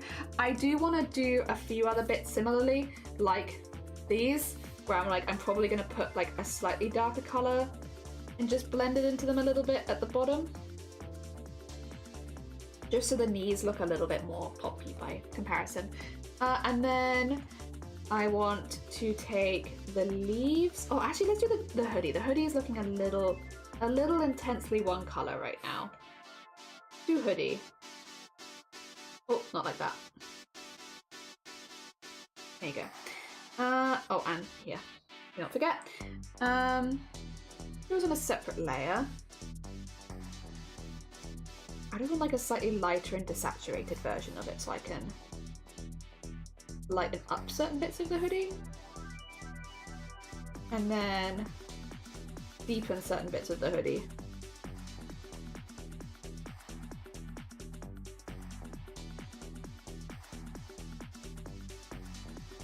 But not like a ridiculous amount. Just a little bit.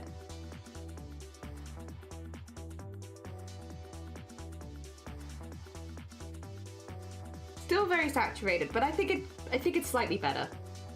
Okay. I'm happy with these for now. I'm gonna lock these layers just for a bit, and then look at adding some like highlights and shading and stuff like that. I'll do the shading first. I am thinking probably dark purple. In fact, probably the same dark purple that I grabbed for the other bit, I think is what we'll do. Ah, dear, just notice your headband matches your hair. It shows how awake I am. Yeah, it's like I was just getting annoyed with my fringe, so I've whacked on like my sleep band. So my hair is like actually a bit wild right now. Like when the headset's on, it's not quite so bad, but when the headset isn't on, it's a something. But yeah, just keeps it off my face, which is nice. I get annoyed at it sometimes. I have my days where I'm just like, I just don't want it, but like, look at it. I could probably make it a bit less intense. Probably. Yeah, sometimes you just want to have it like straight back off your forehead, and I'm having one of those days where I'm like, don't touch me. Disgusting hair. No, don't want it. Pull that back and then pull this down. And then, there you go. Should be a tough. Oh God, it's trying. It just doesn't know where to go. And it's like, I'm sorry, hair. I can't be arsed with you today. I have my days. Today's not a day, not a hair day. Oh dear. The next question, I'm sorry, I'm working on a lace thing. I think I might need you to ask it again. I might have missed it. Ah dear. I noticed, remember, awake is overrated, go to slumber, my cozy friend. I need to stop procrastinating and drill holes in the wall, but I want to keep chilling and watching. Yeah, I'm not sure, Lovey. If you ask it again, I can let you know. Good luck with the hole drilling. I hope that it goes as good as it can. All right, shading time. I love this bit. I finished up some stuff and I want advice and suggestions. Yeah. No, you're all good. DM me away. DM away. Oh dear. I probably won't see it till after stream though, just so I don't accidentally bring it up on stream. But as long as that's okay, because I guess you can always see it when you wake up. Oh dear, there you go. That in there, and then.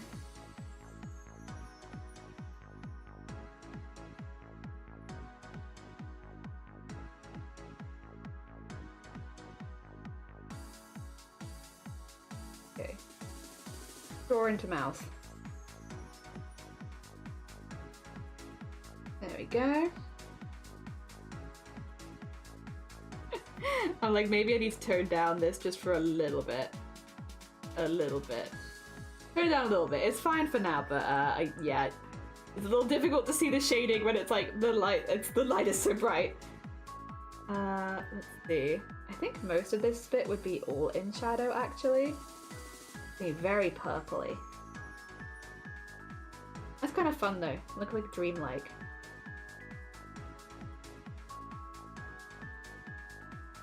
No.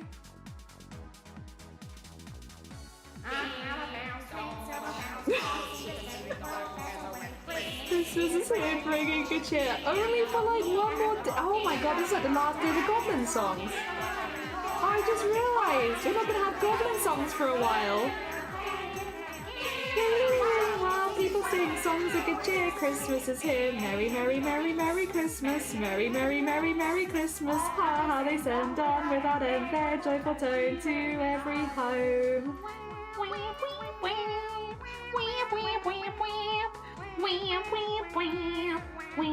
God. It goes so quickly every year. Also, yeah. Sorry, buddy. Apologies for not saying that before. No. Yeah. You're always more than welcome. And to be fair, yeah, you'll see it when you wake up, I suppose, probably. In the new year. Oh, dear. Very exciting. Alright, get all that shaded in there. And then I see a few pieces which need to be recolored. It happens. It's fine. I see one here. And that is for this one. And for this one. Oh dear. And back to here again. Oh, actually, I see another bit.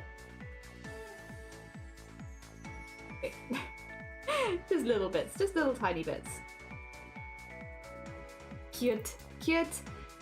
And then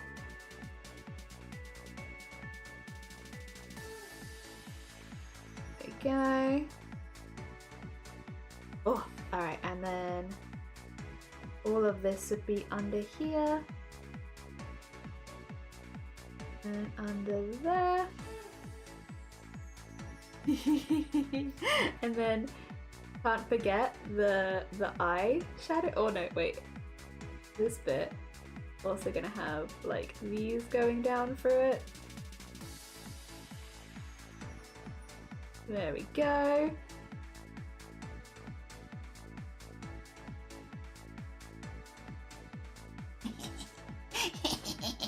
A purple dinosaur? Yeah! Well, we're doing a lot of shading in purple. They are more of a greyish purple, but then because we're going to do very bright shading, they're going to look a little bit more intense. They're meant to be a velociraptor, right? And I looked up some pictures of velociraptors, and it just seems like no one can quite decide on the colours that they are. And some of the colours were like a little bit more purplish. So, since purple goes really, really well with green, I thought, well, what an opportunity to use a lot of purple with the green that we were already using. So that's what we're doing. We are using the colors that Google said I could have been these colors. Maybe. Like, well, I'll choose to listen to what I want to listen to, and I'm gonna choose that I want to listen to that it is purple.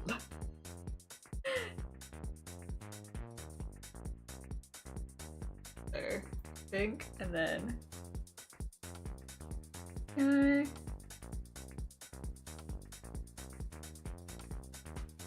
And then actually we probably get this going around there a little bit more, like that, and like that. Yes.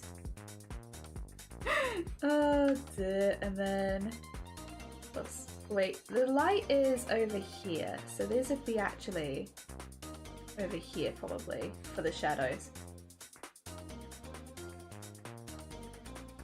And that means this would be like that, be like that, would be like that, because the light source is right over here. Good. We can do that. We can do that. Make some hot chocolate for yourself? Hell yeah, put some feathers on them. I was thinking maybe too, but because it's meant to be half goblin, I thought that we might accidentally look like we're trying to incorporate too many monsters. Monsters? Well, I guess dinosaurs, you know, a bit different, but you know what I mean. Because, yeah, it's meant to be like a half velociraptor, half goblin, right? And I do know that velociraptors probably would have had feathers, but I couldn't quite find a way to fit them in where it didn't look like, yeah, I was incorporating too many beasts. Too many. Just far too many beasts. So many beasts in this one bean. Seconds. This one needs... There you go. Get that in there. That's better. It's like close, but not quite. There we are. A feather boa. I'm probably not going to change the line art at this point as well, just as a heads up, because I've had the all clear from the person I'm making it for, so I don't want to add too much. There's if it was for me, it's a little different, but this is a gift for somebody else. So yeah, we've already had the yes, I like that, keep it like that. So I shall be doing that. Ah dear. I was wondering if it was half goblin. Yeah. Half goblin, half dinosaur. So we've kind of like tried to merge some bits over. So like I've done my goblin hands and feet and ears, and then just kind of given like more dinosaur texturing and such. Well, actually, this one would probably not be lit like this, would it? It'd probably be...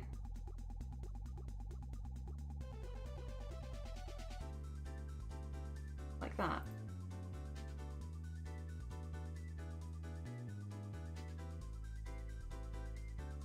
Because of the light source. Yeah, probably more like that. That's alright, that's alright. Can we see the fact? Yeah, FaZe, welcome on in as well. I hope you're doing well. Yeah. Yesterday we did the line art. I sent that to Kev, and Kev was like, yep, this.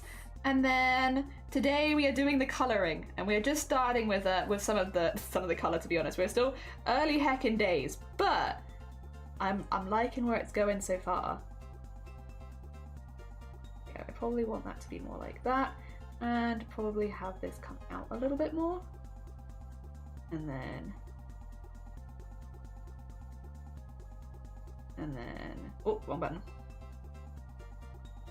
Because that one's already there.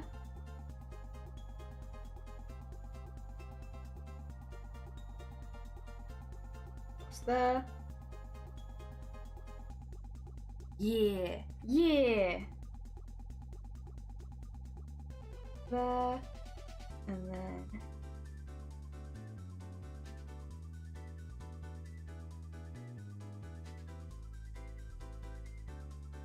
good, good. Get that a little bit more in the shadow because I don't want it to be too obvious over there. Oh dear. Wait, I love that. Thank you. My eyes are crusty from sleep. Oh god. I hope you get some good Z's soon. But that's not fun. Wait, maybe if you've had crusty eyes, maybe you did get good sleep? I like the colours. Is this on the drawing tablet? Yeah, this is on new drawing tablet. So we're not doing with mouse and keyboard anymore, which just gives me a lot more options to do the smaller lines I like to do.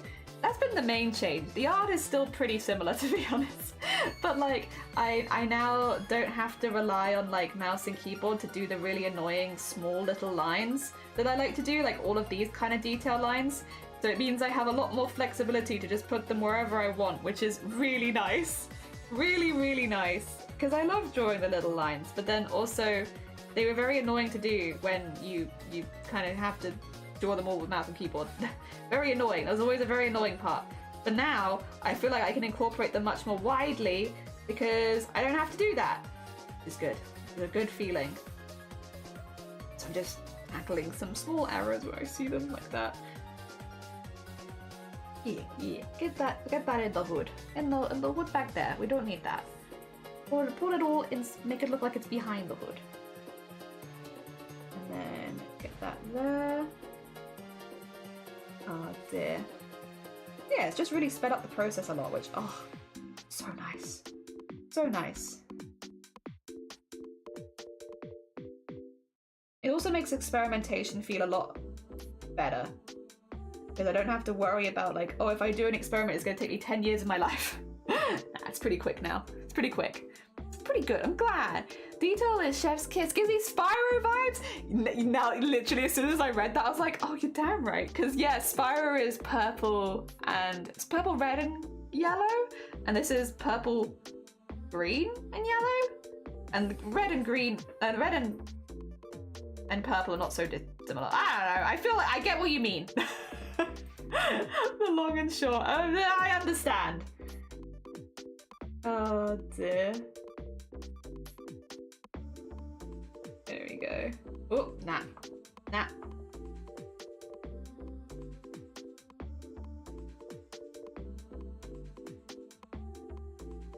Oh dear. Get that in there. And then probably wouldn't see this anyway. Would you see any of this? Probably not. Probably do that. Sort out the bone later. I think all of this would be kind of obscured because of the belt.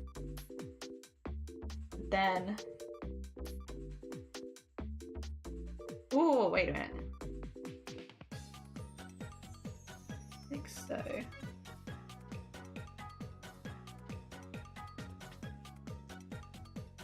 That maybe? Yeah, actually, I'm gonna say that the belt is gonna obscure quite a bit there, actually. Given the angle, so I think that's fine.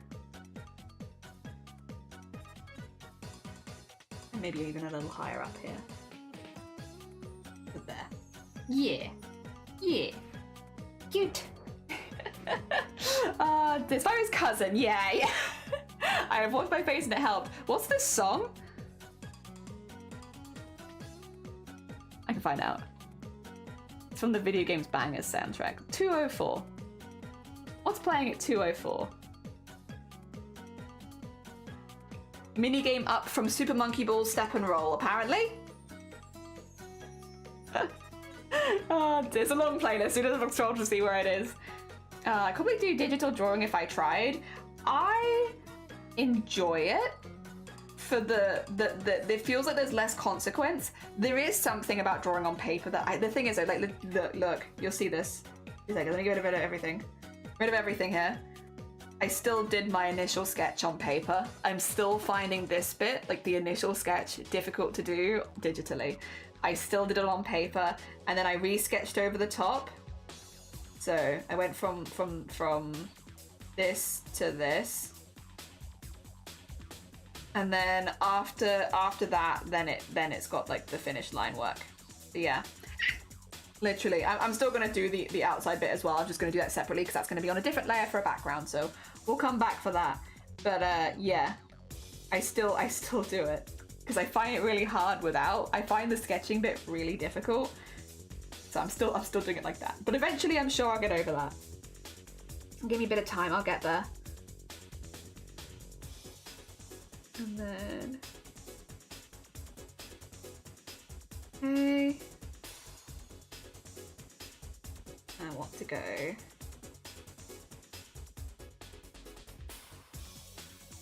like so.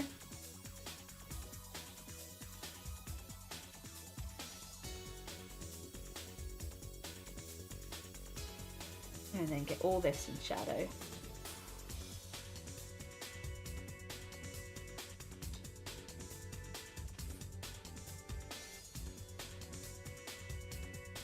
I'll do a smaller line for that. I'll come back with smaller lines. Mine's too big right now. There you go.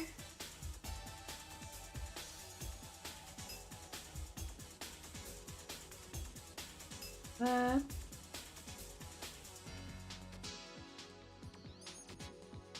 And then in there.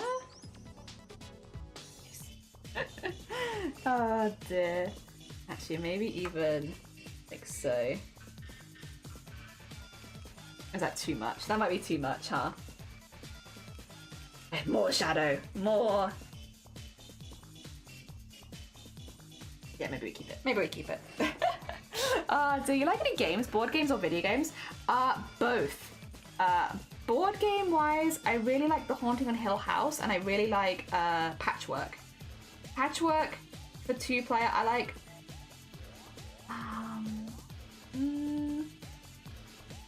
Yeah, Patchwork for a 2-player game I really, really like. I like Risk, but it does depend who I play it with. I think that is with games like Risk. It is going to be more fun with some people than others, depending. I like Risk, but it does depend on who I'm playing with for my full level of enjoyment. And then... I'll put that in there probably, but I'll come neaten that up a little later.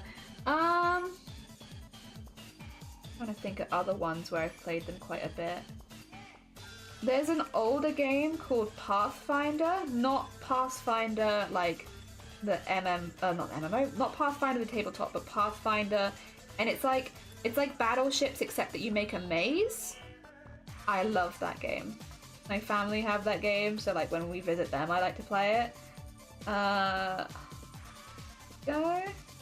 I do like Machikoro for a shorter game as well. That's a good one. I like.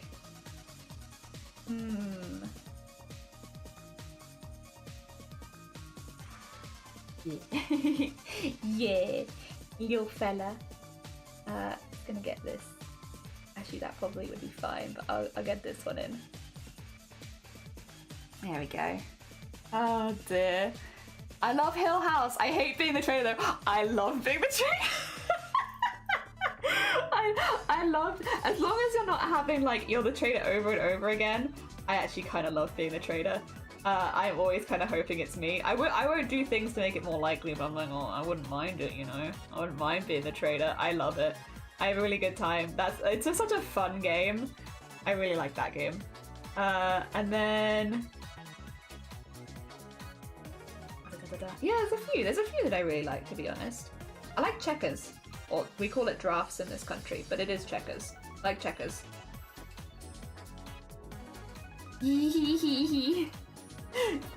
Oh dear. I wonder if maybe I should go a little lighter here, I think.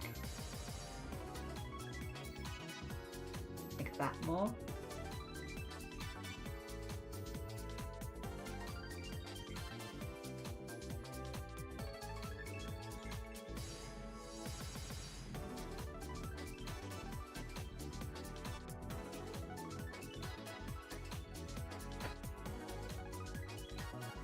Yeah, more like that a little bit. And then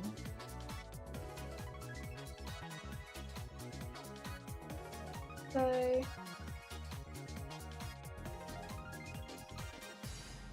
and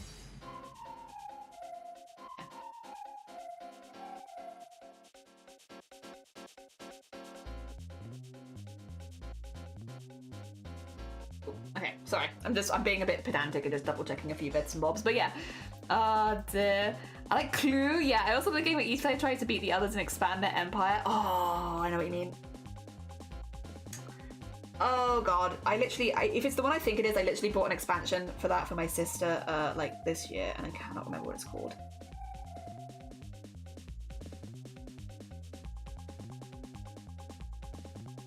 Ooh. Yeah, cute. Very nice. And Stardew, but there's a Stardew Valley board game when I didn't know that existed. That sounds pretty fun. I would probably like that. Oh dear. Yeah, I really do like board games. It was something that I did a lot more before the pandemic hit, where we used to have like board game nights at our house and stuff like that. But then obviously things happened, which meant that we couldn't do that as much anymore. But yeah, we used to do them. I would love to get back into doing those actually, because they were really, really fun. I always had a really good time with them. Oh, wait, can we? Yeah, there you go. Can we please? There you go. Yeah, I like how this is coming on. I think it did need a little less on the bottom of the hoodie. I think I took too much, but now I'm pretty happy with that actually. That feels like the television is over here. Yeah. Got as a gift for my birthday? Hell yeah. There's another one that I really like that I'm getting into at the moment. It's got really nice tiles. Oh, I do like Mahjong. Actually, that's one of my favorite games. If I visit my family, I always ask to play Mahjong. I really like that one. But then I have really good memories of like playing that with my family, like Christmas and stuff like that. So it's got like a lot of nice memories attached to it. I'm not very good, but I really like it. And I like again, it's just like the tiles is really nice. I like just the feeling of the tiles, like how cold it all is. It's very satisfying, very satisfying. I probably need that more like that, don't I?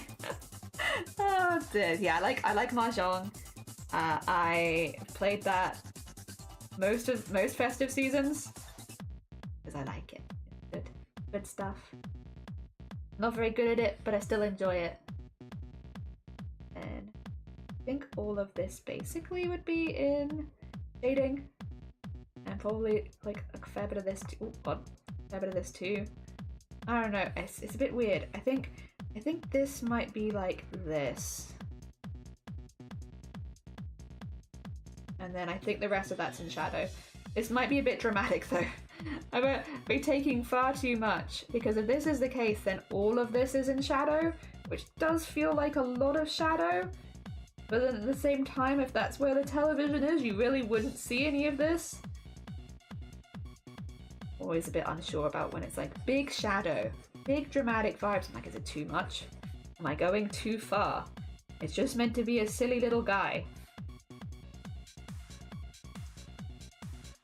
And then go. Like, I don't even know if you'd see like half of that. I feel like it'd be like you'd see that.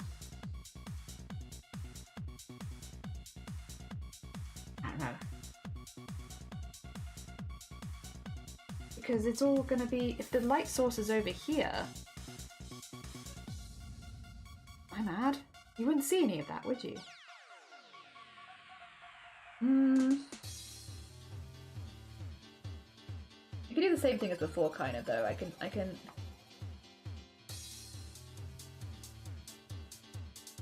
Dramatic lights are still really hard. Oh no, I find them very difficult. Because I know, like, logically it's like, yeah, there would be no light here, but I'm also like, that just doesn't feel right. Doing no light whatsoever? No, really something. And... oh no, actually, put that there.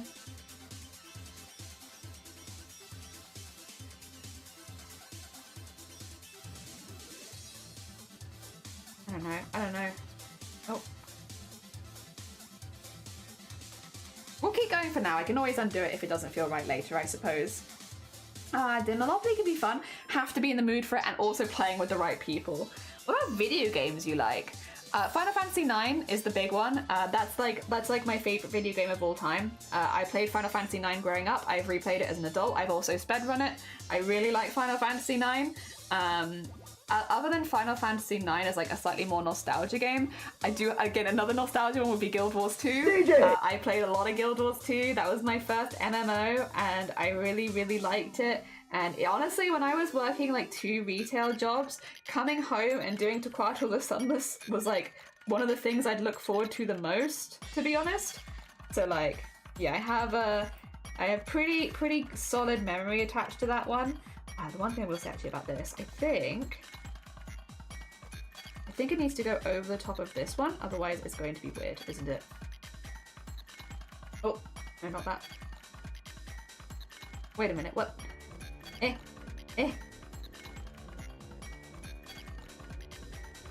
Like this. Yes, there you go. It needs to be over both, otherwise it's going to look weird. That's okay, we can do that.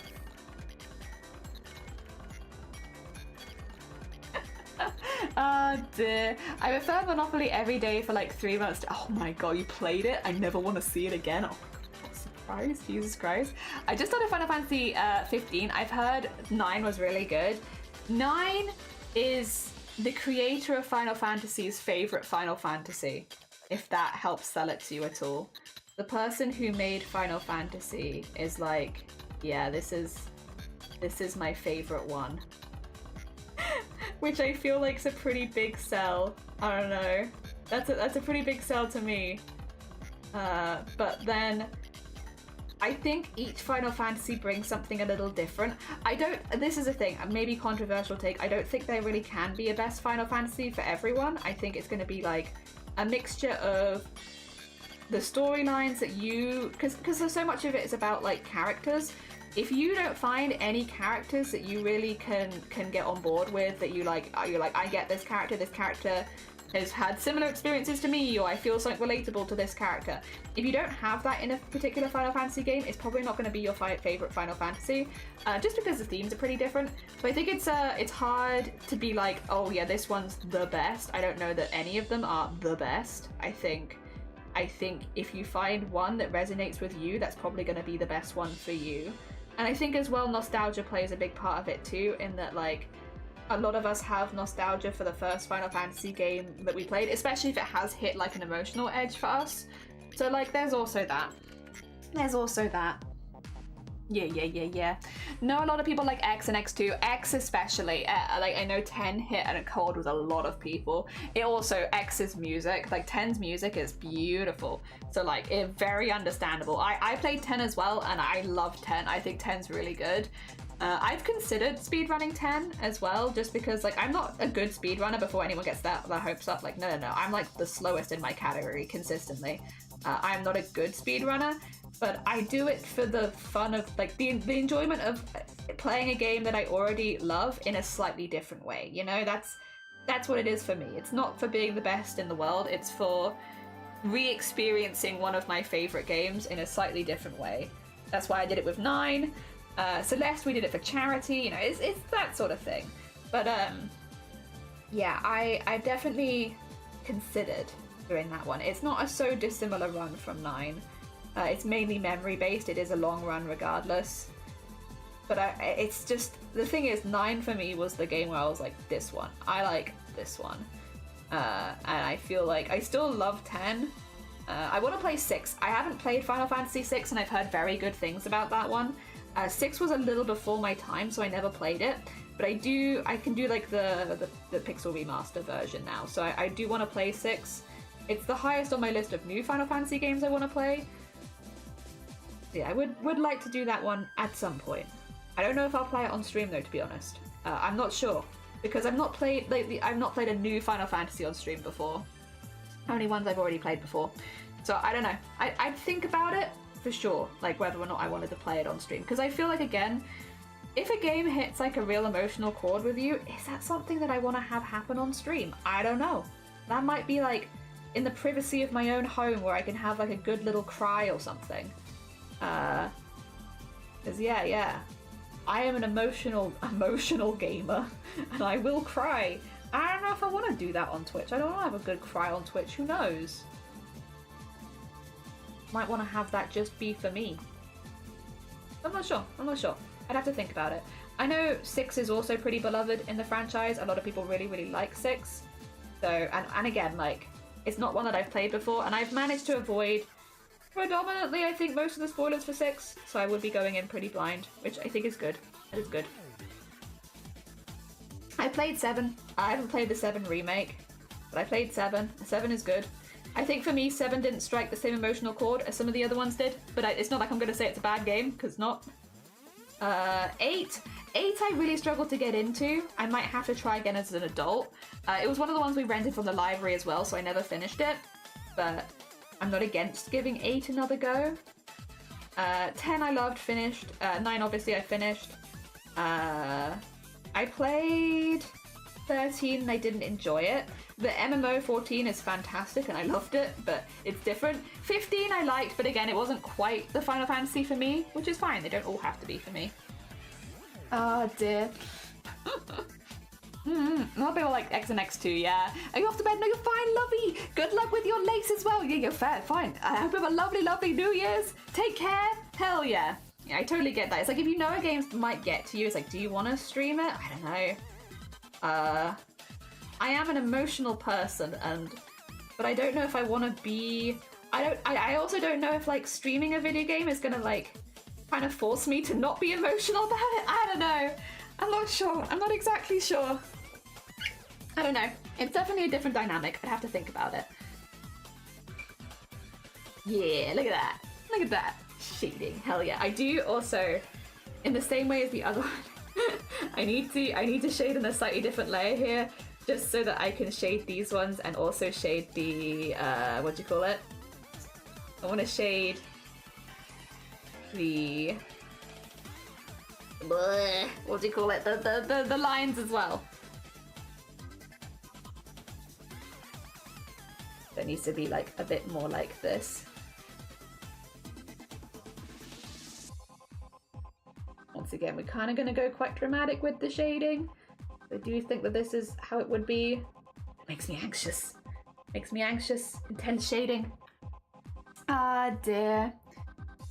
One game I would like to speedrun at some point that I really loved this. I actually, for Christmas this year, got this one for Bateman because I saw it was on their wish list and I was like, I think you're going to really like this. If you haven't, if they've played it before on another console, oops. But if they had it on their wish list on Steam, so I got it for them on Steam. That's Resident Evil 7. I really, really like Resident Evil 7. I have definitely considered doing, maybe returning to Resident Evil 7 and doing like a speedrun of it at some point. For those who don't know, I actually played Resident Evil 7 on stream because we do like the Spooky Thursdays, and we played quite a few horror games on stream during those Spooky Thursdays, and one of them, we did Resident Evil 7 and we actually did Resident Evil 6 too. But yeah, Resident Evil 7 and Resident Evil 8. We did both of those on stream, and I loved Resident Evil 7. I liked 8 as well. Don't get me wrong, I did like 8. It's not like I didn't like 8. I don't know that, I still don't think 8 quite has stuck with me the same way that 7 did. I really liked 7. 7 would just hit like a lot of points where I was like, this is what I like in horror. There's everything I like. I really, really like this. And so, yeah, it would have been hard to beat. I still enjoyed 8. I'm still glad I played 8. But I really liked 7. So, yeah, I've been considering maybe doing like a madness speedrun of that at some point. It's definitely up there on the list. The problem is having the time to learn a speedrun is like, I just don't know when I'm going to be able to do that. It's like very hard to commit to it. I just don't know when. I saw gameplay for 7 and I really liked it too. 7's so good. Oh my god, Wicca. I cannot, because you play a lot of horror games anyway, I cannot recommend enough 7. 7 is, it's just a fantastic game. Like, all over. The characters, the voice acting, the story, If you do play 7, make sure that you get the End of Zoe DLC with it, because the End of Zoe DLC is also fantastic. 7 also has just generally some of my favorite DLC ever when it comes to games. I think Resident Evil do pretty good jobs with DLC. 8 also has really, really good DLC. It is basically like another game with the game, which is like, hell yeah. We did like a whole stream of just doing the DLCs because there was a lot. It was good. It was good DLC. Yeah. 100% the characters and setting is amazing. I haven't seen End of Zoe gameplay. End of Zoe, if you like Resident Evil 7, End of Zoe is there's a couple of DLCs. There's a second one as well, which is also playable, but I think specifically for me, End of Zoe was the better of the two. But get both of them. I mean, they probably come in a bundle at some point and you can pick it all up. But yeah. I find shading digital harder than traditionally. There's a lot, like, there's less feeling to it. It's just go on. I get what you mean. And I feel that too. Oh dear.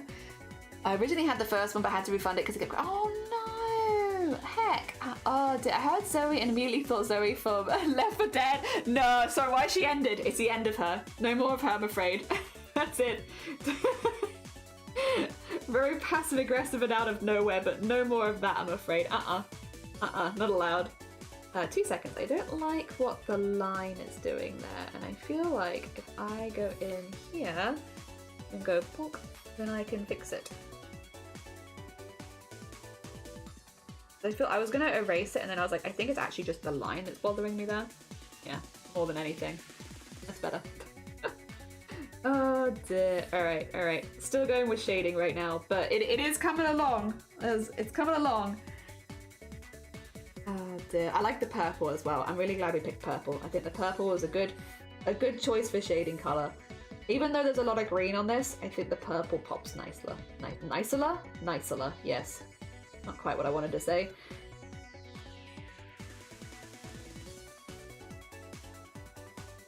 Yeah, it makes them look cozy and warm. Oh, there, she's ended. That's it. Definitely pick it up so I can do my own playthrough. I don't know if it's still on special, but I know that there was some of it was on special over Christmas, but I'm not sure if it still is the problem. Yeah, and also I guess it might be different regionally. I'm not sure. But yeah, I think Resident Evil 7 is my favourite horror game of all time. Maybe. I've played quite a few, and there's others that I really like, but I think if anyone was ever be like, Jelly, recommend me a horror game, I've never played a horror game before, I think Resident Evil 7 is like the one I would recommend, because the gameplay is fun. Like it is fun to play. There are plenty of puzzles. The puzzles are decently challenging, but not too hard that you'd have to look up a walkthrough. The setting is small, which I think is actually perfect. I think it, for me as well, like, it does hit the whole like almost like cultish kind of horror, which I think is scary. I love all of the voice acting. Every time the characters are talking, it is like a blessing to the ears. It is just beautiful. Which also helps with if you are having to replay the same section a couple times because you have died, the characters will make you happy that you did, because you'll hear little voice lines that you didn't hear the first time. It's just really good. My only downside of the first game, of that game, and I don't think it's perfect, I'll be honest. Then again, I don't think any game is perfect, but I don't think it's perfect. But it's the third, like if we split the game into thirds, which is how I would split that game, I'd split it into thirds. The third is maybe not quite as strong as the first 2/3. The first 2/3 of the game, I feel like, are insanely strong.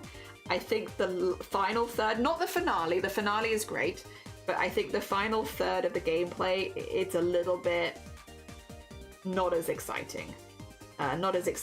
For anyone who's played the game, I guess the ship bit is not my favorite, which I would consider that to be the last third of the game. Again, it's not to say that the finale isn't good. I did really like the finale. But the ship bit, which is what I would consider the last third of the game, is maybe not quite so strong. Yeah, I understand why it's there, for the story and all of that kind of stuff, but gameplay-wise, I didn't find that bit to be quite as fun. Not that I didn't enjoy it, but I think this is a thing comparatively to the rest of the game, because the rest of the game was really good. It was like, it was alright. Oh dear. I like the shading with purple. I'm enjoying the shading with purple too. I think they look really warm and cozy and friendly. Yeah, and maybe a little bit poisonous. Oh dear, true, yeah. Other than that, I don't have too many complaints. Or I think really any major complaints. I think it's just really good. But again, maybe I'm just a bit of a fangirl. It could also be that. Could be that I'm just fangirling. But yeah, would recommend that one to basically anyone that wants to try a horror game. I feel like there is something to enjoy for everyone in that one. Yeah. And also, the nice thing about it is if you do like it, well, you can play Resident Evil 8. Well, howdy doody, look at that. If you have like a really good time with it, Resident Evil 8 is like basically a direct continuation, right? So, lucky you. Oh dear. Which also doesn't really happen all that much with horror games. Like having a direct continuation where it's like, yeah, you don't have to have played, I don't think, Resident Evil 7 to play Resident Evil 8, but it definitely helps. And also if you haven't played it, then 8 will definitely spoil certain parts of 7 for you. Yeah. So, yeah, I would probably say play them in order. But especially, like, it would be harder to recommend if 7 wasn't a really good game and didn't hold up. But 7 holds up. Like, 7's a great game. So you're not really missing out there. Actually, I think I had it right the first time. Sometimes it'd be like that. Have that there. And that way I can do this a bit. Yeah. Oh dear. There's that scene with Mia and the chainsaw in the hand that scared the heck out of me, and that was so good. Yeah, and like the very beginning, it jumps into the game really quickly, which I must say I do like, but it keeps the suspense there. Like, you jump into the... I spent like the whole first... So I did stream. When I played Resident Evil 7, I streamed it. I streamed 8 as well, but I streamed Resident Evil 7, and...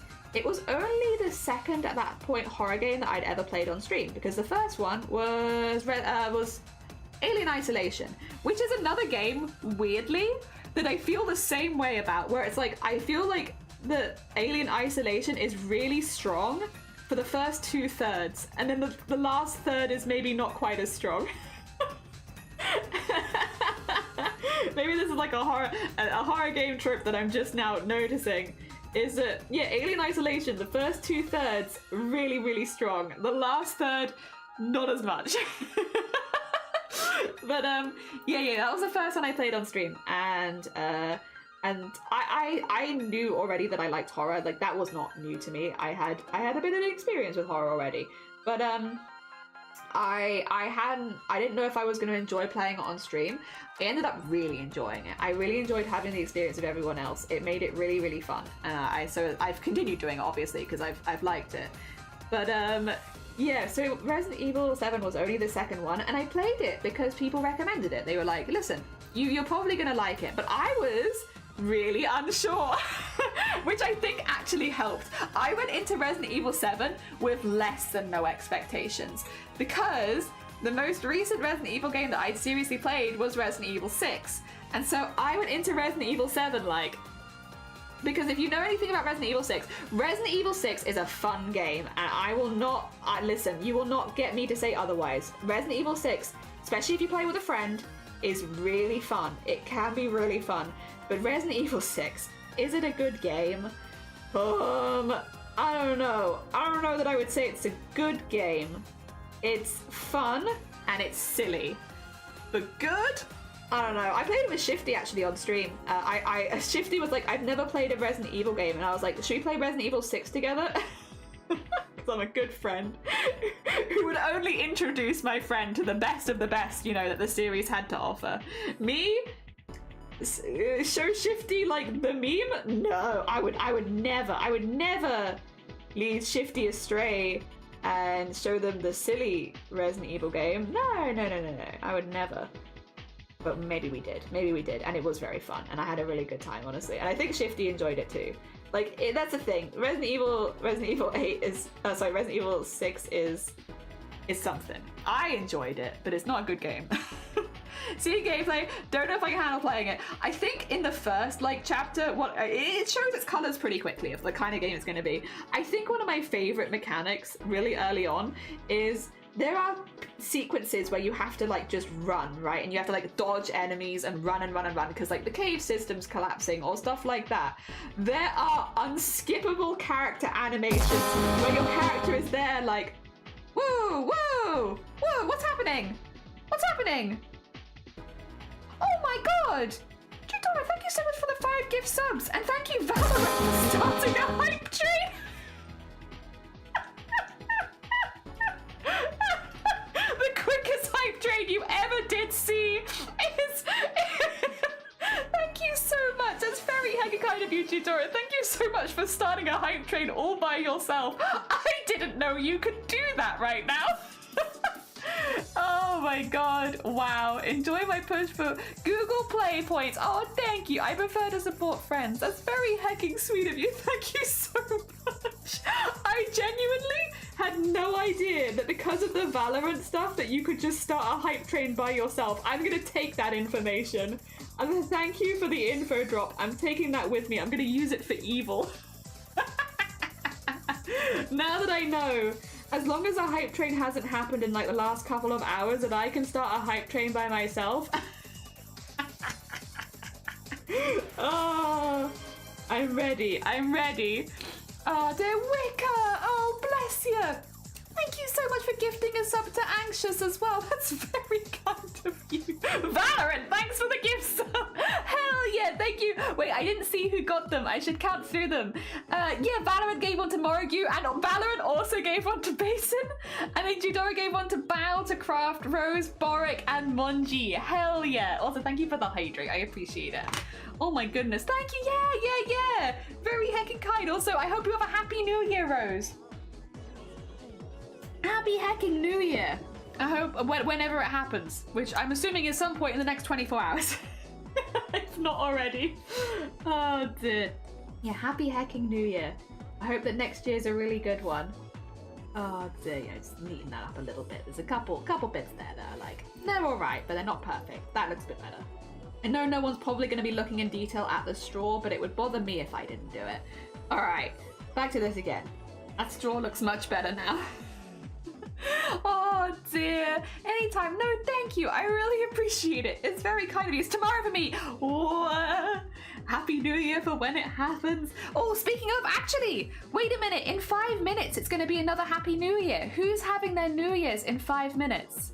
Let me see. It's much of Australia is having Melbourne, Sydney. Oh yeah, a lot of Australia is having their Happy New Year's in five minutes. Is everyone ready to wish Happy New Year's to much of Australia? It's literally what the list says. The list just says much of Australia. Oh dear.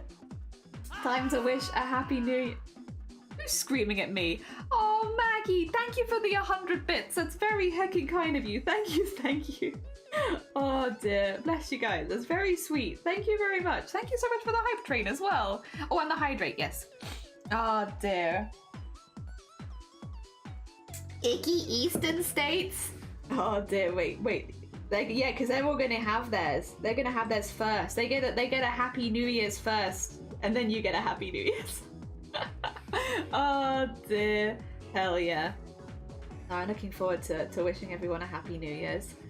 It makes you want to stream for longer and longer so you can wish as many people as possible. But I also want to be well to play some end of year games tonight. You know, I got my priorities. I gotta play some games later.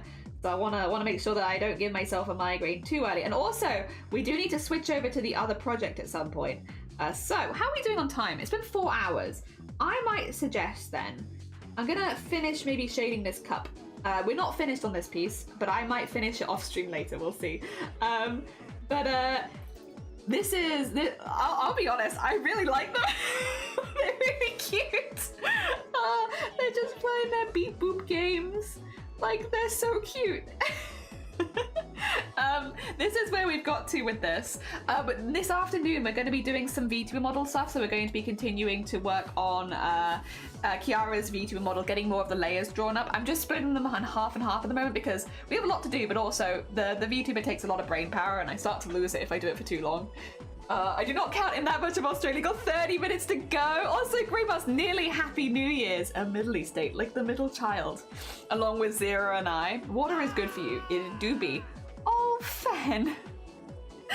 Fen, thank you for the hecking, so 300 bits. Also, thank you for the posture check. I'm now sitting straight. I'm sitting straight. You can now see the glow of my matching Blapple's freak. We've got friendship necklaces now. And they say match my freak on it. Nearly Happy New Year's to you. Yeah, a nearly Happy New Year's.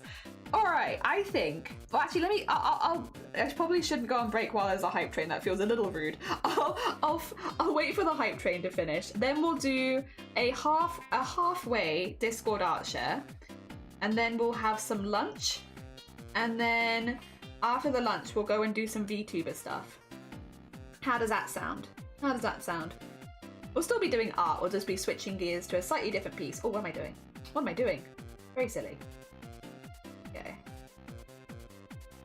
I managed to get Kev's logo in as well. It's on the cup. Got a little bit of Kev logo there. There we go. Good, good. Oh dear, Fen is a ray of sunshine. They absolutely are. Incredibly supportive, been super supportive of all the charity stuff this year as well. They've been incredibly sweet, not just as a streamer, but also a general supporter. Because I think there is a chance Fen might have actually lurked more Boobtober streams than I did. I don't know. I'm normally pretty good. I normally lurk like everyone. But like every time I was lurking, I would always see Fen then, and I'm like, Fen might have lurked more Boobtober than I did, which is honestly a feat. Oh dear. There we go. I really appreciate it, and I'm sure the streamers also really appreciated just having someone there. Very heckin' kind. Did anyone I don't have a bingeable show franchise that I can watch for New Year's. My partner does. Okay, yes, I do. Yes, I do. And I've done this for New Year's and Christmas before. It might still be on Netflix, and it's called Sea Monsters. and if it's a silly one. 2 seconds, I'm gonna find the exact name of it. It's Sea Monsters. It's an old show, and it's about like the top 10 most dangerous dinosaurs in the sea. Sea Monsters. When's it from? It's got questionable CG. Nigel Marvin, yeah! Sea Monsters. Wait, is it on YouTube? It's on YouTube. If they've got the whole trilogy. Oh my gosh. This is it! It's literally on YouTube. It's got 1.3 million views. Oh my god, I've got it for you. This.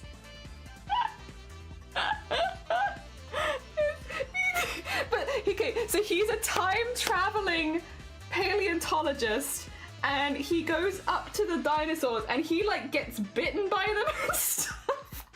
It's so sick, and it's all like CG. And there's like a point where like the crew are like, "I'm gonna walk out on him. It's too dangerous." But they're all dinosaurs, and then I really like it. It's my go-to when I need to binge something. It's just the entirety of the Sea Monsters trilogy. And he gets like bitten by them, and they like chase him. But it's like meant to be like a documentary. It's just got like a vibe that I haven't seen in anything else, and I really like it. It really makes me smile. I also like 99% sure it was shot in Wales. Like I have seen certain parts of this, and I'm like, this looks like Wales. Oh, also, there's questionable CG. Look at the trees. Whenever you see trees in a shot, look at the trees, because the trees are like they're not real.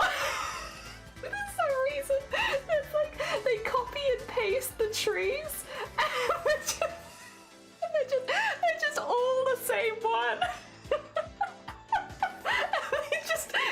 It's a really small full detail, but look for the trees because they're all the same tree. Owl House is okay. If you want an actually good suggestion, Owl House is really good, really, really good. That's a really good, actually, both Zomboti and Fen. If you are looking for like a legitimate, not stupid suggestion, Owl House is actually like really good, really, really good. It's like an amazing show. Sea Monsters is amazing, but for maybe like slightly different reasons. Slightly different reasons. It's still amazing. I still love it. Oh my god, I kind of want to watch it again right now, honestly. Just seeing Nigel Marvin. Nigel Marvin retweeted me on Twitter once, and it's like the biggest achievement of my Twitter life was when Nigel Marvin retweeted me. I was like, oh my god, because Nigel Marvin was like my childhood idol. Like, I loved that show. I had it on video, and I watched Sea Monsters so many times. I loved it. It was like my favorite. And so, yeah, I actually messaged my parents when Nigel Marvin retweeted me, and I was like, Mom, Dad, Nigel Marvin retweeted my post. And they were like, that's lovely, dear. Oh dear. Something similar to CBB is called Andy's Prehistoric Adventures. Oh dear, I haven't watched. Oh, if you've not, Owl House is legitimately good. Like actually, really, really good. My one is a bit more of a meme answer. I still recommend it. If you want something that's just like ridiculous about sea monsters, Walking with Dinosaurs with Nigel Marvin, the time traveling paleontologist, is fantastic, and I do recommend it. There is like mild warning for blood, not real blood, but blood, and a lot of bad CG because it's like from 2000.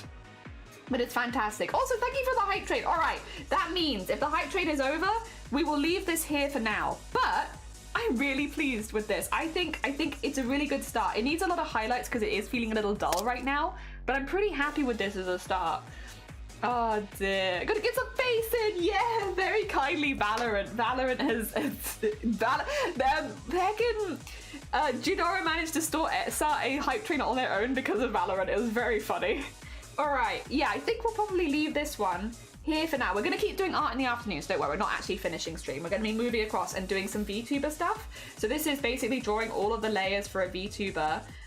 So that it can be rigged, and that means like right now, because I've been working on this for a while already, like you can just take this apart piece by piece, and like this is kind of what you need to do to rig the model like a VTuber. You need to separate everything. We've also done, of course, the same. The eyes is probably the most intense one, where you can just like take everything, to be honest.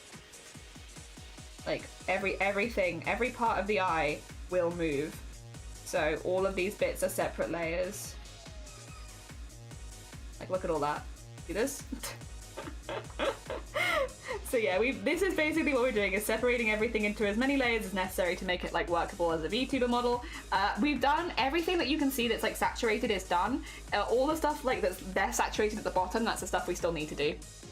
Oh yeah, choo-choo, don't forget to eat. Yes, I'm gonna do a quick Discord art share first. We're gonna do like a quick Discord art share, have a little look at the art that people have posted so far, and then we can kind of move into the afternoon having done all of that. So yes, we'll do a second Discord art share later though, so don't worry. Also, Happy New Year to the Australians. I see that some Australians have already switched to the new year. So thank the happy New Year. I hope 2025 is good for you. France, UK, nah, we are in the same time zone. Yaha, we're in UTC. It's us, yaha. Only for half the year though. We're only in the same time zone for half the year, I believe. Oh dear. Let me. Where is? Also, Ryu, welcome on in. Thank you for the posture check as well.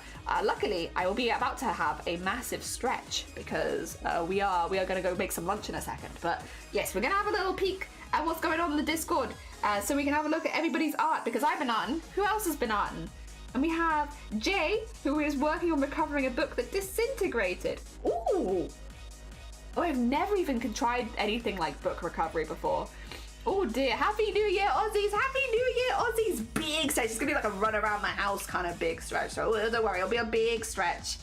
This is interesting. I've never seen like a book recovery stuff. I don't know even how you'd start going about this. It's interesting, that's for sure. But I don't think I've ever seen it.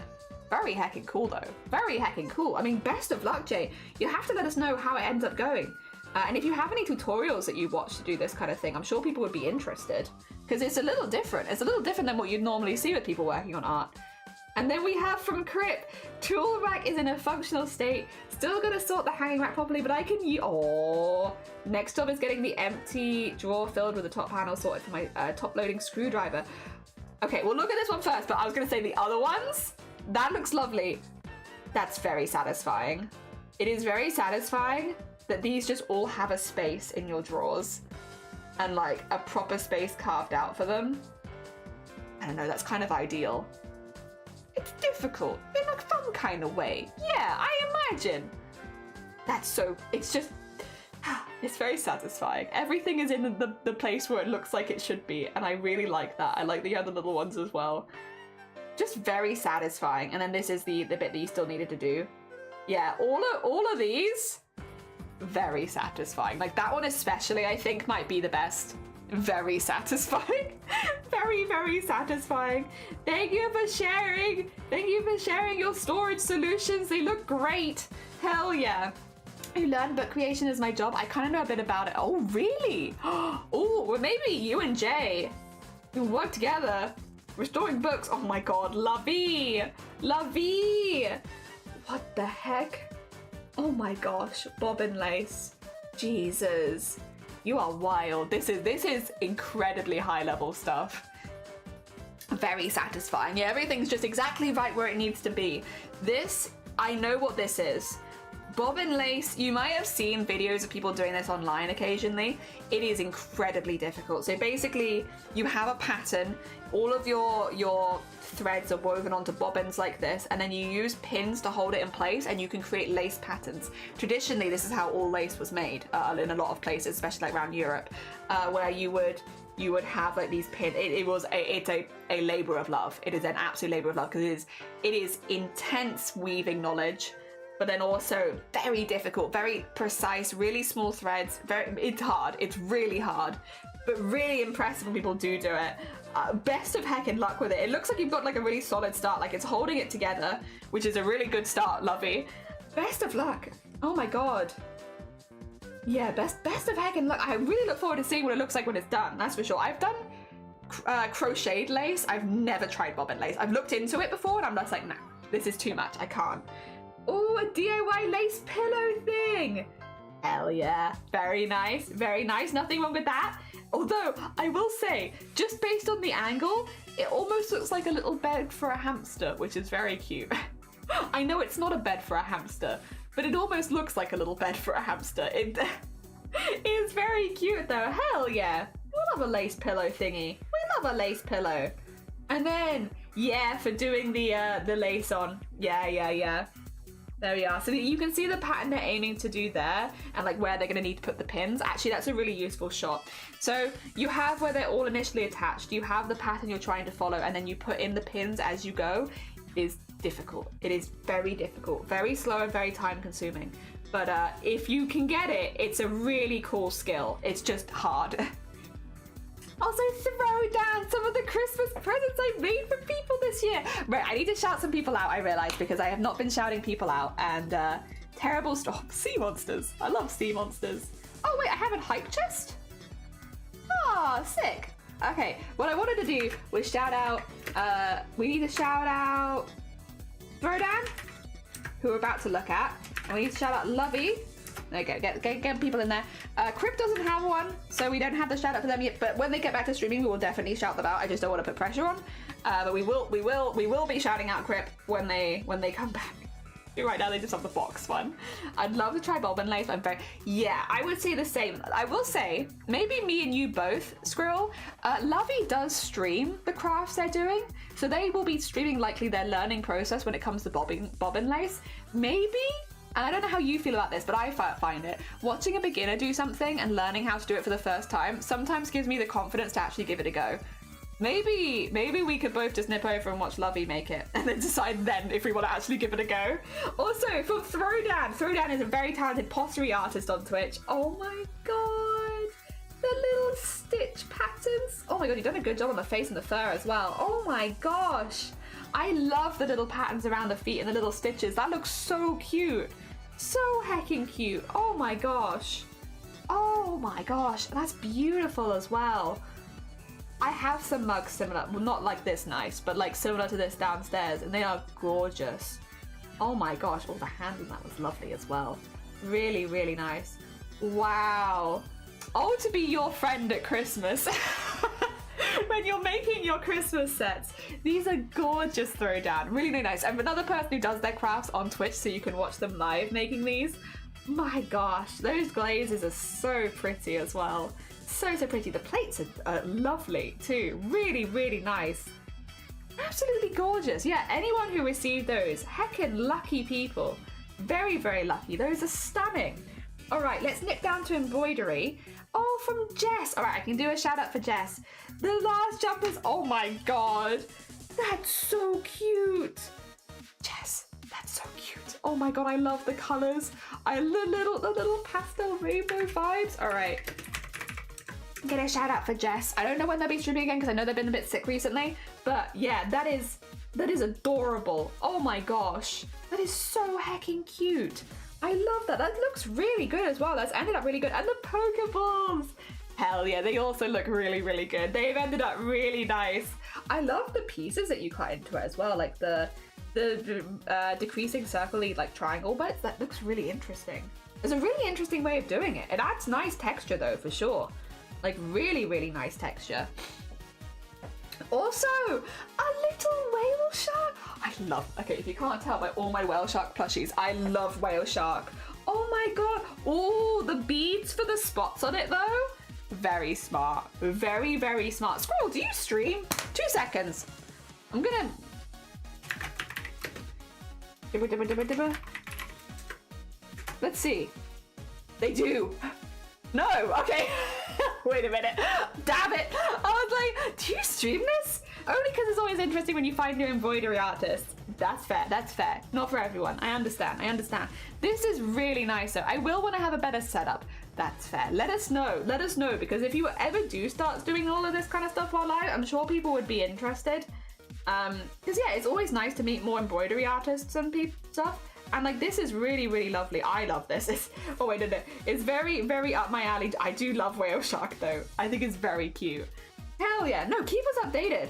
Oh my god. What's up, Bodhi? What is this? Bodhi! What is this?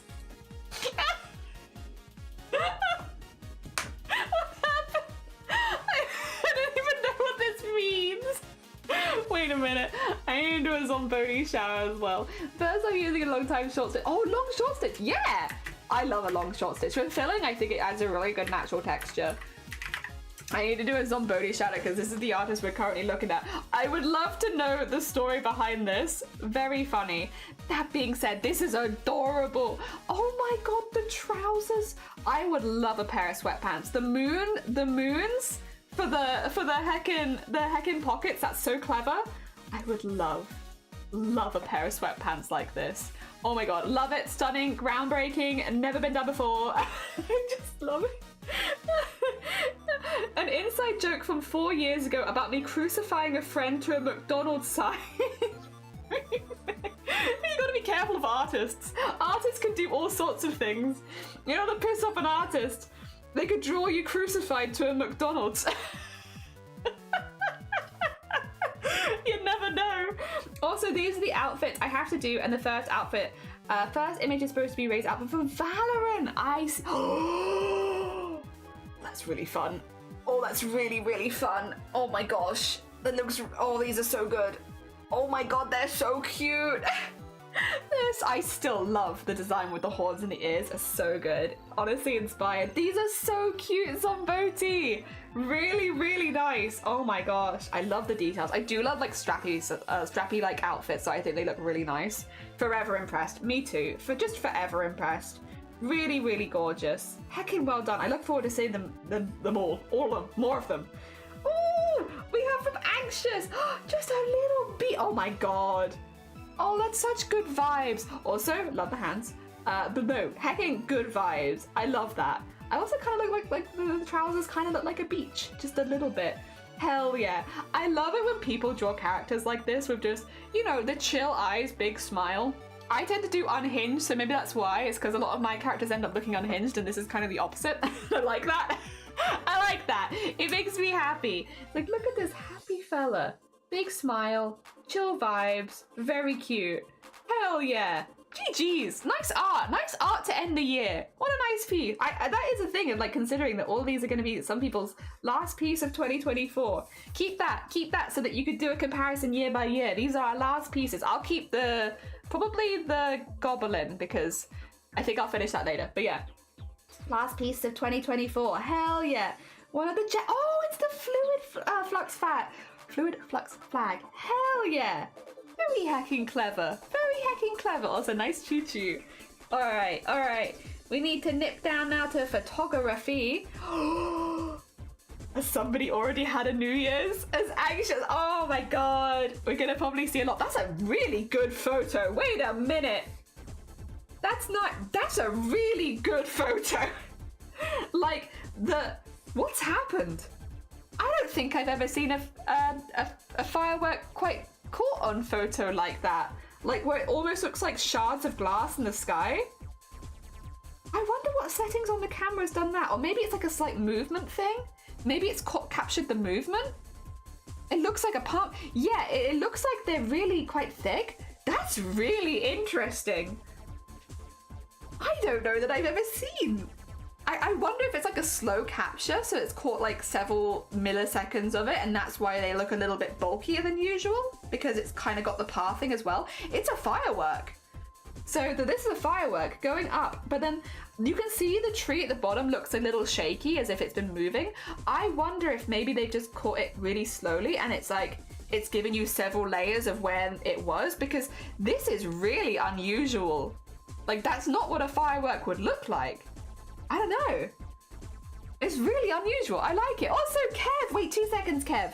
I can show you where we got to. We've not quite finished yours yet because we still need more shading and we haven't done any of the highlights. But this is where we're at so far. Bear in mind, no highlights and only half shaded. But we're getting there. We're getting there. Ah dear, it's a work in progress. We've been a bit distracted, wishing everyone a happy New Year's. Oh dear, that's really cool though. Yeah, I don't feel like I've seen it caught like that before. I don't know, do it on your phone. It's really interesting. Show this to more people, and someone who's better at photography might be able to tell you what's happened here.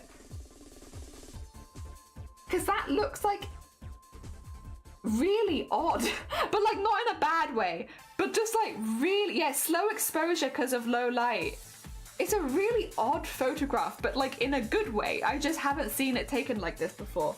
It's very interesting. Whether it was on purpose or not, it's very interesting. Like, it's great. I'm glad. It's the crystalline entity from the Star Trek, the Next Generation. Yeah, it is also that. Also, we're going to double back to pets. Because from Squirrel, Elsa was excited for turkey and Toby loved the old hot water bottle. Oh my god. Oh, they're being so patient. They're being so patient and good. Oh my gosh.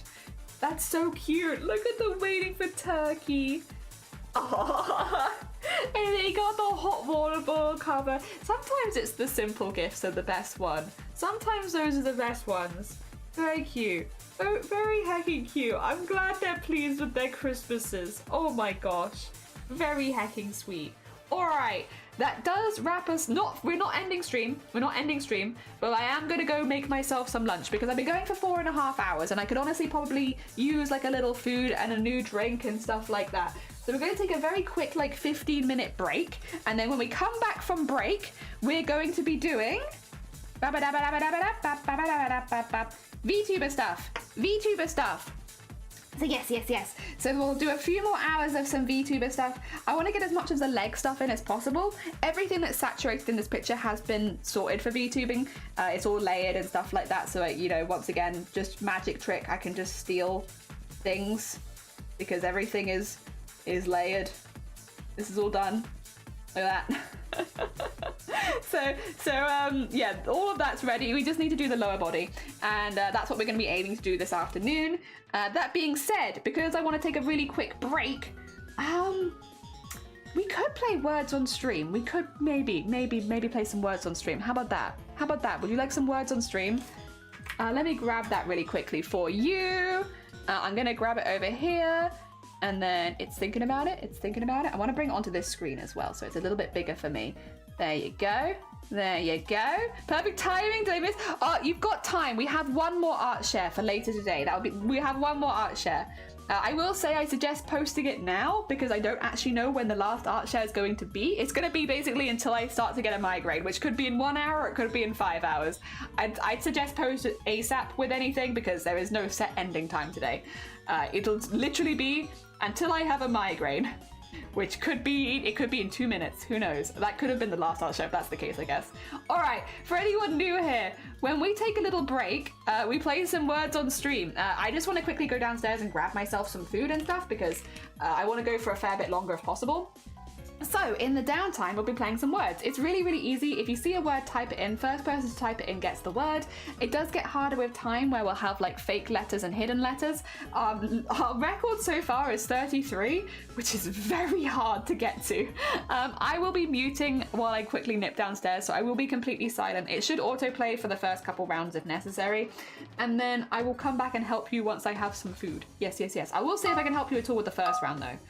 I do like to do that. Let's see, let's see. I can see poll. I'm taking poll. There we go. Also, if you scan the QR code, it'll get you there quicker if you want. Otherwise, thank you. I'm gonna go get some food. I'll be back in a moment.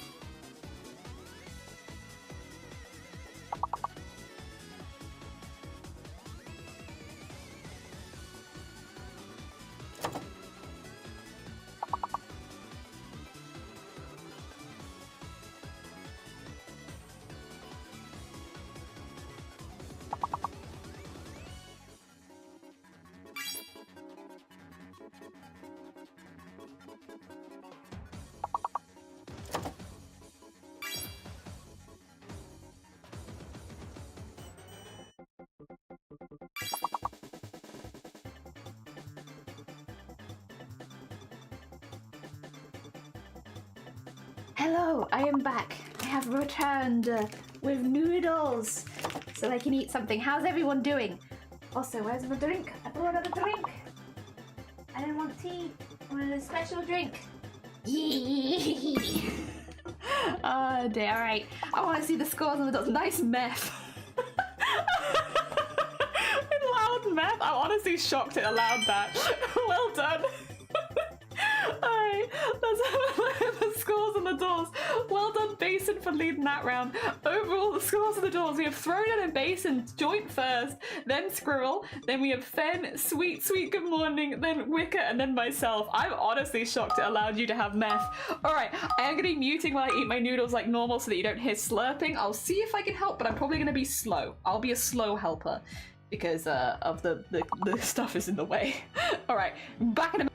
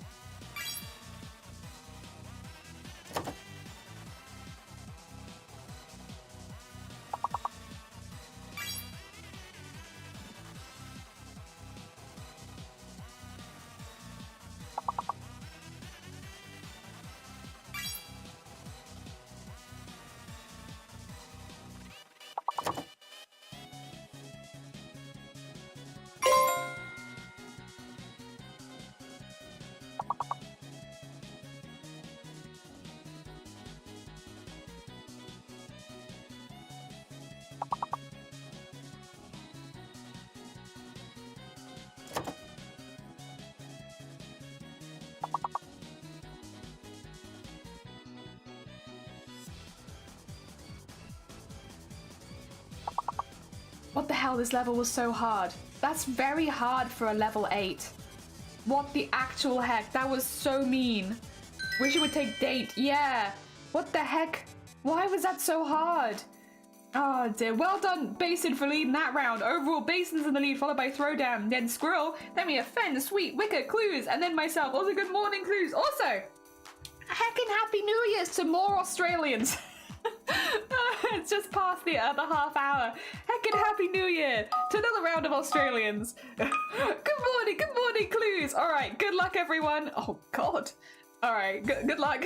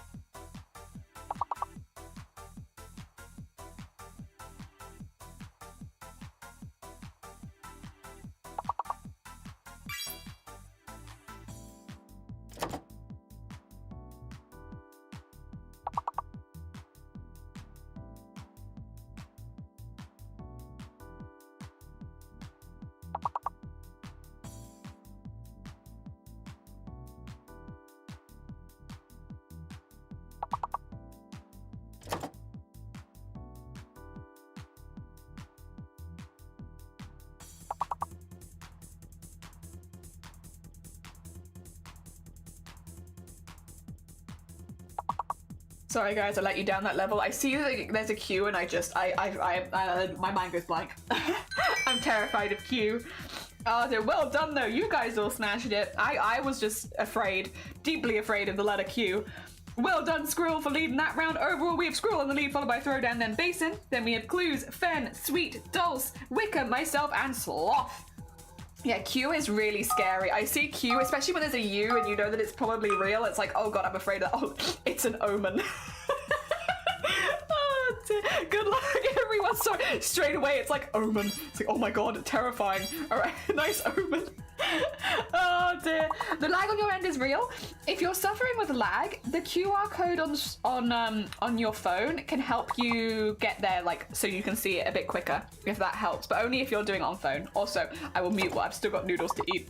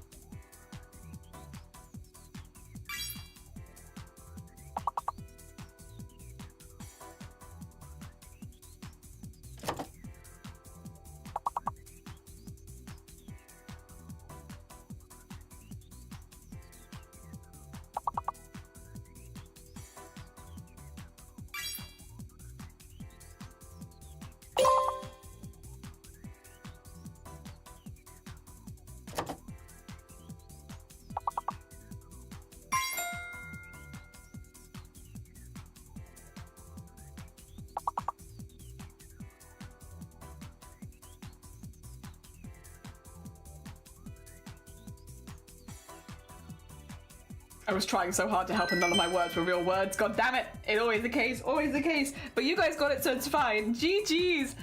Well done, Clues, for leading that round. Overall, we have Squirrel in the lead now, followed by Basin, then Throwdown. Then we have Clues, Dulce, Fen, Sweet, Cthulhu, good morning, and nearly a happy new year.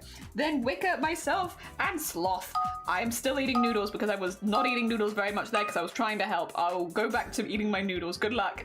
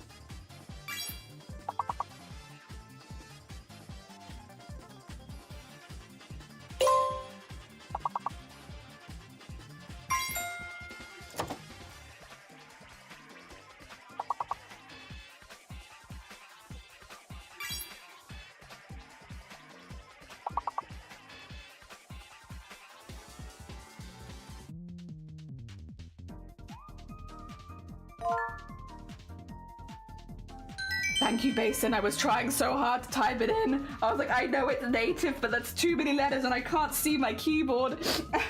Well done, well done. Well done, Clues, for leading that round. I appreciate it. Well done. Overall, we have Squirrel in the lead, followed by Basin, then Clues. Then we have Throwdown, Dulce, Fen, Sweet, myself, Cthulhu, Wicker, and Sloth. Yeah, I saw it and I was like, it's never gonna happen. I'm never gonna get it in time. Oh dear. GG's. I could probably just yell it next time, but then there's the stream delay. All right, good luck, everyone. Oh god, good luck, everyone. V also scares me.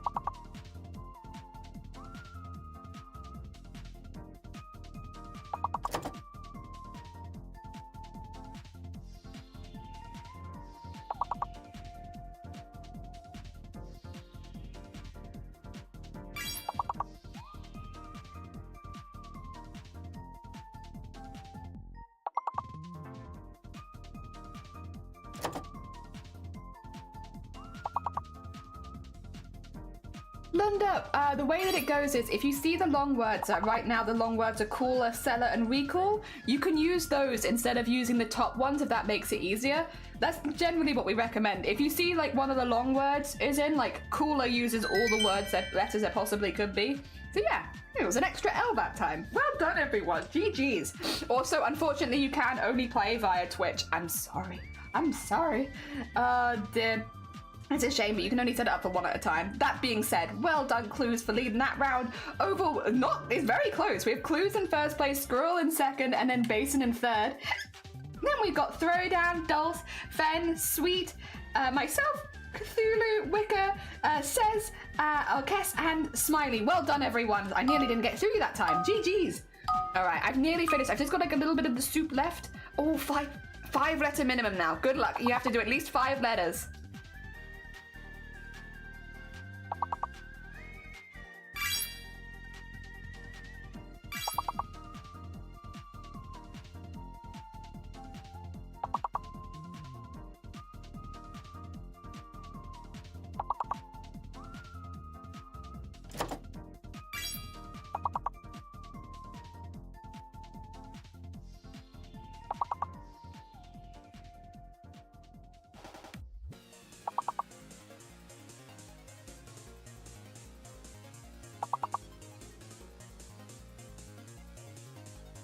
Food has been consumed. I'm ready to be probably less than useful, but I'll try. I'll try. Louts, nice louts.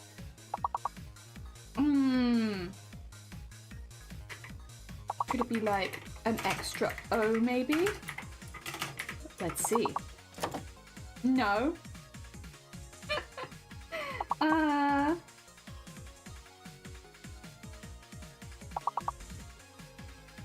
Oh, it's an E. There's an E. It's a hidden E. Oh, okay. It literally. Okay, that makes sense. The E is hidden.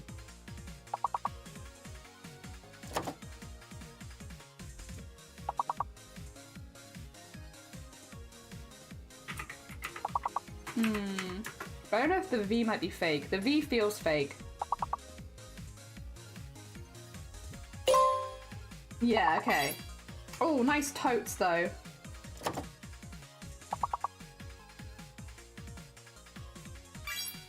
Oh, louse. Nice louse. I can't, unfortunately, type very quickly, so I'm not going to be very useful. But I can give you some good ASMR in a second. Ah! Gee, it does get hard. It does get hard. Once it goes to the 5 letters, it gets much harder. GG's, though, everyone. Good round, and I finished, so we've hit what we wanted to. GG's all around. We'll have a look at the final scores in the doors. Let's have a look. Well done both Throwdown and Squirrel for leading that round. Our final scores in the doors was Clues in first place, Squirrel in second, and Basin in third. Well done, you three. Then we had Throwdown, Dulce, Ben, Sweet, myself, Cthulhu, Wicker, Kess, and Zeslin and Smiley. Well done. Well done. I'm still stumbling over my words. I did just have spicy food. Let me switch my scene back. Hello, I'm still here. And then we're gonna just remove this, and hopefully that should be good. Would you like some cane? Also, if anyone hasn't been able to take a break so far and still needs to take a break, now's a really good time. There we go. A bit of a slow one, but we got there. We got there. Oh.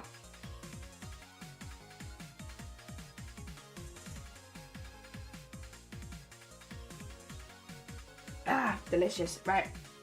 What do you have for lunch? I had the Shin Ramyun spicy noodles. Yeah. It's like one of my favorite go-tos for if I don't want to have like a really big lunch. That's a good one. And a fizzy. Yeah, I got this one. This one. Yeah. Good. Delicious. Also, gods, good morning. Welcome on in. We've spent the morning doing some stuff for Kev. It's not finished yet, hence why there's so much saturation on the leaves. But this is where we got to with Kev's earlier. We're now going to be working a little bit on Iron Jade's model. So this is going to be a VTuber model. I actually would like to hide my embroidery slideshow. There we go. So you can see kind of, again, we've like labeled a lot of these layers so you can see them all. I'm just going to close a lot of these folders because we don't need them. I have done the mouth now, by the way. Do you want to see something scary? you want to see something scary? 2 seconds. The strap is where I was currently working, actually, so I'll leave that one open. Arms. Okay, there we go, because those haven't been named yet, so that's where we currently are. You want to see something scary? See a scary thing? Not that one.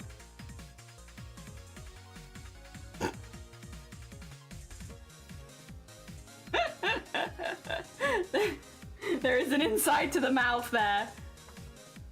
There we go. Put that back. Too scary, 5me.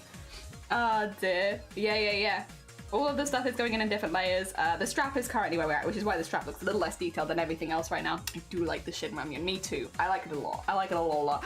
Grim! How's it going? Welcome on in. I hope you're doing well. Nelia, Happy New Year. Oh dear. We've been doing art. We're having an art day. We haven't finished this yet, but we did a little bit more on Kev's this morning. And now we're doing some for Iron Jade. Yeah, or for Kiara the Bard. Happy New Year. Yeah, it's so close. So heckin' close. Actually, someone else was having a New Year in, like 10 minutes? Who's next?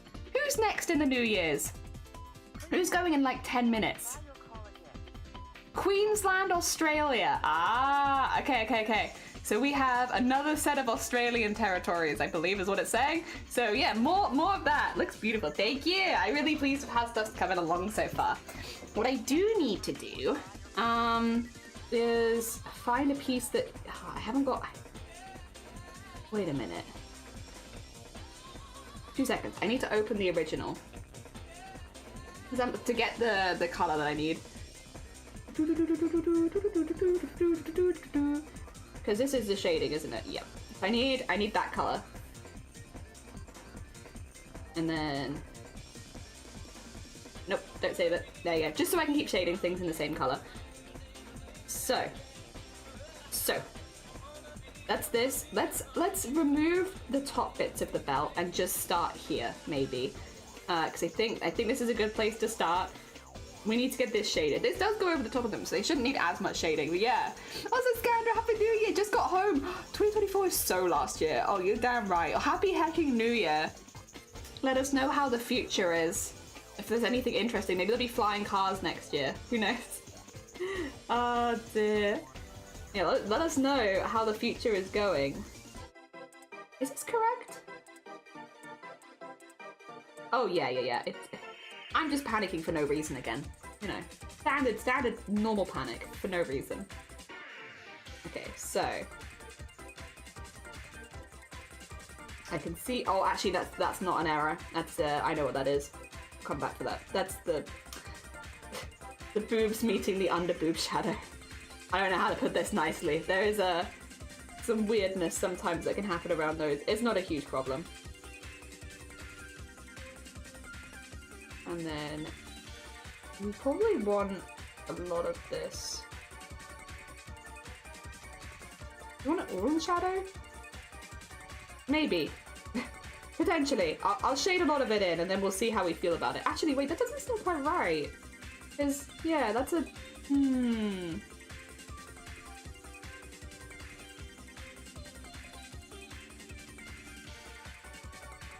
Okay, arguably, since this isn't... Oh, I'm confused. Wait a minute, is it this color? Maybe? Maybe I've gotten confused. Maybe it's actually just a different color. Oh yeah, okay, I got it. So much easier. I didn't actually have to open the other model up at all. Oh dear. Sometimes it'd be like that. That's fine. Oh dear. And this looks like the Zelda games. Yeah, I think they look really cool. They're meant to be like a mercenary, and I really like the vibes. I did have really good references to draw from for this, to be clear. So like, this is not a character that I've made from scratch by any stretch. I had excellent reference sheets to work from. I had this one. I had also another one. Where did the other one gone? This one. Yeah. Really, really fantastic references to work for to make this VTuber model. So like, I've been very lucky. I've been very blessed. Oh my god, Yuri! It's a mini computer with the big heart. Yuri! Happy New Year, nearly. I'm assuming it's not quite New Year's for you. Let me get you shoutouts though. Happy nearly New Year! I hope that you're having a good end of the year. We're just working on some VTuber model stuff. We've been doing art commission stuff all day. Oh my god. Every time this one starts, because it kind of like builds up to it, I'm like, what the hell is that noise happening? It's me. I'm the problem, it's me. Oh my god. Oh, that makes sense with those references. It still looks good the way you're doing it. Thank you, yeah. Boom.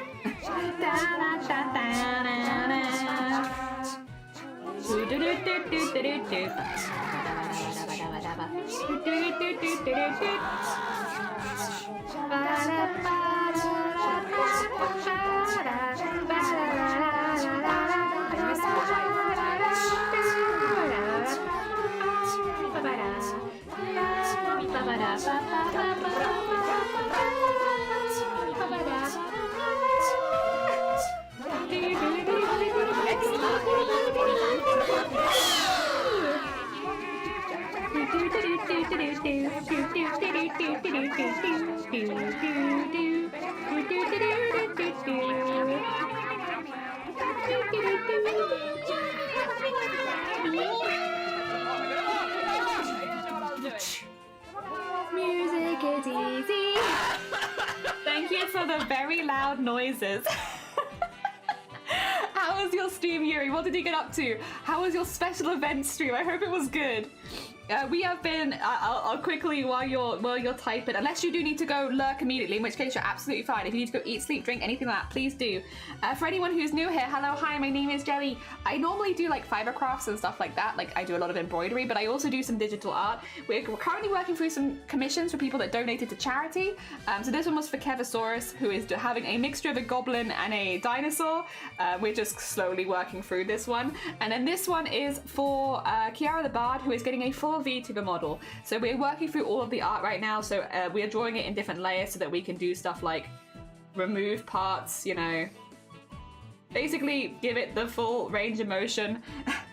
But they should all like come together as if it's the same, so it doesn't look like that. And we're currently just working on the belt, because yes, we have a lot to work on here. I think that's pretty good. And then we need the really bright green for the highlights. It was good. It was my 8th 11+ hour. Yuri, how are you alive? What the hell, Yuri? That's too strong. You're too strong. What the heck? How have you managed that? I need a little bit of whatever Yuri's having. Oh my god. How many 11-hour streams in a row? 8? Jesus. Yeah, I need a little bit of whatever that is. Jesus Christ. I should say that, yeah, 100%. If you need to go have a break or anything like that, please do. You're obviously super welcome here, but if you do need to go look after yourself, have a little bit of a rest, anything like that, we would totally understand. I mean, we would understand anyway, even if you hadn't been going for like 11 hours, we'd still understand. Oh dear. Actually, I don't think I like this here. I don't think that makes any sense. Logically, nah. Not a fan. And then... yeah, more like that. I'm good. Oh dear. Did some Pokemon Leaf Green Power Death. I showed some of the games I want to stream for my DS in 2025. Nice! Hell yeah! And one of them, this one was 13 and a half. Good god. Coffee, lesbian sparkles, and a whole lot of enthusiasm. Plus I live in the middle of the forest, so... some woods. Yeah, some warps. Oh, some warps. Of course, some warps. Very important. Hats off to you. I did this in October for Buto, but it took a lot out of me. I think, yeah, in September, we did 7 days in a row of 10-hour streams, and that was a lot. That was a lot. And I had to have like a full-on bounce back recovery after that. Like, my body was not happy. It was like, what the hell have you done, Jelly? And why? For what reason have you done this? And it's like, I'm sorry, body, please just bear with me for one more day. One more day. Oh dear, yes, definitely. Yeah, props to you. That is a hecking lot. Okay, get that in there.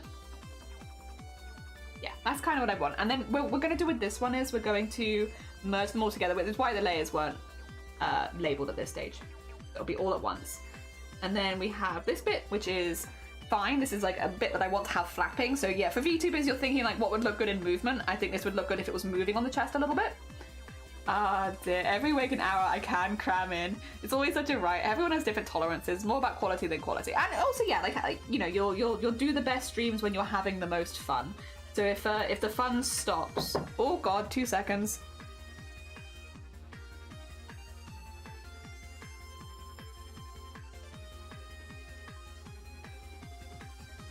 Apologies, I am back. Yeah, you gotta have fun. You'll do the best streams when you have the most fun. Ah, dear. I will say, I really actually, the one thing about doing like a subathonish kind of thing is every single stream is planned out, and that's nice. Because you wake up knowing exactly what you're gonna do every single day, and oh, I do love a good bit of scheduling. So I must say that bit was good, but I was tired.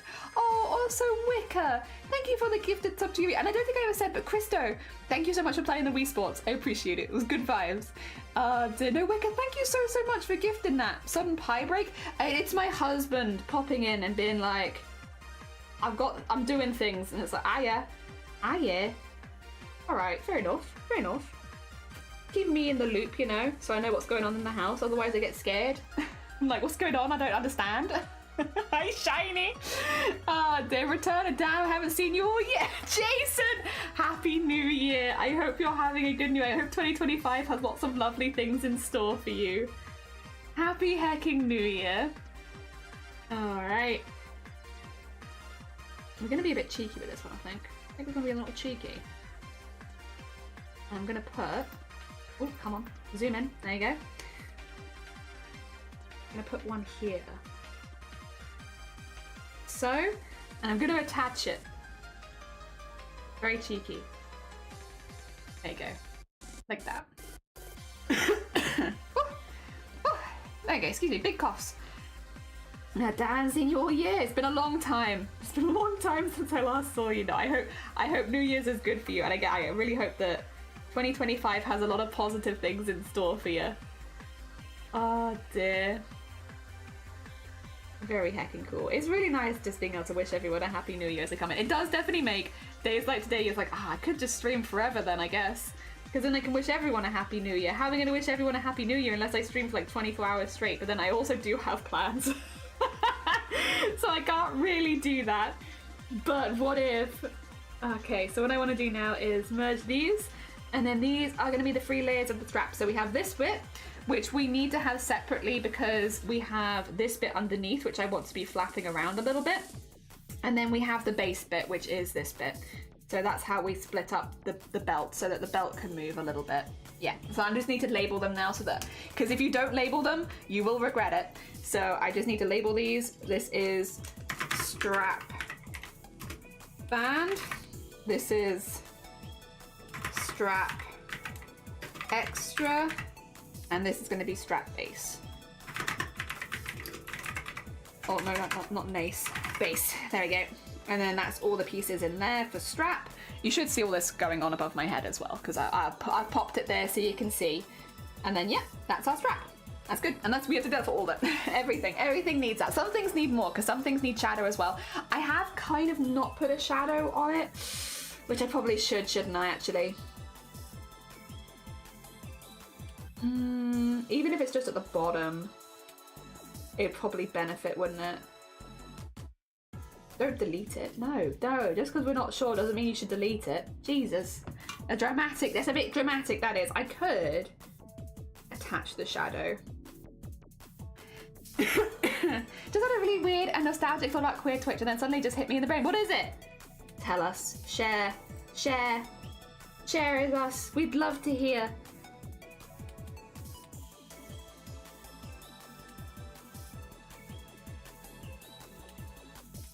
See, it's like not bad, but it's not quite right either. Although maybe I could probably make it right if I go into this one. Pick this color. I bet this is all in one piece. It is.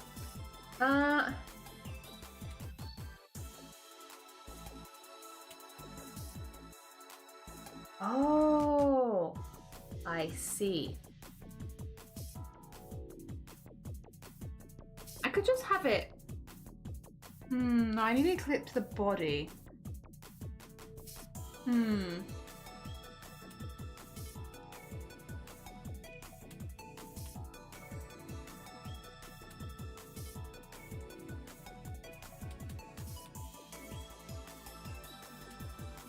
Yeah, I think that would still be better though. I think it would still be better.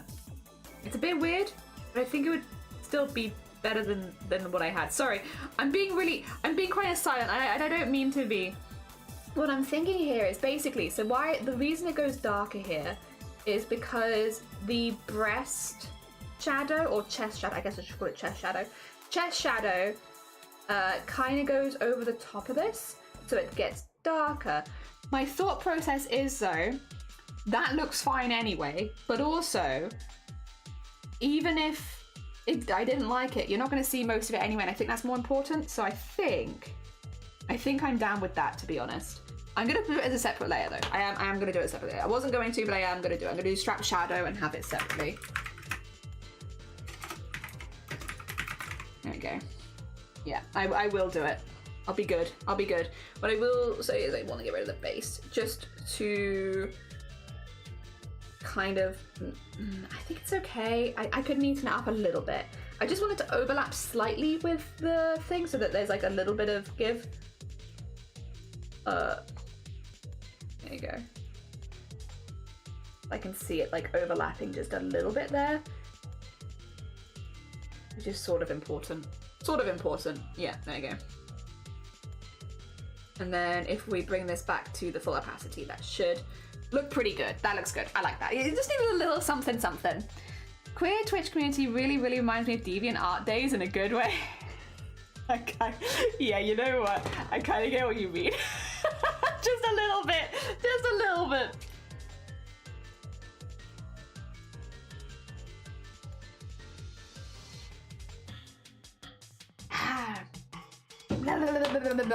Delicious. All right. Are we finished with the torso? That might actually be us good on upper body. Other than like weapons and stuff like that, I'm pretty happy with that, to be honest. I think that's pretty good. Where's face? That's face. It's all in chest is the only thing. I don't know why I've called it all in chest. Maybe I should do strap, shoulder, arms, put these in one, and then this is upper body. The arm goes in and out. Why is that? Well, whatever. I think I've got it right right this time. I must have just had it wrong the first time. There we go. This is gonna be upper body. Body, not body. Body. There you go. Upper body. There you go. So we have face, upper body, the back of the head, because the back of the head always needs to go to the back. So that's fine. That's fine. Create a community online that actually talks to each other from many walks of life. See, I kind of miss the deviant art days. I'm like well old enough to have been into deviant art, but I was afraid. And this is because I was grown up, right? I think I've talked about this before online. I was grown up to be like terrified of the internet. So like the way that they described it in school was like, only go to websites you know, because if you go to a website you don't know, you're going to get a virus and then you have to buy a new PC. And everyone in your family is going to know that you went to a bad website and you're going to have to get a new PC. And I was just terrified of like going to a bad website or a website that had a virus on it and then getting a like loads of viruses on my home PC. Because we only had like one PC for the whole household until I was like 16. So it's like, if I had, then I would have ruined it for everyone. And so I was terrified. And that's kind of like how school made it seem. So I was like, oh, I guess it's just a really scary place. And so I didn't really start exploring the internet until I was like 18. I was much older than I think a lot of people think. I was like 16 to 18. Well, 16 was when I got my first laptop, but I was still quite afraid at 16. So it wasn't really until I was like second year of college leaving home and when I was actually feeling more confident in actually going around the internet. And it's only because my friends were like, Jellies, you're being silly, it's not that bad, it's not that scary, get some sort of like security on your stuff and you're gonna be fine. But it meant that like I kind of missed the deviant art like when it was at its peak. Same with like Tumblr and stuff like that. I missed all of that because I was too scared to go onto computers. Oh dear. Yeah, I was like, nah. I think the closest we got, actually, although we're gonna circle back to queer communities now, the closest I got was being on my family PC and going into forums for other queer individuals and playing D&D because I was too scared to talk about my feelings. But I wasn't too scared to play D&D, so I played my first D&D games in like queer forums because I was too afraid. To talk, like, because I also once again was terrified that whatever I would type, people could find out. Like, what if people know if I type it? So I was like, I'll just play D&D. I felt much better. So I would read them, but I would never write, and I'd only write in the D&D ones. But yeah, that's where we was. Where I was. Just me. Oh dear. I've been internet for a long time. Forums. The babies of the future years. All in forums. It was, yeah. At least you had fun. I did. Roll for queerness. Oh dear. I did have fun. And I met a lot of really cool people who also taught me a lot about D&D. I probably learned more about D&D than I learned about myself, but that's still fine. I will take that. Sometimes that's what you need. And I felt like much happier there. I don't think I would have been quite comfortable at that stage anywhere else. I think probably, that's gonna be difficult. This is in front of the arms. Okay, that's fine, I guess. I rolled a nat 20. Very nice. Oh dear. Yeah, no, that's where forums was where I was. I was still scared. I'm just a very scared person in general. I just lived in fear. Oh dear, critical success. Oh my gosh. Hell yeah. Oh dear. No, it was really good. I think it still makes sense though. You know, I think, you know, at the time I was like, oh, it's weird how so many like LGBT people are into role-playing. That's kind of wild. But I think it's kind of similar to art. It's like, for a lot of people, it helps a lot with like self-discovery and stuff like that. So you do just find a lot of LGBT people in the role-playing space. But like, I was but a young bean, and I was like, what a weird coincidence. What a weird coincidence that so many people in the LGBT really like role-playing. That's kind of wild. Oh dear. When you get to when you're older, it's like, oh yeah, It's probably because it's like one of the only places a lot of these people felt safe to be themselves. I was very lucky. I've always had a very accepting family who really honestly couldn't care less. Like, in the nicest way possible. They don't care. As long as the person that I'm dating is like chill, they're like, ah yeah. They would prefer them to probably be a football fan, which they're not getting with Shiny either. Regardless of gender, I've never dated someone who was into football. But I think other than that, they're fine with anything. Oh dear. It is what it is. I can't give you everything. I can't, you know. There we go. RP is good though. It is. And it also really did get me into D&D. When I went to university, one of my housemates was into it and they were like, has anyone here played D&D before? And I was like, I have, but only on online forums. And they looked at me like, they were like, what do you mean? You played D&D on online forums. How does that work? Which, by the way, if you haven't played D&D on online forums, it is the longest games in all eternity. Because you'll have someone DM, but then at the end of the DM, you have to wait for every person in the party to respond. And obviously, these online forums, everyone's in different time zones, which means the DM will write, so you're walking into a cavern and you see this, what do you do? And then you have to wait for every single person to respond with what they do. So basically it was about one turn a day. Generally. It'd be like one turn and then you'd wait and then one turn. It was at least that's how they ran it. I don't know if other people in forums ran it like that, but that's what I was used to. And yeah, my god, going to D&D in person was wild. It's so much quicker. You don't have to wait 24 hours to do your next turn. Has anyone played this before? I have, alone, on my family computer. Just me, once a day. Log in, do my stuff, leave. Oh god. That's me, yeah. Oh. It was good stuff. I enjoyed it. I had a great time.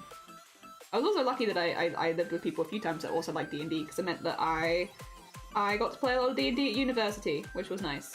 And after university as well, actually. I don't play at the moment, which is fine, to be honest. I don't really have time. I love D&D, and I have a lot of fun with it, but I think for now I'm okay having like a little break from it, just to pursue a few other things, because it does take up a lot of my time when I play it. Well, also the problem is, when I first started streaming, I was in 4 separate D&D campaigns. Well, they weren't all D&D. They was 5e, or was it 4e? No, it would have been 4e at the time. 4e, a Pathfinder, Vampire the Masquerade, and it gets confusing. It gets confusing when you're doing them every week.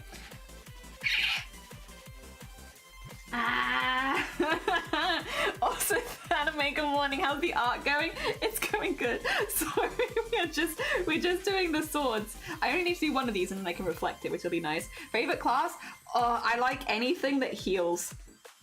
I know, just because I've played a few different ones and I think they have slightly different names, but anything that heals, I like the power that comes with it. Because if you are the healer, I also these days prefer more chaotic evil. I love chaotic evil healer.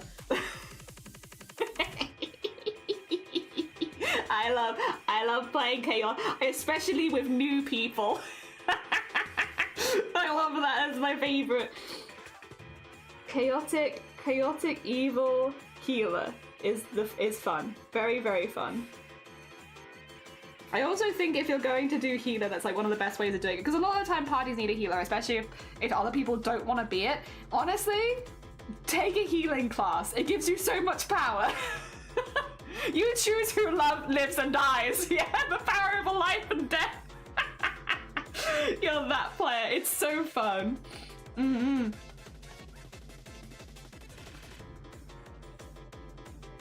Mm-hmm. One of my favorites, which I only played for a very short time, although there was one in Shifty's campaigns, which was cool. I was a goblin healer, and that was really fun. And I healed people with the power of pickles, which meant I had like a brewery for pickles in my backpack.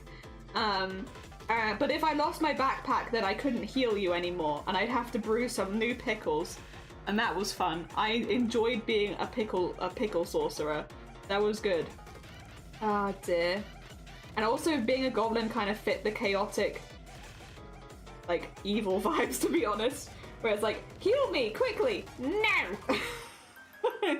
Say something nice about me, then I'll heal you. Oh dear, that was fun. Oh dear, don't piss me off. I'll make you roll a new character sheet. I need to run for a little. No, you're fine. No, thank you so much. Happy hecking New Year's Eve. Thank you so much for popping by, Wicket, and have a lovely, lovely New Year. I hope that 2025 is also really good for you. An evil healer who tries to sell your organs would be fun. That would be fun. Like, I gave you 20. Come on, you don't need both your kidneys. Actually, a necromancer.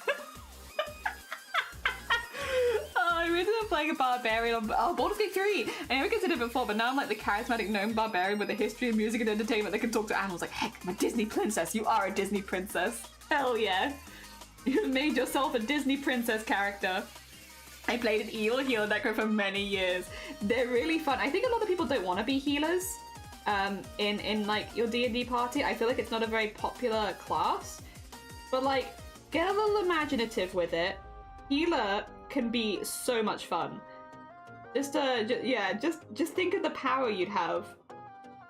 I like being a healer. I never used to, but these days I'm like, oh, are we having a party of new people? Oh, no one's picked healer yet? Oh, what a shame. Time to whip out my healing goblins. Let's go. I'll only heal you if you compliment me. Say something nice about me and then I'll heal you. Oh dear. Give me one of the items in your sack and then I'll heal you. You know? That kind of thing. Oh dear. Good fun. Good fun. Oh dear. I haven't let anyone die though. I've always been pretty good. Especially with new players. Like, I would never.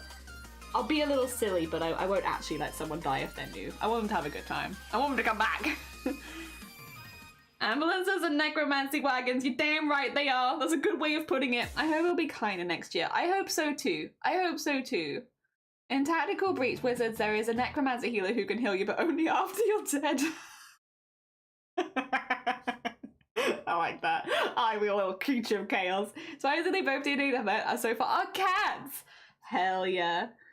And it's been a while since I made any new characters because obviously like I was toning down the campaigns, not trying to make more.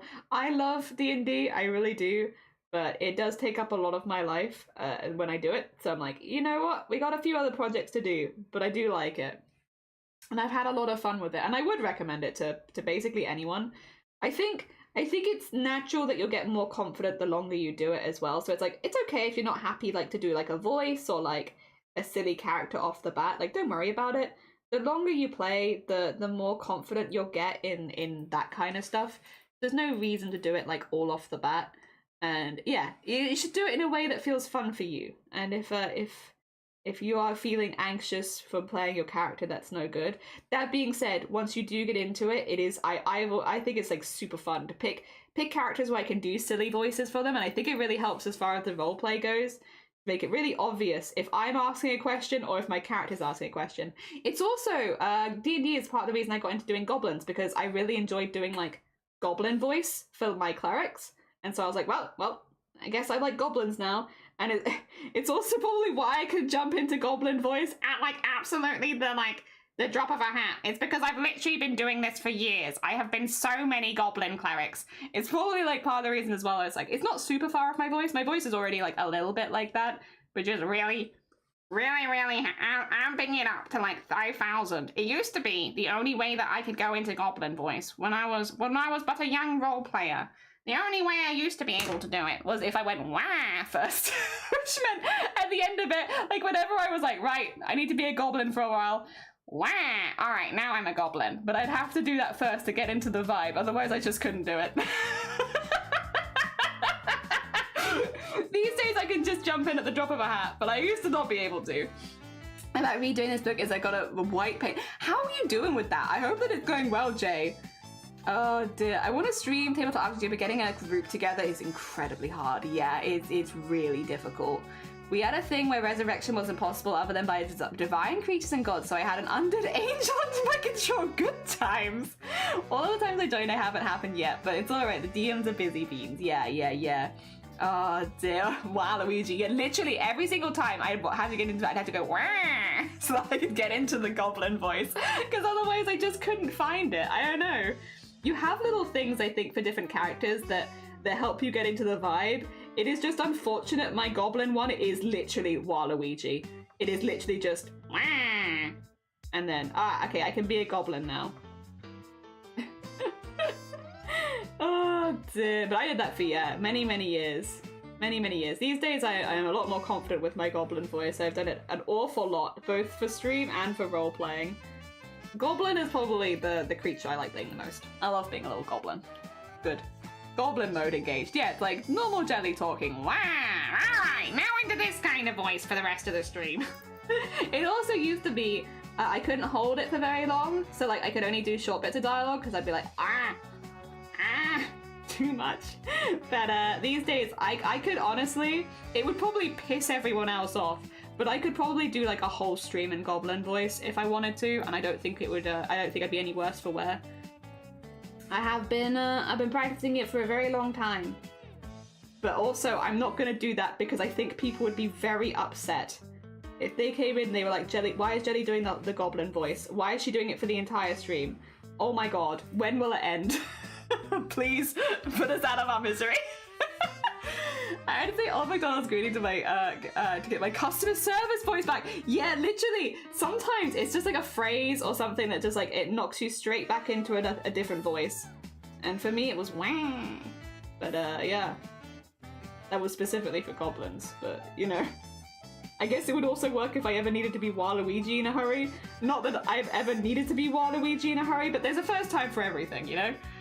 New charity goal, 10 minutes of goblin voice? Oh, easy. I would just forget. I just forget as a thing. As long as someone reminds me, Jelly, you need to keep doing the voice. Oh, B! B, welcome on in. We're doing some VTuber stuff at the moment. Although a lot of stuff is hidden. How are you doing? Let me get you a shout out. Let me give you a shout out. Unstable, welcome on in. Water, welcome on in. B, welcome on in. We've been talking about doing voices for tabletop RPG characters. I almost gave a shout out to tabletop RPG. Help. Asta. Then we get the big one as well. How was your stream? I hope you had a good one. Also, if it's New Year's for any of you, Happy New Year. If it's not, Happy New Year's Eve. Hell yeah. There's a cosplay that with a million B's to add. There is a cosplay for the million B's. You're alright. It's around. You never know when you need to be Waluigi. It's true. It could happen at any time. Yeah. Excuse me. We've been talking about like doing like a character, and like if you do a character voice, how do you get into the roleplay for it, and like how do you get into it, like either customer service voice or goblin voice or anything like that, and you have like a little like go kind of thing. How you been? Well, I'm good, thank you. I'm good. We've been doing some drawings, so we're doing lots of commissions at the moment for people that have donated to charity. We're starting today on this one, but then we're going to take a little break from this one. It still needs all of its highlights, but this is where we were at this morning, and we're currently working on a VTuber model for Aaron Jade, or specifically for Kiara the Bard. The character's name is Aaron Jade though. And yeah, we've been splitting it up into all of the pieces necessary for like turning this into a moving VTuber model, so like you get the vibes. Yeah, so everything comes off and is in different layers, and because of that we are having to redraw a lot of things over and over again, but that's kind of how it goes. We do make little VTuber models, like here's one of the ones we made before. I'm going above my head because we do have a bit of a specific art style, but yeah. It's a little bit medievalish. How are you doing? I hope that you've been good, and I hope that if you've started 2025, that it's going well for you. Also, Natural, good morning. 1.5 hours of work. Oh, good luck, anime. You got this. Luck. I'd love to see you do a cosplay of one of your D&D characters. Yeah, like one of the little goblin clerics with the massive backpacks. I wouldn't be against it. I have a hard time getting into characters. I always feel silly doing voices. See, I used to feel like that a lot, like, to be honest. But then I played D&D with someone who did a lot of acting. They were very, very good at acting, and it was like their hobby outside of D&D was acting. And it was the first time I played with them. I knew other people at the table, but I didn't know them. And as soon as they started doing their character, they had this like, they went from being like quite quiet and timid to like suddenly like a deep bellowing voice for like their like paladin character. And it was like, whoa. And I think that kind of maybe changed my mind, because I was like, you know what? Even if I don't do a good job at it, especially at the beginning, which I didn't, I used to really struggle to hold any kind of like voice. Like, there's something really impressive about people that can, and I want to be a person that can. And I don't think, like, can it be a bit silly at points? Yeah, 100%. Sometimes it can be very silly, but I feel like, I don't know, the joy that it gave me hearing them go from their regular talking voice to their in-character voice, I wanted to be able to do that. So, especially since I often am playing with slightly newer players, I'm like, I'm going to be the person who does silly voices for any of their characters. And I'm going to make a character that will specifically have a silly voice, because if I do a character that has a silly voice, maybe somebody else will feel more comfortable to be a character with a silly voice, you know, if they're not the only one. So I'll always do like a stupid voice. It's also, again, a big part of the reason why I've consistently done goblins, because I know I can do goblin and it's a very silly voice. Yeah. Ah, dear. Practice makes perfect. Before you know, you slip right into it. You will, yeah. What do you use for rigging animation? So rigging is Live 2D. Live 2D is the most common rigging stuff for 2D VTubers. It is free for the first 34 days, and then, 43, 45? Something like that. 45 days. And then you can get either like a slightly pared back version, or you can pay monthly, yearly, whatever. Personally, I pay for the version so that I get more parameters, because it's kind of important with VTubers that are quite detailed to have those extra parameters. But I really enjoy it and I get a lot of fun out of it, so it's worth it for me. But that's for 2D. 2D is most commonly done in Live 2D. You capture it in VTube Studio, which is also the most common one. VTube Studio is free on Steam. I draw in Photoshop. You can draw in anything though. Saving it as a Photoshop file is generally recommended, because that way it saves all the names over when you open it in Live 2D. But yeah, you can draw in anything. You don't have to draw it in a specific program by any stretch. Whatever program makes you feel the most comfortable. It's more about what you're drawing than where you're drawing it, that's for sure. Yeah. Also, Ryan, welcome on in. I hope you're doing well. Welcome, good morning, and happy hecking New Year. As Naomi kind of said, and suddenly, I am Gandalf. It's true. I love voicing characters on streams and in games. Me too. Yeah, voicing characters in games is a really good way of starting it, for sure. Starting a new campaign next week, so perhaps I'll try come with a voice. Oh, exciting. Also, I should say, because I didn't say before, Asper, if you need to go eat, sleep, drink, self-care, anything like that, please do. As much as you're super welcome here, completely understand if you do need to nip off after a stream. And I shall have a sip. Thank you, water. I got myself a fancy drink for the end of the year. I normally don't drink fizzy drinks on Stream. But it's end of year, so I got a fancy one. A fancy drink. I'm making Blender and it's beautiful as heck. It's beautiful hell. Yeah, Blender would be great for 3D. And Dad's like, oh no, you're fine, have a lovely snack. It's always so much fun when someone else does voices at the table. Yeah, it's like, definitely Goblin is the one I'm most confident in. It's also the one I've done the most. But it's also like a really obvious dramatic jump from my regular voice. I can do a pretty good posh voice, but it just doesn't really fit with the characters I normally play, because again, we're talking like chaotic, evil clerics. It's like, Goblin really do be fitting pretty well though. So yeah, I do predominantly these days, Goblin is the one I'd go to, but it's also the one I'm most confident and I can hold up for the longest. Posh Goblin. Posh Goblin. I don't know how you do that, because it's like they're very different. What?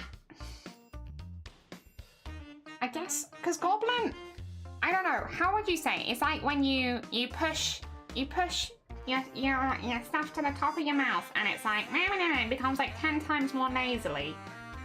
I would normally go like a little bit lower as well, but then I also mainly play male characters. I'm normally a boy. Become a boy for role play, because I find it easiest to separate myself from the character that way a little bit. But yeah, I don't know how you do posh with that. Can you give them like a British accent, like a very old-fashioned British accent? Maybe that would do it. Become Lloyd Grossman. I'm like an elf from Latvia, so I need an accent. Whoa! I'll be interesting. Oh, speaking of goblins! Goblin mum, good morning.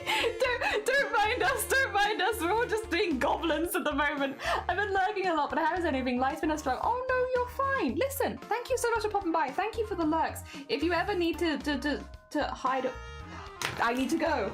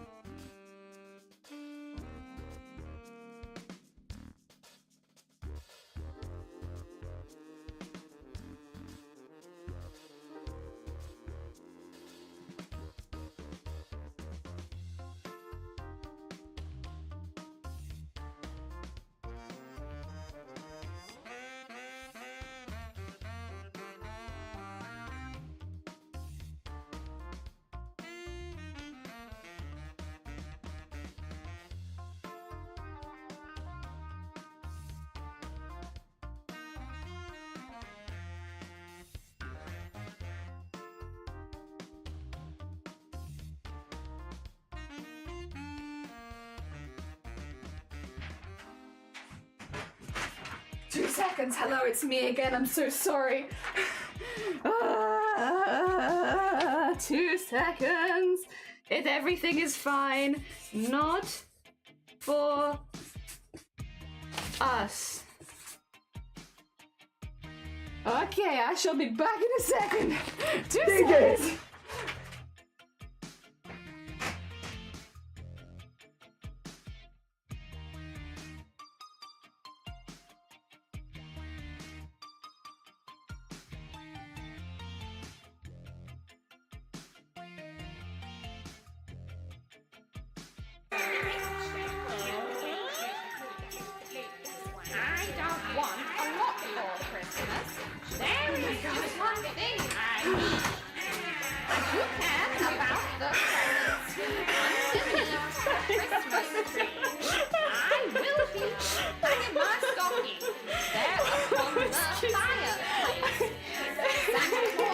I'm on the opposite side of the house to the front door. What's happening?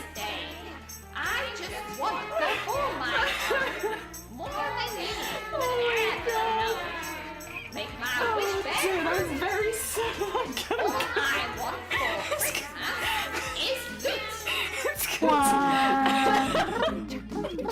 It's because the door's on the opposite side of the house, and I'm up a couple floors, which means I have to sprint downstairs and then to the other side of the house to answer the door, and it's really far, and they don't wait very long here. So when the doorbell went, I was like, I gotta go. I gotta go right now. My doorbell's going. And everybody's jumping. Oh, I'm sorry.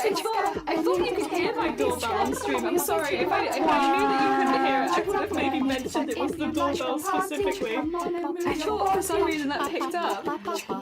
Oh my god, I'm so tired. I had a full sprint downstairs. Oh my gosh. If it been medical, I would have ended stream, I will say. Don't worry, don't worry. I'm very good at ending stream if it's like an emergency. We've done it before. Oh my god, I'm so tired. My heart is like, actually, I can tell you what my heart is like.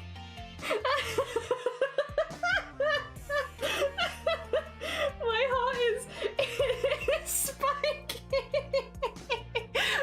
Because I like sprint up and downstairs 3 times. Goblin rodeo. Oh my god. Hell yeah. Well, you know what? It's fine. It's fine. A bit of good for you fitness, I suppose. I'm nice and fit now. Thank you, post person. Oh god, it's just like I had to go the whole way down, and that's the bit that gets you. It's the running the whole way down. Alright, what I'm gonna do here, I have a plan. Which is, I am gonna do this, and then I'm gonna put some glow around it. And the whole thought process is that then, with some glow around it, I can make the glow pulse when I rig it, and it will look like a pulsing magic glow, which will look very cool. So yes, we're gonna draw the base, and then yeah, go from there. Okay, my poor heart rate. I'm sorry, I had a big straight brain as melt. Baba is you. You is Baba. What he said. Yeah, no, me too, honestly. My brain just, in my defense, wait, what is my stress levels like? Oh, they're much lower than I was. They've gone to the lowest. What is that? I literally sprint downstairs, right? Twice, and my stress levels dropped to the lowest they've been all day. Body? You were right in there. Shouldn't that be spiking stress levels? Surely, but whatever. Apparently my stress levels say, oh, did you sprint across the whole house several times? That sounds pretty relaxing. Alright, if you say so. Personally, I don't think that's relaxing at all. But I'll take it.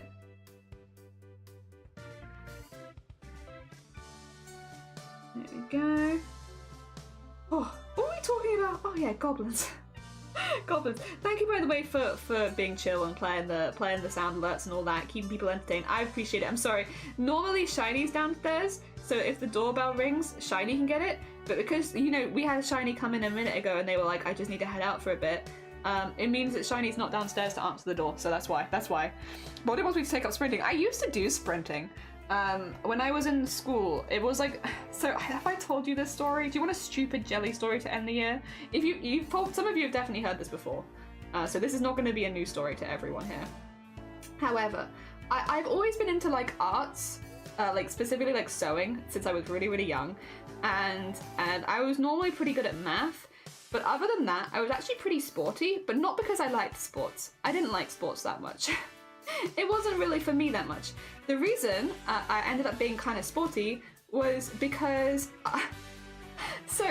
oh god, this is so stupid. It's still stupid. I was young. Anyway, when I was little, I used to run everywhere. Like, everywhere. Like, I would run to the car to get in the car, but I would like also run to I'd run to the restaurant, I'd run to the shops, I'd run everywhere. And I don't mean like a little jog, like as in like a full sprint as fast as I physically could. And the reason was I used to get really, really tired when I was little, like really, really tired. I did have like a lot of health issues, so it does make sense. But I used to get really, really tired, and like much more tired than the people around me were getting. And I assumed if I got from point A to point B quicker, then that would mean that I was using less energy because I got there quicker. So the quicker that I got from point A to point B, the less energy that I would use. And so I wouldn't be so tired at the end of the day, because I was tired a lot. And I was like, I don't understand why I'm always so tired. Maybe this will help. And so I started sprinting everywhere, like literally everywhere.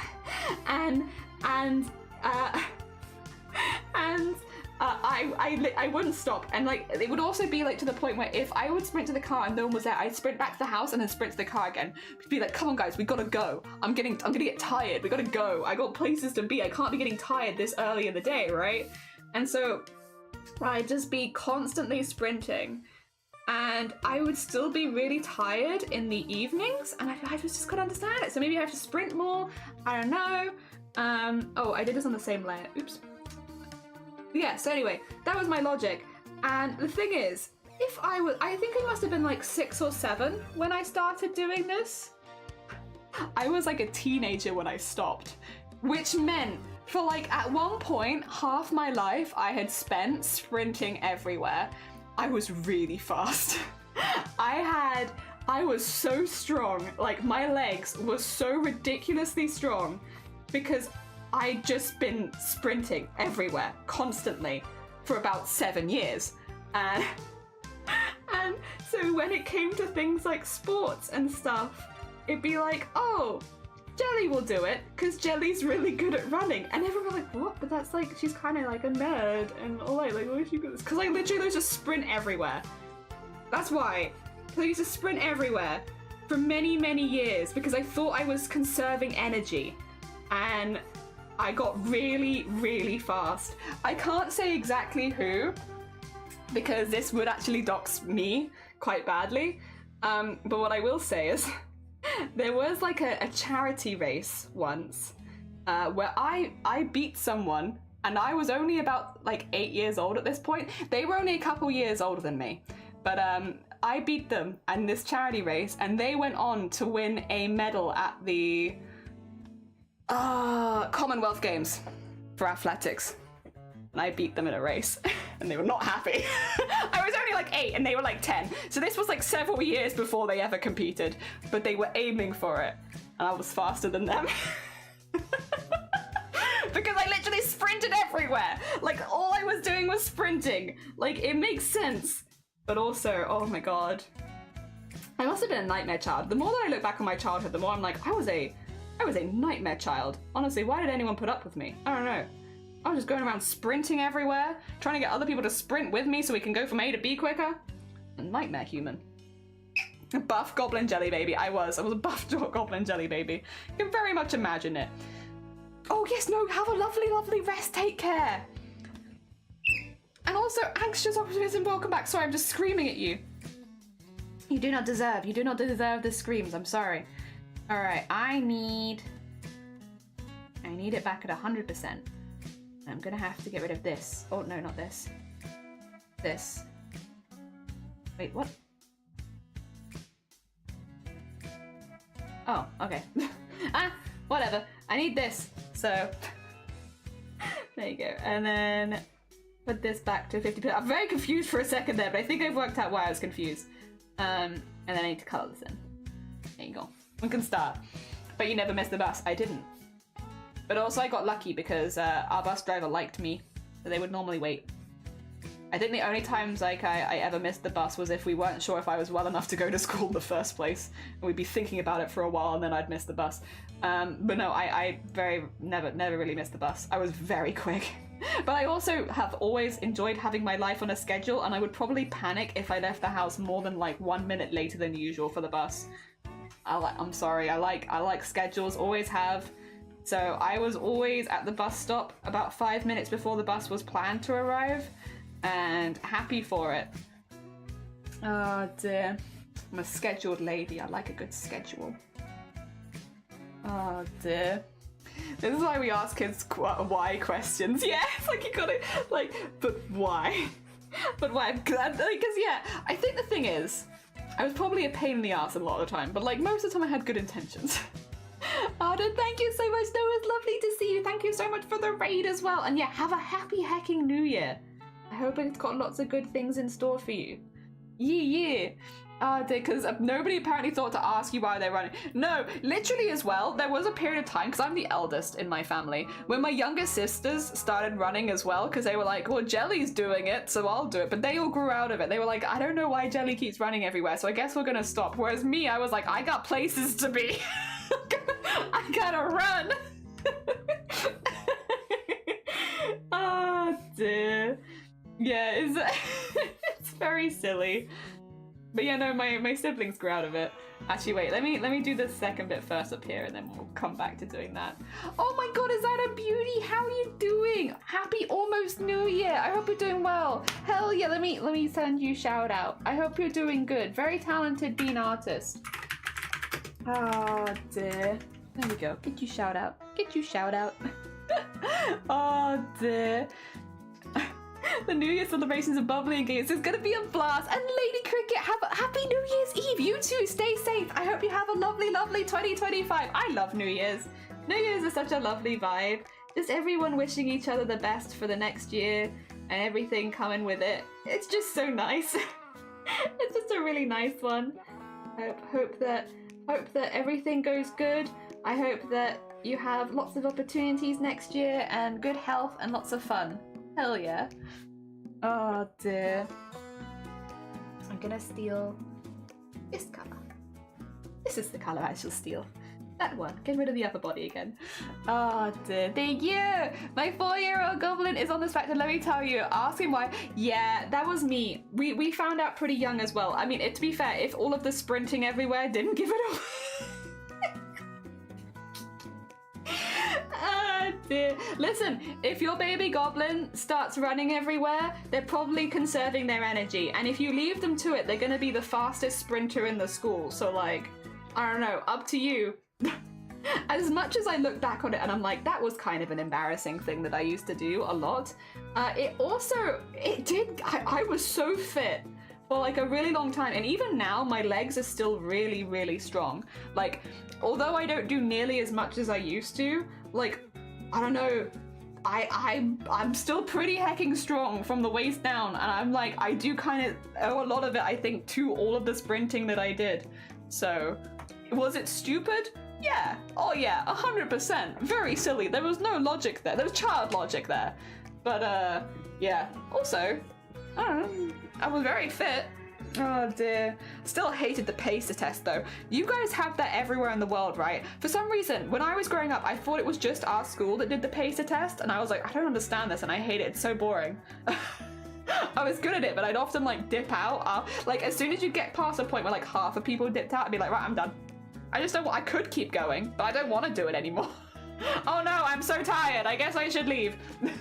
Very boring.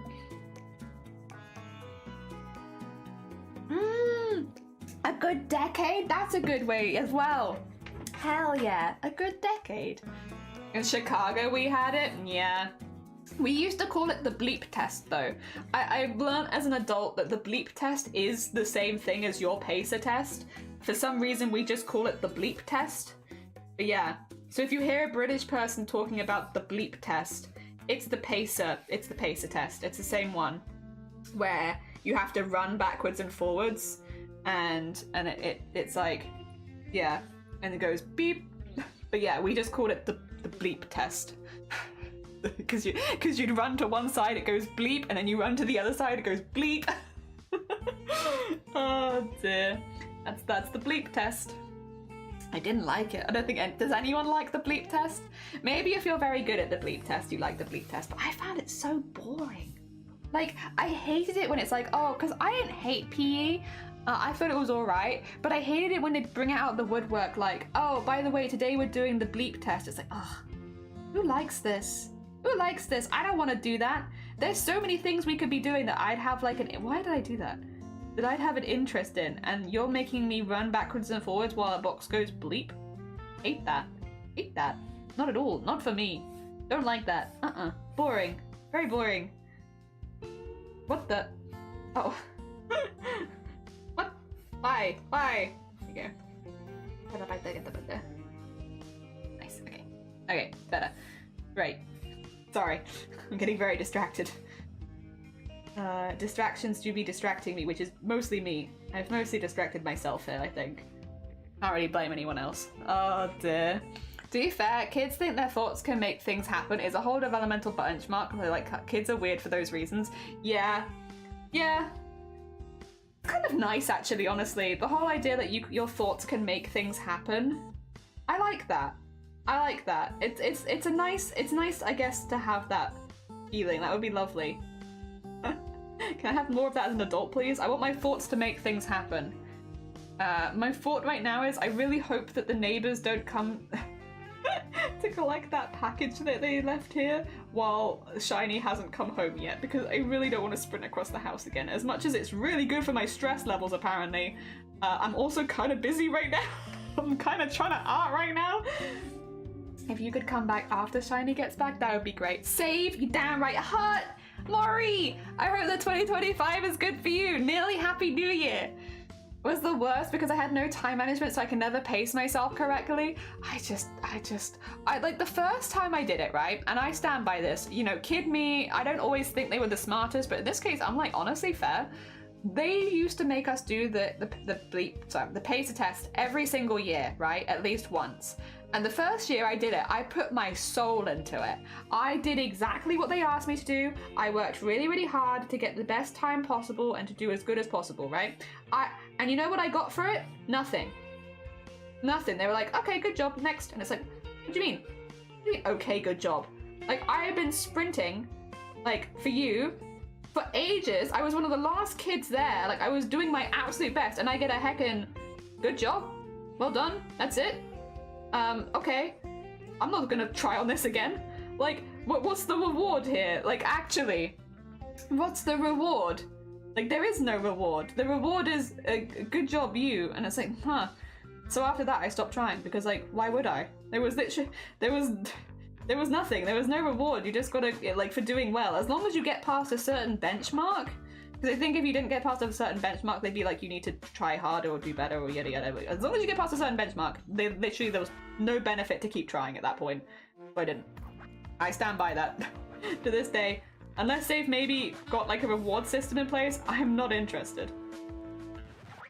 Like, a good job, well done? Nah. Nah. I want food. Feed me. Oh dear. Oh dear, hated it. Wait, what did Automod do? What? What? Oh, would you like to know why? Would you like to know why?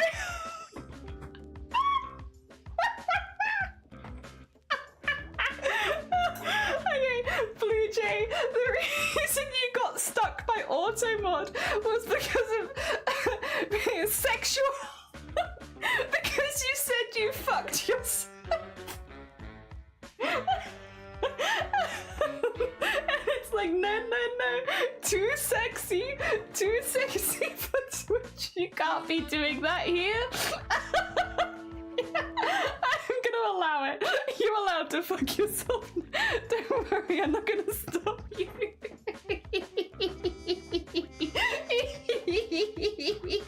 Oh, the Sonny, welcome back. Blue Jay just got auto-modded for being too sexual. For saying that they fucked themselves up. Oh, amazing. Oh, time management, what is that? I don't know. Welcome back, Somni. I hope you're feeling a little better. I hope whatever it is passing. Oh my god. We're just giggling. Oh dear, giggling about, oh my gosh. I fucked myself. Oh god. That makes me giggle. I like the thing Automod sometimes picks up. It's very funny. It doesn't pick up all that much, but when it does, it's very funny. Thank you, Automod. Good giggle. I like that. Oh dear. Is this a Christian Minecraft server? Yeah, it is a Christian Minecraft server. Don't worry, I know what you mean. Whenever I see Christina, I'm like, I get you. Fear not. It is a Christian Minecraft server. You're damn right. Also, this is how far we got with Kevs. Kevs isn't finished yet, but we're getting there. This is how far we're getting with the VTuber model. We're getting there. Alright, I took a nap, took a shower, got all hot and sexy for New Year's Eve. Nice! Hell yeah! Very hecking nice. Oh my god.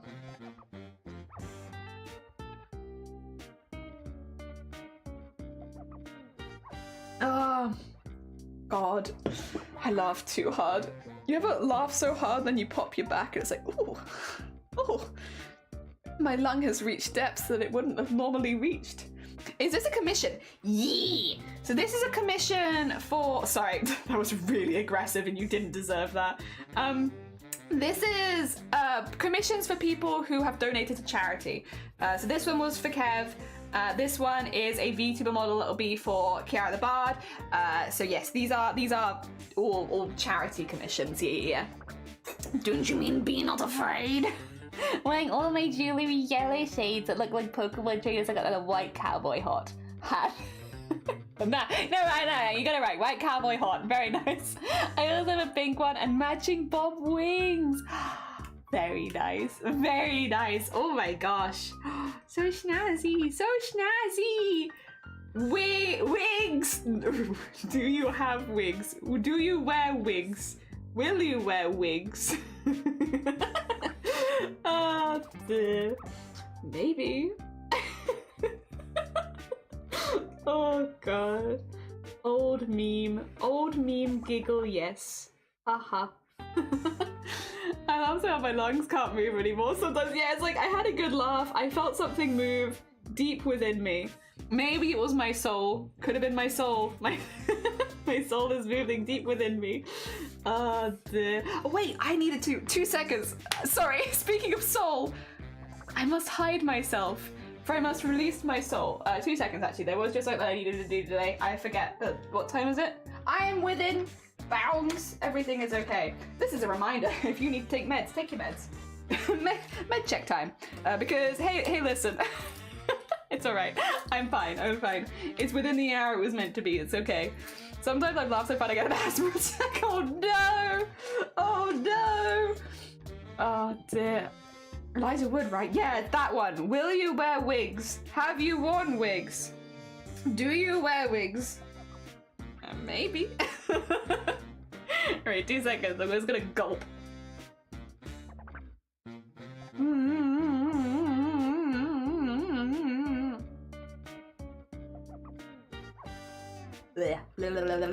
Gross. Just disgusting. Do drugs, kids. It's time for drugs. I can't believe your last cut's gonna be that. It's time for drugs. Oh dear. Or just about.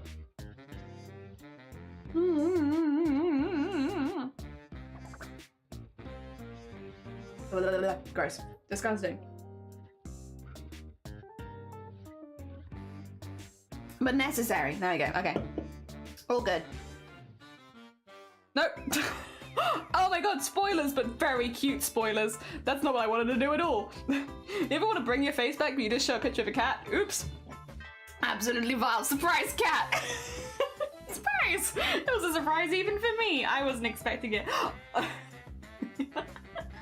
Oh dear. It'd be like that sometimes. Also, someone else is having a Happy New Year in a minute. I want to have a look in a sec to see who it is. Whose time is it? Whose Happy New Year time is it? We've had a lot of Australia. I think there's still some Australia to go. I don't think we've finished Australia yet for Happy New Year's. But some of Australia has gone, for sure. And then get that in there. And then... Oh.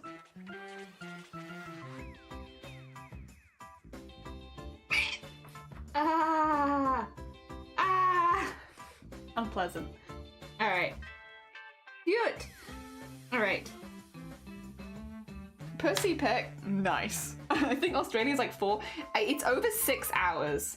I think it's because you have like, so you have much of Australia, small region of Australia, Queensland, Australia, Northern Territory of Australia, and then Western Australia. But Western Australia is 2 hours after Northern Australia. So technically, the first bit of Australia went in 2 hours ago, and the last bit of Australia is going in...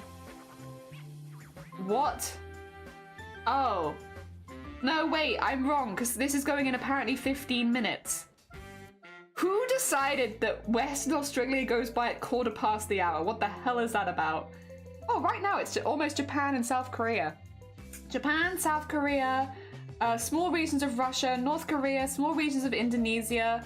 I unhovered it, so I can't see the rest of it, but a couple of others too. So in 1 minute it's them, and then in 15 minutes it's Western Australia. I don't make the rules. What even is Australia? I don't know. They have half. One of them, yeah, and 1/4. I know, it's so dumb. Yeah, in 1/4 of an hour they have another one. I'm sorry, Australia, but what the heck's going on over there? That's so many fireworks. Oh my gosh. Yes, so they have another one. I think their last one's in 15 minutes then. Alright. I need to copy this, but not exactly. Australia, you can't just be making up time zones. Someone needs to tell them that. They don't know. Oh, actually, this is Bing Bonk. Bing Bonk. Okay, we don't want those. We want... And then... in there. But that's going to go behind them. But it is there at least. But this one's not going to have the highlight because it's going to be facing the other way.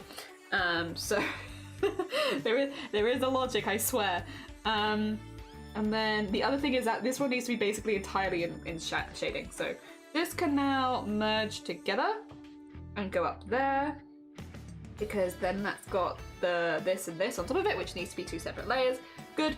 And then this one, I kind of need to, yeah, so this one I kind of need to delete the shading on because I need to reshade it now. That's okay. That was kind of the plan. That's why we did it like this. It was a plan. Hell yeah. Literal time zones, it's literally when the sun gets to those points. I mean, I guess it's on brand then, because they all basically just send us a bit. What are you trying to say? What are you saying? Leave us alone! We're doing our best! Oh my god. Oh my god. What the heck? Where is this coming from? We're just little guys trying our best. Oh dear. Also, Cthulhu, I hope you're doing well. I have a thing for you, Cthulhu. I might have accidentally spoiled it on stream, so don't look on stream earlier. But I have a thing for you from Blapple. It's very cool. I'm very jealous. Everyone knows I'm jealous as well because because I'm very jealous, but it's very heckin' cool. I have a thing. Oh, I see. Now we know. Well, yeah, now you know. But it's okay, because Cthulhu won't cheat and go back, so it's okay. Oh my god. I've laughed too much. My lungs. Too much giggling has occurred. Ooh. There we go. Okay, we'll need more peach tea, so yeah! We should meet up anyway, because I have other things too. I'm gonna say, yeah, are you free at all? Well, actually, we'll probably do this in the DMs, but I was gonna say maybe January? January I can be a lot more free than I have been able to be before anyway, because we don't have a charity event happening. And although I do need to catch up on commissions, there's only a few days in January I think where I'm like, this would be a bad day, and I do need to discuss that with my family, but exactly when those are going to be. There's a dog visiting, but and we want to take the dog. The dog really likes sand, so I was thinking of taking him to one of the beaches on a day which is going to be not windy. It likes sand. It can run around the sand. Has to be 2024. Also, no, Jay, you're fine. And I hope the book stuff is going good. You get some good rest. I'm gonna make them wait till next year. John always said we wouldn't be able to meet them today. I said we bloody could, but whatever. I couldn't meet up this year because I was, what do you call it? I'll be honest. I can't remember who I had this conversation with a couple of people. Basically, I realized that I didn't have a single weekend off in like when I was doing nothing for about 12 weeks or something. It was a lot. Basically, I just had a lot going on, and I couldn't, first of all, couldn't fit in doing anything else, but secondly, I couldn't mentally sort anything else out, if that made sense. Basically, I hit a mental wall where I was like, I can't healthily do this. I guess burnout on socializing. Yeah. I was like, it was a rough one where it was like, I want to be there, but I am dying and I can't. I have no stamina at this stage where I'm like, I'm just so tired all the time because I haven't had a single day to myself for so long. I don't know what you call that. I think just regular burnout, like not art burnout, not like burnout of the creativity sort, but just life burnout of I haven't had a second to myself for so long that I am struggling with that. Yeah, because I was looking to try and find a space to meet up, and I was like, I kind of just had like a little breakdown midway through, and I was like, I just can't. I just need a day. I need a day where I am not expected to be anywhere or doing anything. Yeah. I don't know. I think I'm a very social person, so it's not really something that's ever happened to me before. So it kind of hit me a little bit out of nowhere. Like I wasn't expecting to be like that. because yeah, I've always been incredibly social, but obviously even I have my limits when it comes to socializing, and I think I must have just hit a hard limit, because it was sometime in November, I think, but I was like, this is it. Oh dear. Let me see. This is, what are these, like swords? I'm gonna call this sword 2. And then this one could be sword 1 because it's in the front. Sword 1. And then this is gonna be sword 1 glow. And then this is gonna be sword 1 text. And then I need these together for sword 1. There you go. Okay, because this one's gonna need to go, I think, in front of the hair. I think it'd go here. What? Oh yeah. Yeah, that's right. John said that today. Yeah, it was like a, well, to be fair, the busyness still hasn't stopped, but at least I've had like a few days. The first day I had to myself, when I wasn't expected to do anything or be anywhere, was, I think it was last Friday? Last Thursday or Friday? No, it wasn't last Thursday. Yeah, last Friday and then Saturday. I believe it was those 2 days. Literally up until then, I haven't had a weekend off. I had to tell another friend as well, like, where I wanted to meet up with her, because I haven't met up with her since, like, I haven't seen her since, like, June. And so I was like, I really want to meet up with you. It's not that I don't like you. It's not like I've had any problems. I'm just, like, very burnt out on life. I need to have, like, a day where I just don't meet up with anyone. To be fair, she's been super understanding about it, because she, I think, would have reached out in about November as well. And I was like, I'm really sorry. I just can't right now. I have too much. Yeah, and I just need a day where I can lie in my house and do nothing and have, like, an actually, like, day. Which, yeah. And it needs to be a day where I'm not having a migraine, because I'm not going to count it. If I've had to take a day off because I'm having a migraine, that's not a day off. Yeah, because I think, to be fair, this is why I was meant to have a week off at the end of November, because of, you know, getting very close to burnout, but then we couldn't have the week off because we ended up being homeless instead, which technically did force me in a week off the internet, but not in a way that I would say that I was particularly relaxed. And then, yeah, went straight to MCM, which was really good, and I had a really good time. Then straight into the Starlight Foundation, and then I've been doing commissions ever since. So, yeah. It's getting there. It's getting there. But I've been allowing myself a day off here or there the last couple weeks. So, yeah, it's been calming down a little bit to a stage where I'm feeling less insane all the time. Because again, like, it was since about May, June, July, August, September, October, November, December. 8 months without more than, like, a day off in a row. And, like, most of that 8 months, I didn't have a day off. 8 months. And to be fair, took a while for me to hit it, but I got there. And, yeah. I don't feel any artistic burnout or anything like that, which is nice. Like, art has consistently been an escape, which has been really, really good, and something I've really, really liked. And I kind of needed this past year. So that's been good. But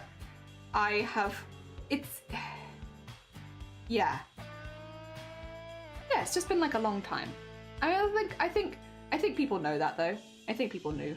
I was meant to have some time off. Oh dear. Being picked up by a friend's great to do, yes, party any minute now. None of us really had the energy to go, but our third friend's been really excited about it, so we're going. Aw, lovely. I hope you have a really nice time. I feel the burnout too, yeah. It's the first time I've ever had, like, a social burnout. That's new to me. Never experienced that before.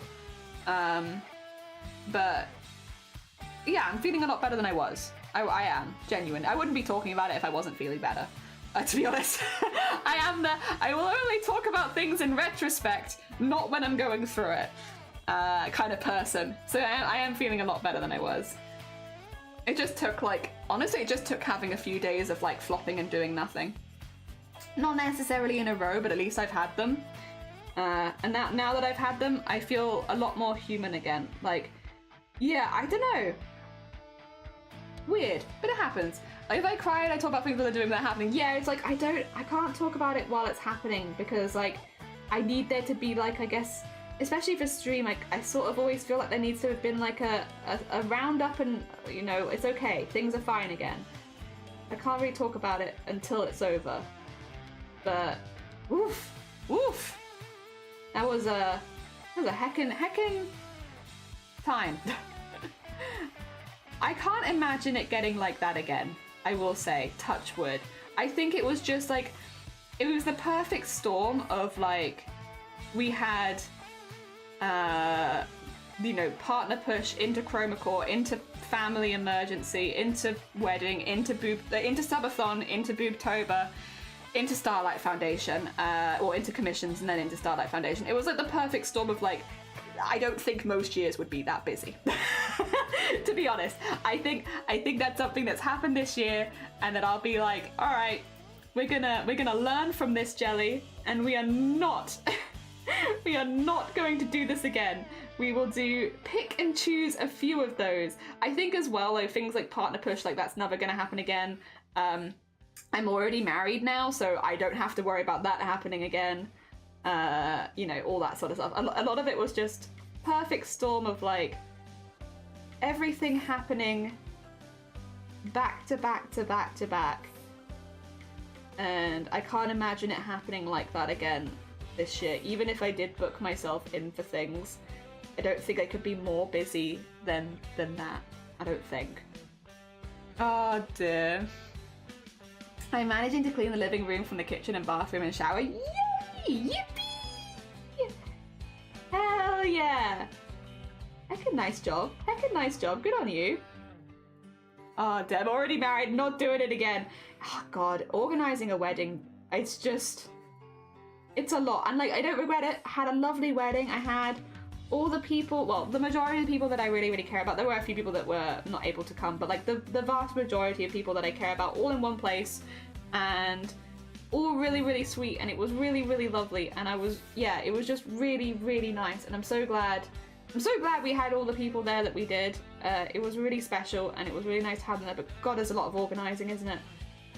For one day. But it was nice. But I'd much rather go to other people's weddings next time. It was like, oh, I'll come to your wedding. Yeah, I'm good on mine, thanks. It was good. But I'd rather be a guest now. They're firing fireworks in the courtyard. Oh god. You're breaking the housing rules and I can't come in. Oh yay! Yahoo! Wahoo! Yippee! Yippee yippee! Oh god! Yay! See, I love wishing people a happy new year and hoping the best for them in the new year. I don't like fireworks. It is the worst part of New Year's. Why can't we have drone shows? Imagine how cool. Imagine how cool. Oh dear. Oh, I hate fireworks. Loud. Fire. Yeah. I mean, that does sort of sum it up, huh? Oh dear. Yep. It do be loud. Expensive. Injuries. Yep. No, you are dead right. Expensive injuries. I'm totally with you. Drones would be much better. Drones are so cool. I'm really confused about what I was thinking when I was trying this. Sorry, I've got that bit on it. And I want this bit separately so it can flap a little bit. Do I want all of this separate? Because if I want all of this separate, then I need to actually erase this up here. That's what I've done wrong. Yeah. Yeah. What?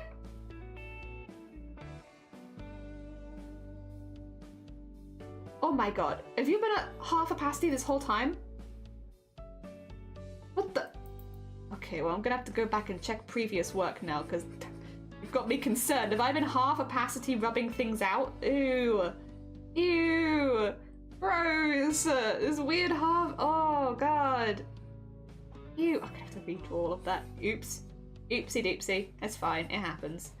We'll live, we'll live. There we go. And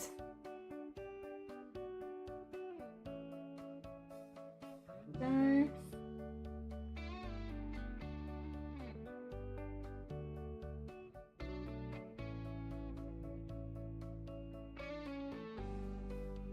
I think also next year, after Boobtober, I might like preemptively book myself a week off in November. Maybe even like the first week of November. I might do Boobtober next year and then immediately have a week off. I feel like that would actually be pretty healthy. I feel like that'd be a pretty healthy thing to do. Rather than like have something planned for later in the month maybe. Preemptively. I'm gonna be tired after Boobtober again next year because I'm always tired after Boobtober. Why not just take the first week of November off every single year? I think would probably be a good call. I think that I'm always tired after it. It's always a hell of a lot of work. It's super worth it, don't get me wrong. I love running it and it's super, super worth it, and I'm always incredibly proud of the work that everyone does during Boobtober. But like, if I'm consistently like really, really tired after it, nip that in the bud. Just take a week off straight afterwards. And if I do any commissions for it, just make sure people know that I won't start them until 1 week after. So if you enter, it's gonna take a week. Yeah, I feel like that'd be probably a good call.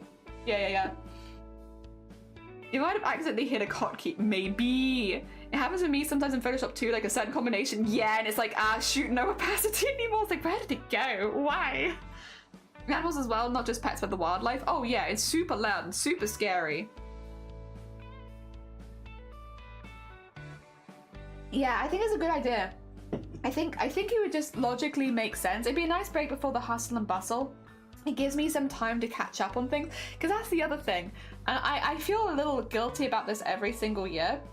My family can't celebrate my birthday very easily anymore, and like, I'm quite okay. I'm an adult. I don't need to have my birthday celebrated. That's fine. It's not a big bother. This year we played Lethal Company with a lot of awesome people, and I actually had a fantastic birthday. Like, we mainly did it for the charity, but we did it on my birthday. I had an amazing time. I'd love to do something similar to that again this year. I had a great time. But I do feel bad because my family is always like, we want to celebrate you, but you won't let us because you're busy. And if I take maybe just the first week of November off, it means I can just move it to there, maybe permanently. And then maybe not for like the collab stuff, because I'd definitely like to do that again, but like for the family. And then that would be good for them. It'd also give me a chance to see them, because I'm in a very fortunate position as a streamer where I get along really well with my family.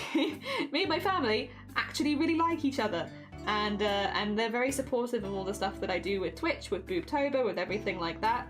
They're very chill, and yeah, I also feel bad that like I often can't see them after Boobtober, because I had the same sort of thing with them this year, where it's like I really wanted to see them, but I was so burnt out, I just couldn't really face doing anything very easily. And we ended up seeing them anyway because of the second wedding, but even then we only saw them for like a few hours that day, because we had to, well, to be fair, that was more because we had to reschedule stuff. But yeah, it would be nice to actually spend some time there sometimes, actually see them, because again, I'm in a good position where I actually get along with my family. It's a shame to not see them. Oh dear. Yeah, so that'd probably also be good. If I take the first week off, then I have that week the family as well, which is good. If I plan it in advance enough, I could probably even just stay with them for a couple days. They just have to make room for me. There we go. Ooh. And over here. Okay, that should be good. Sorry, it's a very odd one because it's like drawing on different layers, but I think this would work. Let's break before the hustle and bustle, yeah. And think of little me. Did I go to Bali? I'm not going to Bali, but I wish. Led! Is it New Year's? Is it New Year's for you yet? Happy New Year's or Happy New Year's Eve? I don't know which one it is for you, but happy something. Wee! Oh dear. Woohoo. Yahoo! Alright. If I spin them fast enough, they could look like a firework. Alright. You're 100%. You need to be 100%. And then we just need to make them all pretty. Make them all pretty. Yeah. Ah. There you go. Oh dear. It's so exciting. Also, my glasses are tired. Doesn't make any. My glasses I haven't had enough today. But mainly I'm having them squished into my head. My head is tired of my glasses. Not my glasses are tired. My glasses have decided they've had enough of seeing Happy New Year from Down Under. Thank you. No, thank you so much for popping by all the time and saying hi and always being a supportive bean. And happy hecking New Year. I hope that 2025 has a lot of really good stuff in store for you. Hell yeah. Oh yeah, I hope that it's really good and that there's lots of cool stuff on the horizon for you. Someone earlier said that they wish 2025 to be full of creativity, and I think that's lovely. So I guess I wish your 2025 is full of creativity. Oh dear. Hell yeah. Oh dear. And you have to tell us how the future is. since we won't be joining you for another like 9 hours. We got some time on us. There we go. Soon. Okay. I'm pretty happy with that. That's pretty good. I actually quite like where these were as well.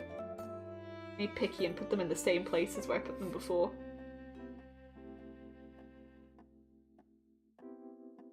There you go, because I like where they were before. Oh my god! Whoa! Could you hear that, or just on my end? God, that's windy. Not again. Please, no. Not another storm. We've had enough storms this year. Please. That's windy. Oh my gosh. Yeah, the sound of that hitting the building was woof. Happy New Year! It has goo in store for him. Oh, we love a good goo year. Pleasure, Jelly. No, it was lovely to see you. If you need to go celebrate or if you need to go to bed, completely understand. Happy New Year, Blapple! Hell yeah. I will enter your new year matching your freak. I'm gonna just keep it there. Shiny hasn't noticed it yet. They've seen me a few times and they've not called attention to the fact that I have a broken heart around my neck which just says freak in it. Soon. At some point they will notice. And right now they have not noticed. They just have a half of like a friendship heart saying freak in it. Second half of the decade begins tomorrow and second half of the century. I like 25. 25 is a good number. So I have pretty high hopes for next year. 2024, it's a kind of whatever number. Like, I had a good year, so I'm okay with it, but I think 2024 it's not a good nor a bad number. It's whatever. But 2025 is a good number, made of two good numbers. So my prediction for next year is it's going to be pretty good because 2025 is made of a lot of very good numbers. 2 is like the best number, but then also most of the best numbers are multiples of 2 or 5, in my opinion. So having 2025, not only is 20 and 25 both multiples of 2 and 5, but yeah, also it is made of 2 and 5. So actually, yeah, 2025 is a pretty lucky year, I think. Because it's got a lot of good numbers in it. There you go, you can have some of my brain thoughts. Not very useful, but 20 and 25 are both good numbers. I would argue that 25 is a better number than 20. I just don't like 0 as much, but 2 is good, 20 is good, 25 is good, 2 and 5 are both good. And multiples of 20, 2 and 5 are both perfect as well. So the fact that it's 25 and multiples of 2 and 5 is good. It's good. It's a good year. Got a lot of good stuff happening. Yeah, we all have different things for the numbers that we like, but I really like multiples of 2 and 5. So for me, they're good numbers. Blapple is here. I was not warned that Blapple would be here. They're one of our mods. Although I'm surprised they're still awake myself. 25 is a good number. Yeah, it's an amazing number. I like 24. Divided by 2, 3, 4, 6, and 8. That's fair. I don't like some of those. I don't like 8. 8 and me don't get along. I wish I did, because I should do. It's like 4 2s. I should like it, but 8? I don't know. Maybe it's because it's spelt weirdly. I might not like 8 specifically because I find it really difficult to spell, and I've just refused to you know. I haven't got over it. It's too hard to spell. I don't like it. Who the heck thought was the good way of spelling the letter the 8? The number 8, not letter 8. Oh dear.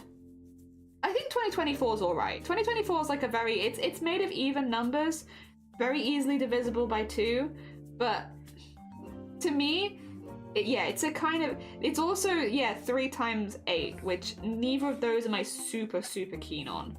So it's like, it's alright. It's alright. Like, I'll take it. And to be fair, once again, 2024 was a really good year for me, so I can't be too mad about it. Like, it was an excellent year for me, for many reasons. So I have no reason to be mad at it, and it's almost over, and I'm still like, not sure. Not sure about those numbers, not sure if I like them. Oh dear, I know, right, Jelly? You're just gonna gang up on Blapple while we can. Toxic gaming. I need good comebacks. Wait a minute. Shoot. Oh, I will say Blapple, I'm trying to think, this has been a bit of a mess of a stream. Not in a bad way, like a good kind of mess, like an eaten mess. You know, do you have eaten messes? That's how I would describe this stream. It's like a broken pavlova, but when you break a pavlova, you basically get eaten mess, and that's pretty good. That's pretty good. So this stream's been a bit of an eaten mess, but I don't know if eaten mess exists. Well, I do know that it exists. I don't know if it exists. I might have made up eaten mess in my mind. No, I know it exists. I don't know if it exists outside of the UK is what I'm trying to say. I don't know if this is an accidentally British dessert. It's like a broken pavlova though. Oh dear. Eaten mess? What the heck? This is the fear that I had. It's spelled like Eton. Eton mess. Eton mess. I believe that's how it's spelled. Eton mess. Not like eating mess. And it's like a broken pavlova. Oh dear. Yeah. Eton mess. It's like a, yeah. It's very, I have a sneaking suspicion that this might be very British. Yeah, it's been a bit of an eaten mess of a stream. It's still delicious, but it's a very broken pavlova. What happened after I left? There was a lot of goblins and I just sprint everywhere. 2024 was another year of health issues and surgery, so not a good number. 2025 has potential. Oh no, that's a year of potential right there. I like that. Oh dear, a year of potential. Oh dear. I think I've heard of it. It is like a It is like a like meringue, some kind of berry, normally strawberry, I think, whipped cream, and it's all just like mushed together in like a cup, and it's like So it's like a broken pavlova.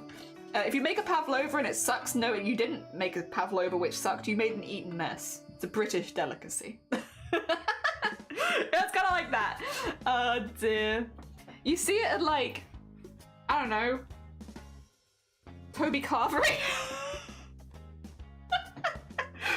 Oh god. Anyway, yeah, that's how I would describe this stream. It's been a bit of an eaten mess, you know? You know when you're streaming and it's accidentally an eaten mess? That's kind of what this stream has been. It's been a bit of an eaten mess. I'm having a good time, don't get me wrong, I'm enjoying myself. I also enjoy eaten mess. But, it's a little messy. We've been doing our best. I had to sprint downstairs 3 times in a row, and that's kind of... But then apparently that's the lowest stress that I've had all day, was when I was sprinting up and down the stairs. So like, I don't know what that says about me. I clearly just love sprinting, which is actually, though, I think that's true. As an adult, when can you sprint without everyone thinking you're having some sort of emergency? Like, if I just left my house right now and started sprinting down the streets, people are going to think that I've gone mad, or that I'm panicking, or that something really bad's happening. Maybe I'm just enjoying myself. You can't sprint as an adult. Not unless you're wearing, like, running gear, maybe, and then maybe it'd be fine because they just assume you want to jog really fast. But I want to, like, sprint to the end of the road and then collapse, and I'm not allowed to do... Well, I mean, I am allowed to do that. There is no law preventing me from sprinting to the end of the road and then collapsing. But social construct might say it's a bad idea. Because people might think that I'm dying. And I don't want to worry anyone on New Year's Eve. It's hard, right? Good time. No idea what's going on. Yeah, I was like, I don't know what's happening. I'm wearing 2 sets of headphones right now. I'm hearing everything all over the place. I hope the mess gets eaten. I used to work at a place where they'd make eaten mess fudge. I hated the workplace, I will say. Not a good workplace, but the fudge, fantastic. Hot fudge right out of the fudge machine. Just really good. Really good. I don't know what else to say. That stuff was fantastic. The rum one they did, oh, so good. Almost worth working there. God, Wind, can you calm the hell down? Jesus Christ. It's the new year nearly. Chill out. Tiny hick. I put a recipe in the Discord. Hey, thank you, Jess. I appreciate it. You could just do with it without being a running short. Yeah, you could just do it. True, I could just do it. Maybe that's how I'll bring in the new year. Be like, guys, I'm going back to my old ways and I'm going to start sprinting everywhere again.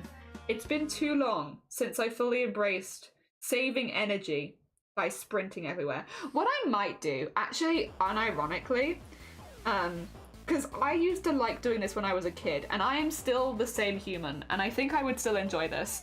If I'm gonna go on like a walk, which I do want to do more in the new year, I want to do more walking. I just, you know, get my general fitness a little higher. My upper body is getting a lot stronger. I just want my lower body to kind of match a little bit more. Yeah. I was thinking to do more walking anyway. At the end of the walk, like when I'm about 200 meters out from the house, sprint the last 200 meters. Then I can get my walk on and I can collapse in the house. I think that would be a good compromise, you know? Of, I want to do this thing. Socially, I don't know how acceptable it is, but I can find a way of making it socially acceptable by ending it in my house, in the safety of my own home. Cool. 1 belt in. This is a thing with VTuber stuff, is it's a lot of work for one thing, but it is worth it. Ah dear. One in the garden? Our garden's not that big. It would be like doing the bleep test, maybe, if that. Sprinting is nostalgic. Little kids love to run and sprint and it's accepted. It is. It's very nostalgic. Just being able to like run is good. We should have running safe areas where you can run shamelessly without it being a sports thing. I miss frolicking and jumping. Yes. Being an adult doesn't have nearly enough frolicking in it. I want a free frolic all over the place. Why is it not possible? Well, it is possible. The problem is, it is possible. But also, I have to come back to my house, and I don't want people to be, like, weird about it. Leave me alone. I just wish to frolic. You're just mad that you can't frolic. I want to frolic.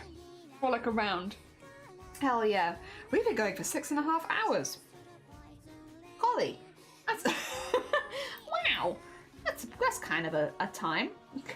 What the heck? Alright. I mean, I'm not ending. I'm not gonna end anytime soon. I'm still going. I'm just surprised it's been that long. Alright.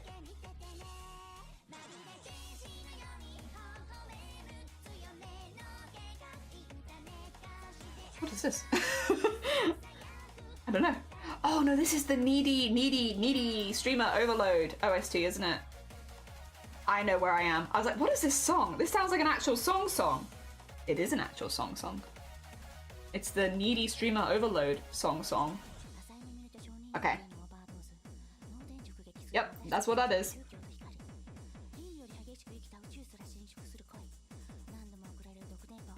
There we go. Ooh. Good. Good. All right. There you go. Nice, nice. I need that, and then I'm gonna basically do what I did with the other one, I think, which is have that. I will just, oh no, I can't if it's on the same layer. That is annoying. Did I realize that over here as well? I don't know that I did. 2 seconds. I've noticed a silliness. Basically, do you want to hear my silliness? I'll explain. So on this one, the strap band, I've basically got the shading on the same bit, but I actually can't do that, and here's why. Basically, I want, if I have shading, I want to clip it to the layer underneath to prevent it from leaving that layer, because logically that makes sense, right? That's how that would go, and it would make the most sense for me to clip it to that layer. However, oh wait, no. Well, that's a whole strap shadow. Yeah, basically, if I leave that there, what's going to end up happening is if I try to snip it, it's going to end up snipping this as well, because I can't choose it to just snip the lower half. So I have to erase the lower half now so that it stays there. That's okay. It's fine. I can manage that. Shifty, what the heck? Wait a minute. You alive? Were you doing Balatro? How is... okay, I haven't shouted you out yet, but I want to assume... How was your stream? Maybe it wasn't. Maybe it was an end of the year summary. It could have been an end of the year summary. No, it was Balatro. Although, understandably, because Shifty did actually... They were doing a tournament the other day. We were talking about it, I think, at the weekend. And they actually ended up, what was it, 8th out of 27? They actually did really well. Really, really well. I was like, thank you again. No, it was lovely to see you, Ryan. Take care and happy hecking New Year. Oh, dear. Yeah, you're doing Balatro. Welcome on in. We are working on a VTuber model for Kiara the Bard. We are working our way down them, so all the stuff that's more saturated is done. The stuff that is less saturated is either being hidden or not done. We're working our way down. We're working our way down. I lost connection. Oh, but is it the wind? Our wind has started picking up in like the last hour, maybe, I would say. And it is really windy out there. Like, it's been hitting our building, and I knew we were going to get some winds, but we haven't had any kind of weather warning here, so I assumed it wasn't going to be that bad, at least where we are, and I think maybe we should have been in a weather warning, because my god, it's hitting our building hard. Every now and again, it sounds like our building just gets punched, and it's like, what the heck? Leave it alone! Stop hitting my building!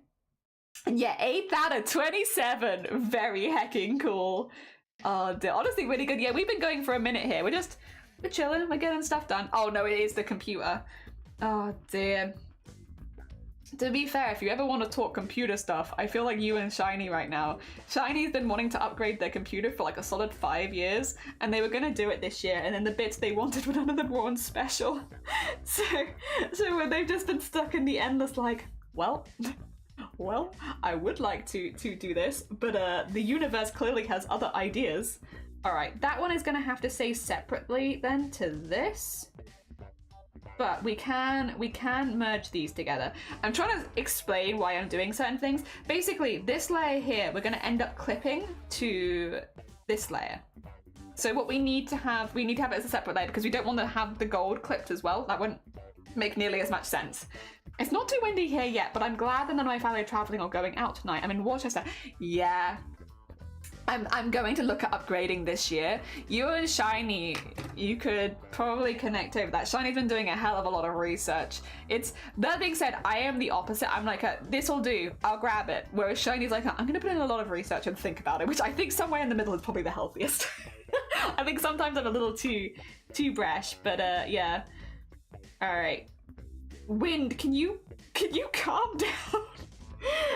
Like, Jesus Christ. Yeah, I am glad that no one I know is traveling today either. I knew it was going to be windy. I knew, but like not so much here. I'd seen like on the news like other areas getting hit with it, but I didn't think we were going to be like really that much in it at all.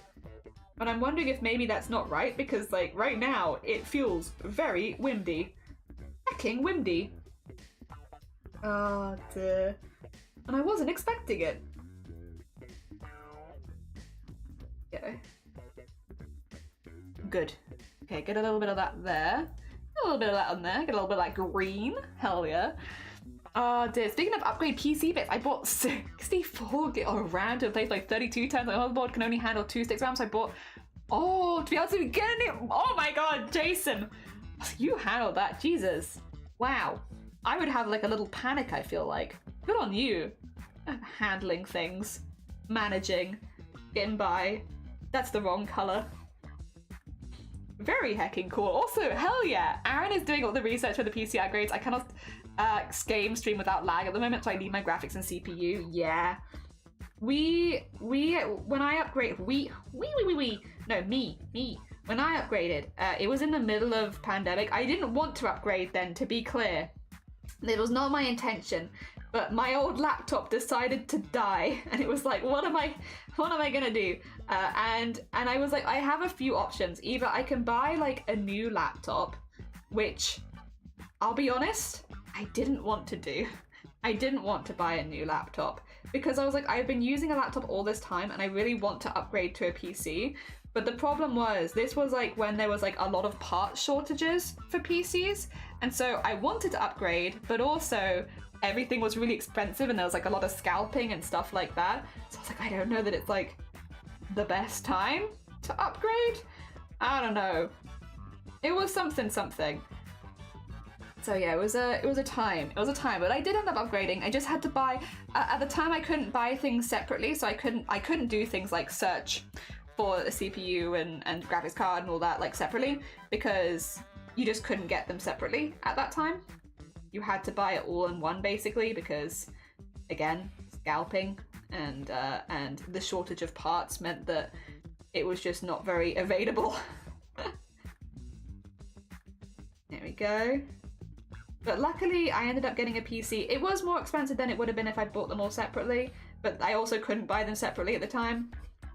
But I got one, and it's been working really well, and I did want to get one where I could change the parts and upgrade it as we go kind of thing, so I don't have to like make the big purchase all over again. So it's worked out. It's worked out, I guess is what I'm saying. Things have worked out, so it's okay. It was not an ideal situation, but we worked it out.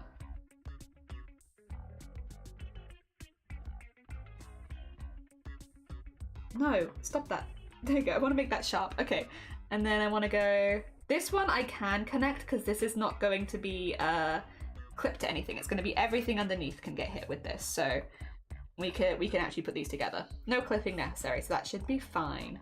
And then... Cool. So now we have this. We just need this one, which will need to be clipped because of the sides. That's okay. I need another keyboard again. Me too.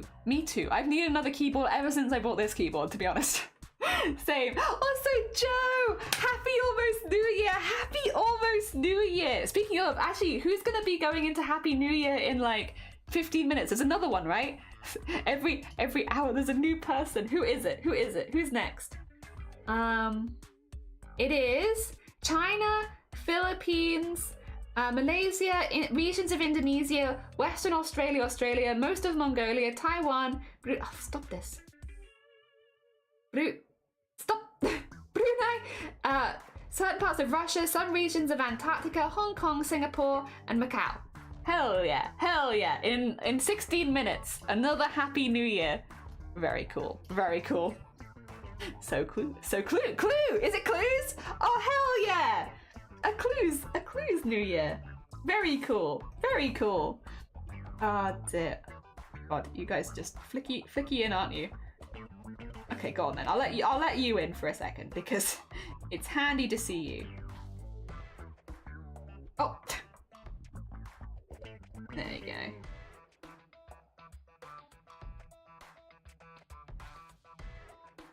There you go. Okay.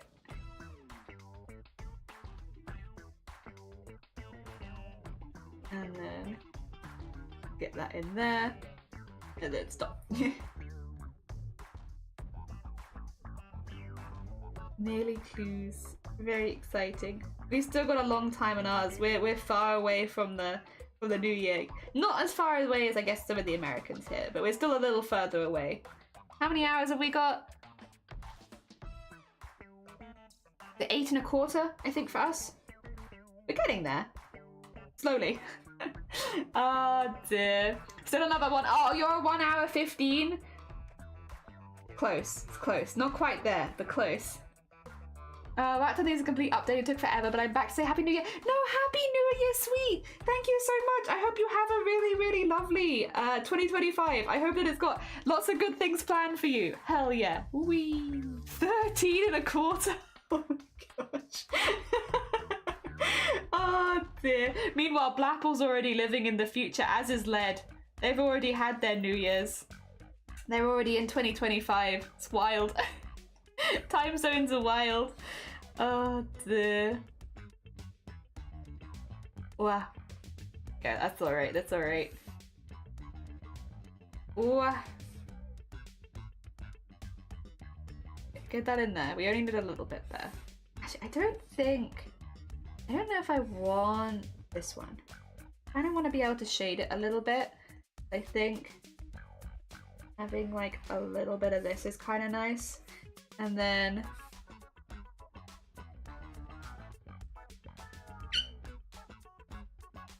yeah, something like that.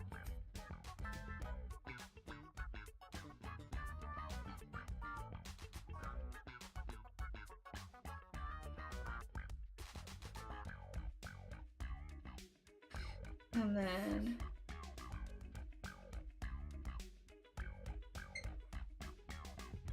okay. And then we have donk, donk, donk. Yeah. Excuse me. Oh dear. Canadian, yeah. Dear. Do I know your wife? Consider your wife's a man? Probably not.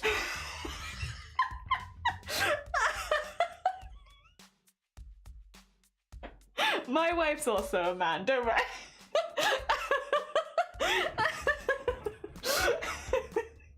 Oh wait, unless you mean Blapple, in which case my wife's a woman. Oh dear, but don't tell my other wives, you know. you gotta keep it hidden. Keep it secret. I have my ring from my husband and my necklace from my wife. Oh dear. We're a lucky, lucky lady here. Jelly, yeah? You wanna go? Don't worry about it, you didn't see anything. Everything's fine. Oh dear. Oh, did I tell you? I was a bit migraine-ish. Yesterday, I left this on my hand and I accidentally went downstairs with it on. And I was in the kitchen, I was like, whoa, I've like lost half my hand. We have like a lot of black tabletops, and so when you have like a black glove on top of it and you have like a slight migraine, like slightly visually impaired, it just looks like I lost half my hand. I went downstairs with Shiny and Shiny was like, are you okay, Jelly? And I was like, whoa. Where's my hand gone? It's disappeared. Oh my gosh, magic. Oh, another thing that happened yesterday. This is probably more interesting to people in the UK. I got some of these Bounty biscuits. They're like, they do really be tasting like Bounty, but in a biscuit. I can only use one at a time because they're quite intense, but they're very nice. Very nice. All right, this is belt buckle, and then this is going to be belt buckle shadow. Belt buckle shadow, and then this is going to be belt extra, and then this is going to be belt base. Basser base. And then okay, that's one. We have another one to do, but the other one's gonna be all in one. We're not gonna do the other one with the extra bit. Apologies, it was that one. I didn't know how to ask. But no, you're fine, you're fine. It's just the silliness of being online. Don't worry about it. It's not like you were asking for their home address or anything. I think it's all right. And it was funny, and it meant I got to mention my wives and husbands. Bounty biscuit. Yeah, you like Bounty. They're selling these in Tesco's at the moment, and they're like soft biscuits. They're very soft biscuits. Soft and squishy. Very good. If you like coconut. Very nice. Lived in Israel and Hamilton for 9 years in total before moving to the UK. Oh, fair. Hell yeah. Hell yeah. To be fair, sometimes you'll have conversations with people and you'll just assume like, oh, you know, world's a big place. They're not going to know anything about this or none of this. I had this the other day with, I won't say who, because I don't want to dox them or me or my family. You know, we just don't want to dox anyone. But it turns out a friend of mine that I met online lives like right next to my family in America. It's kind of where they did live. They don't live, they're over here in the UK. But when they lived in America, that's where they lived. They're basically like right next to each other. It's actually kind of wild. Because they took a picture and they showed me that, and I was like, I know where that is. It was really odd. It was like they sent a picture and they were like, yeah, look how beautiful the sky is. And I was like, oh, hold on a second. Wait a minute, I know that view. That's where my family lives. It was kind of amazing. Oh dear. So it definitely can happen like that. Oh dear. I loved Canada. I've not really been to Canada. I'm not on purpose. I'm up near the border a couple times, but I don't think I've been in there. It was me, it was you in America. Wild. I love Canada too, but it's getting way too expensive to live here. Plan on retiring somewhere in the EU. That's fair. And that's like a change of pace as well. Also, Sloth, Happy New Year! I hope you have I hope 2025 has a lot of really good stuff planned for you. Hope it's a really creative year for you. It's been lovely to meet you. Have a lovely rest of your day and a lovely rest of your 2024. Hell yeah. Hell yeah. Alright, I need to get rid of this belt. No more belt there. I need a new belt. Oh dear. I was once playing an online game and two random group mates ended up living 4 doors apart on a marine base. It is wild, but it can just kind of happen. Like, not all the time. It's definitely a rare occurrence. But like, when it does happen, it makes a real memory. Yeah, I mentioned it to my family when I visited them for Christmas. I was like, you know, I actually have met through Twitch someone who lives where you lived. Like, exactly there. Like, basically on the same street. And they're like, what do you mean? And I was like, yeah, they took a picture and they sent it to me so I could see the sunrise or whatever. And I recognized it. And I double checked. I was like, is this by any chance near ABC? And they were like, yes. How did you know that? And I was like, because that's where my family are. Also, Melody, thank you for the follow. That's very kind of you. Good morning. We're just making a VTuber model at the moment. We're doing all of the art for a model, which we're going to be rigging probably between this week and next, depending on when we finish it. Probably mostly next week, actually, thinking about it. I think we're going to finish the art this week, start rigging next week. Oh dear, unless I accidentally start over the weekend, which has happened before, but hopefully no. Hopefully no. I can restrain myself for at least a small amount of time. Oh dear. But yeah, no, it happens, and it's kind of lovely. I don't know. It made me smile. It made my family smile as well when I told them. They were like, oh, wild. That's cool. I was like, yeah. Oh dear. It's also cool because it means if I ever visited family, I could also visit them very easily. Because it's like, hey, do you want to meet up? I know you're there. A bit threatening. You want to meet up? I know where you live. I was on a random vacation in Spain and ran into my old neighbour. That's pretty good. That's pretty good. Oh dear. I had a thing. This is going to be really difficult to explain without giving any details, but I don't want to give too many details just because of, again, you have to be quite careful, right, online, and I don't want to give too much away. But I had an instance once. This was kind of wild, for me at least, especially at the time, where so I used to do like a lot of sailing, right?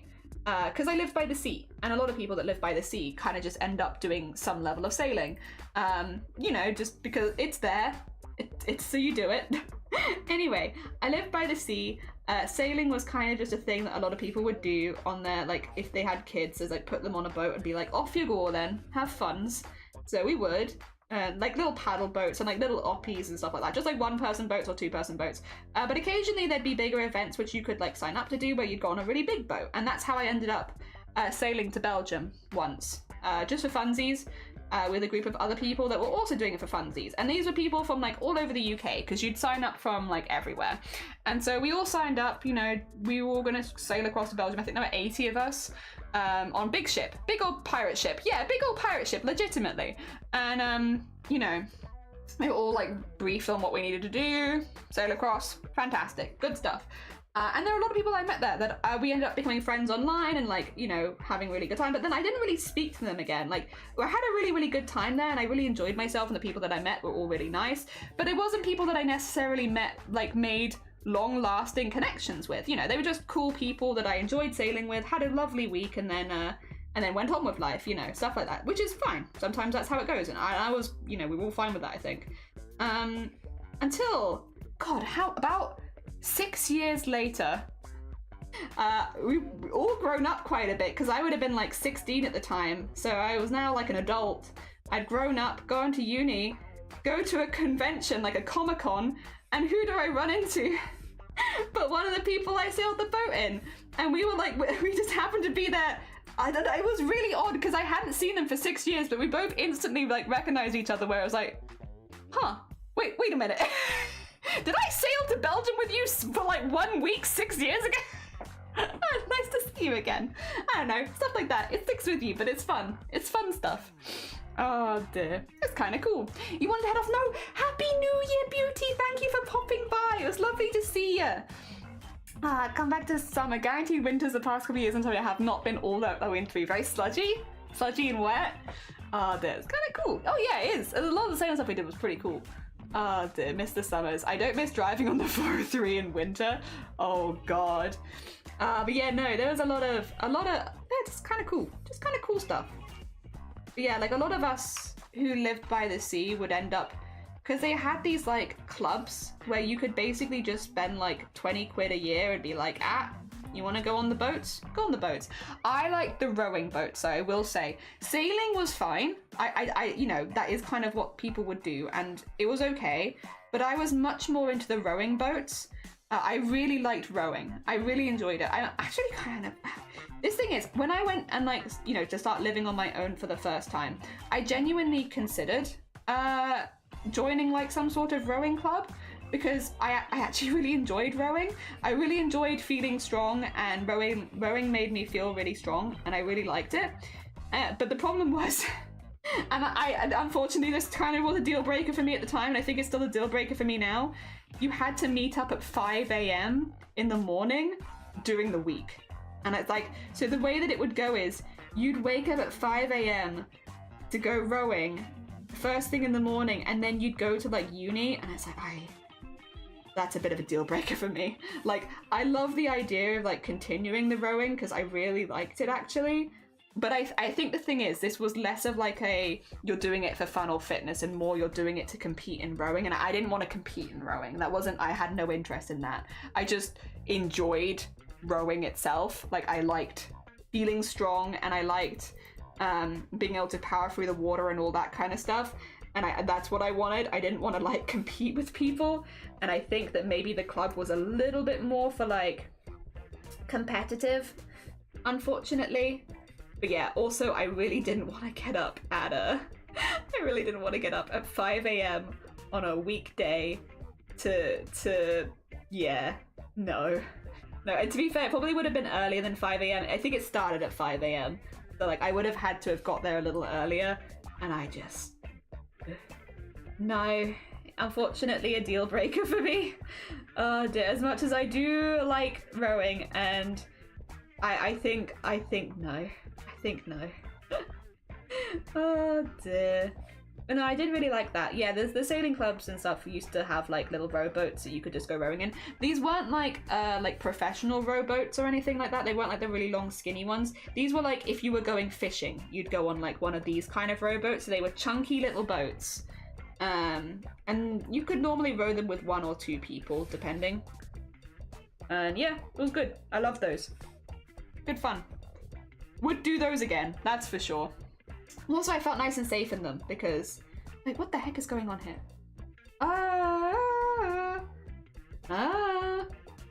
What is this? I don't know. I'm gonna merge these together. I'm not sure what I'm thinking. Ah, well. Who knows? It's sometimes hard to decipher what I'm thinking. I was thinking something, but I guess I've given up on whatever I was thinking. Merge them together, erase them. These are all going to be one part anyway, so... And there's not going to be a shadow on them. I think it's fine. Oh dear. Hey, Rome, that's because we had to do it on the sea in the heat and dodging dodging massive yachts. We also did it on the sea, but it was an optional thing. Like, it wasn't like I had to do it. It was like, if you didn't have to even sail if you wanted to go to sailing club. You could just go there after school and hang out until your parents came and picked you up, right? But yeah, it was that mostly, or the sailing. And the sailing, you had like a lot of options too. You could do the slightly larger boats, which would have like 4 to 6 people. You could do the oppies, which was for 1. And then they did occasionally have like the really big ones they'd bring out, which you could have like 10 people on. But like, again, I just much preferred, I don't know, I found something really tranquil about being in a little rowboat and just, you know, 1 or 2 people and just going around, enjoying yourself. The other thing is, there was very rarely any competition for the rowboats. Like, most people didn't want to do that, which meant you didn't have to like wait to see if one of them was free, or if, you know, anyone wanted to partner up. You could kind of just go for it. Or you could be like, does anyone else fancy a bit of a row? Oh yeah. Maybe one person say yes and it was good. Oh dear. My dad, well, I think as soon as you make someone do it, it does become less fun. But mine was a choice. My dad made me sail like Catamaran once. He capsized it for fun. I ended up clinging to the side of it to get out of water. Oh. I mean, it is important to know what to do, but I do think there's ways that you can do like capsizing training without scaring people. Because we had to do that too. Like, it was important. Like, if your boat capsized, what do you do? How do you stay safe? You know, these sort of things were important to make sure that you didn't drown. But there are ways you can do it where it's like not traumatic or upsetting, I feel like, which isn't just being like, whoops. I was like, that's a bit mean. Oh dear. Yeah, for us it was something you had to do if you wanted to go out in the boats, but you had to have the training to know that you could get back into the boat again, basically. But yeah, no, it was, you know, with your permission and with your full knowledge of when it was going to happen, and you tick the boxes and then you're good. Oh dear. Work is done. Time to log off. Hell yeah.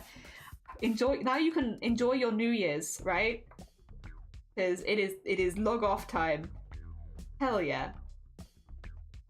Oh dear. Yeah, I think there's also a big difference between, you know, choosing to do rowing or something and then being forced to do it. Yeah, I was never forced to do rowing. It was an option there at the sailing thing, and I preferred it and I enjoyed it. I also have always really liked feeling strong as well, and so anything like rowing and sprinting stuff that would build up a lot of muscle, I kind of liked that. And I still do. I also like the feeling of like, when you've been rowing for a long time, you get like a certain burn in your arms, but it's like a good burn. I liked that. I like the good burning in your arms you get from rowing. Ah, dear. Like, I have been gaining some muscle from like the crafts and stuff we've been doing, and also all of the arm workouts, but it's just not quite the same sort of burning feeling that you get from rowing for a really long time. I like the burn. Oh dear, we want to see Jelly's guns. It's kind of hard for me to roll my sleeves up further than this. They're in there. They're in there. They're just small. Well, small compared to the sleeves, because I have this in like a large, because I like baggy. Or is this an extra large? I don't know. We go slightly big on jumpers because I like them being baggy. I'll wear something smaller next time so I can flex for you. I enjoyed canoeing at camps. Hell yeah. Tickets to a gun show.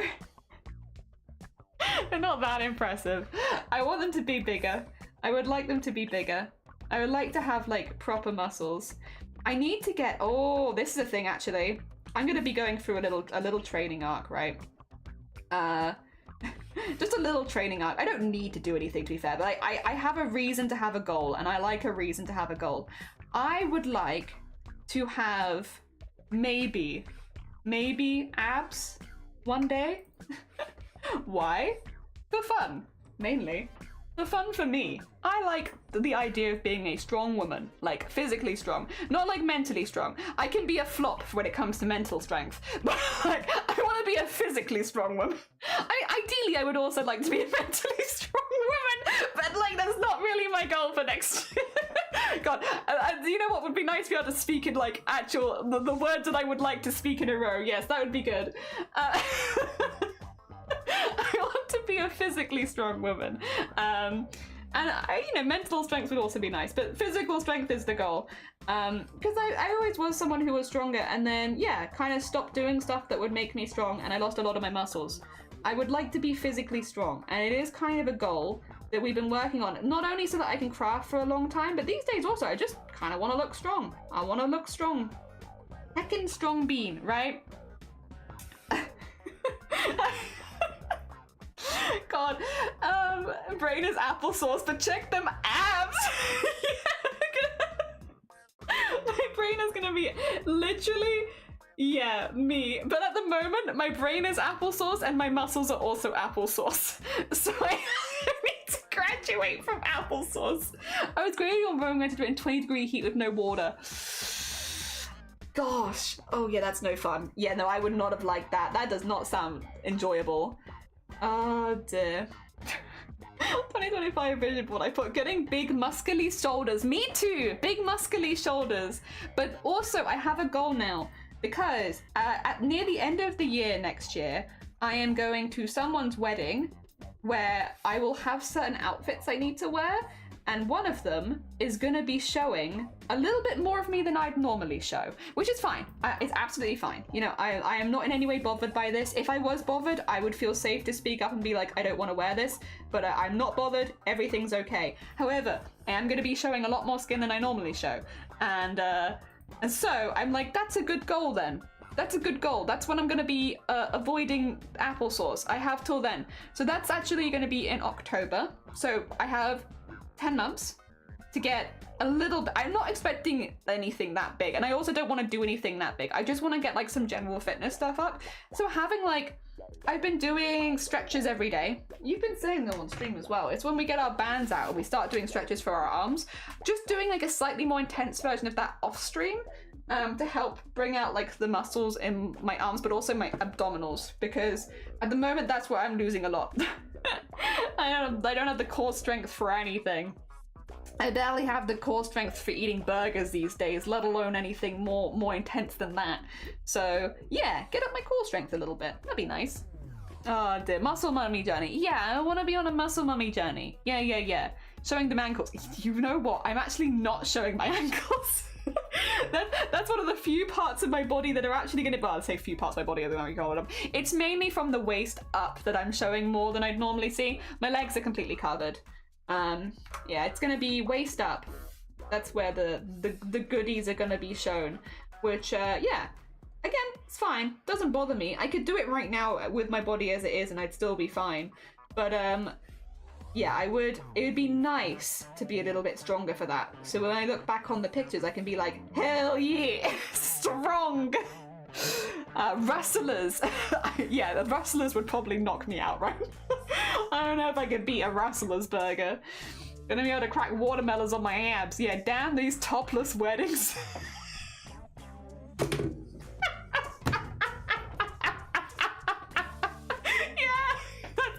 You got me, that's what it is. It's a topless wedding. Damn these topless weddings. What am I meant to do? I haven't got my abs yet. Oh dear. To be honest, I can't remember the name of what I'm wearing, which is part of the reason why I'm not saying what it is, because I don't want to make a fool of myself when I have to inevitably correct myself. There is a name on the outfit that I think I'm wearing, but I don't remember what it's called, so I'm not saying it. I have to ask first. But yeah, basically it's got my stomach out, and then arms and like quite a lot of chest. Yeah. Not my full chest out, so I'm not fully naked on the top half, but it's like more than I normally show. Oh dear. During boob, it is during boob tits out during boobtober. No, my tits will be firmly in, but it will be, I think, mostly only my tits and my shoulders which are going to be covered. I think the rest of me is not, which probably doesn't seem that intense to you. Like I said, it's not exactly revealing, it's just more revealing than I'm used to in my full jumpers and sweaters, you know? I might show you some forearm if you're lucky, that's about it. So yeah, it's not exactly revealing, it's just for me. Oh dear, oh my goodness. And this is the thing, I'm probably gonna go back to the gym, gotta prepare for me! Oh god, so exciting. Big trips. Hell yeah. Ah dear. Yeah, I just wanna get a little bit. I don't really have any interest in going to the gym. I know this is terrible, but like I think as well, this is a thing though. I've been really disciplined at home over the last year. I'm very confident that if I continue to do home workouts that I'm not going to slack on them, at least not going to stop doing them, if that makes sense. I don't need to go to the gym to make sure that I'm doing it. I'm pretty good with that. So there is that. I don't have the equipment at the home, but I think it's fine because I'm not looking to actually bulk up to like a ridiculous amount. I'm not really looking to bulk up a whole lot at all. I just want to have good core muscles so that when I'm doing my crafts, I can do them for a long time. That was always the goal in the first place. And then secondary goal now is to like have that over my whole body, I guess. But I'm also pretty confident in myself that I can do that at home to an extent. Again, if I was trying to build a lot of muscles, maybe. But I think I can do a lot of it at home. Oh dear. It also works better around like migraines and stuff, because if I start to get a migraine, I can just go lie down. I don't have to worry about it.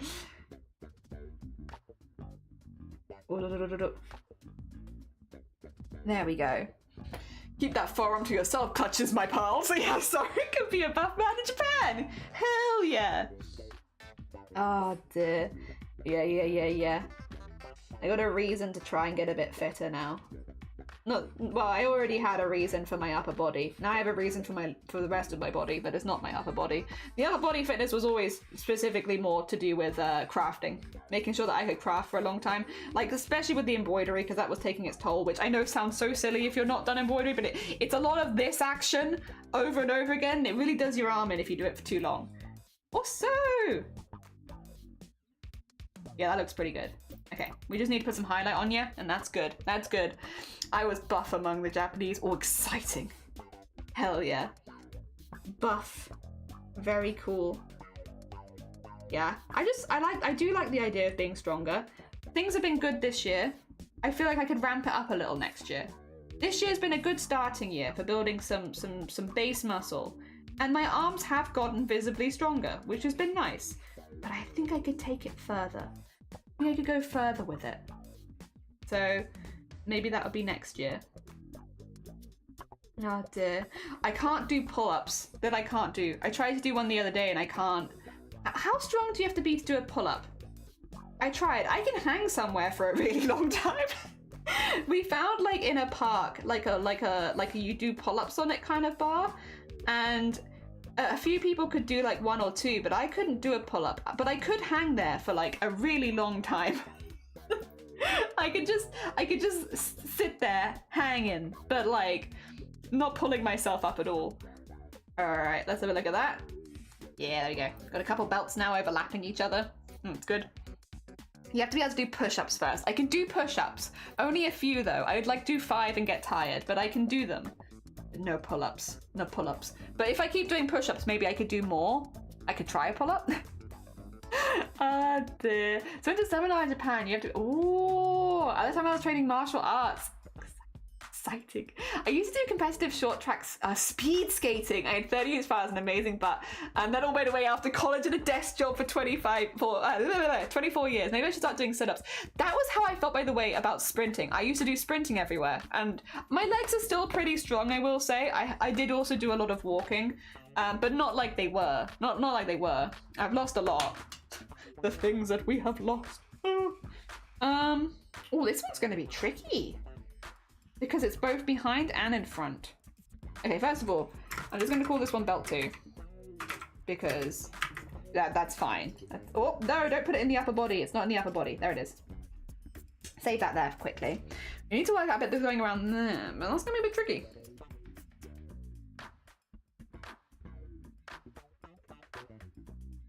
Maybe I should start doing sit-ups whenever I ain't doing something. Takes up the Sims lifestyle. Have you seen The Sims, Jason? The Sims, if you don't have them doing anything, will suddenly just start doing like push-ups and stuff. It's like, what are you doing? It's one of my favorite stupid things about The Sims is if you leave them to their own devices, they'll just be like, do push-ups. It's like, oh my god, what are you doing? I didn't tell you to go do that. Very silly. But yeah, just do stuff like a sim, you know. Oh, are you doing anything right now? 5 push-ups, please. Sorry, are you idle for like 10 minutes? Time to do a set of sit-ups, I think. It doesn't matter where you are. You could be in public buying a snack. Push-up time, I think. I mean, that's kind of how they do it in The Sims, at least. I mean, if it works in The Sims. Okay, so what I need here is I need it to be both behind and in front.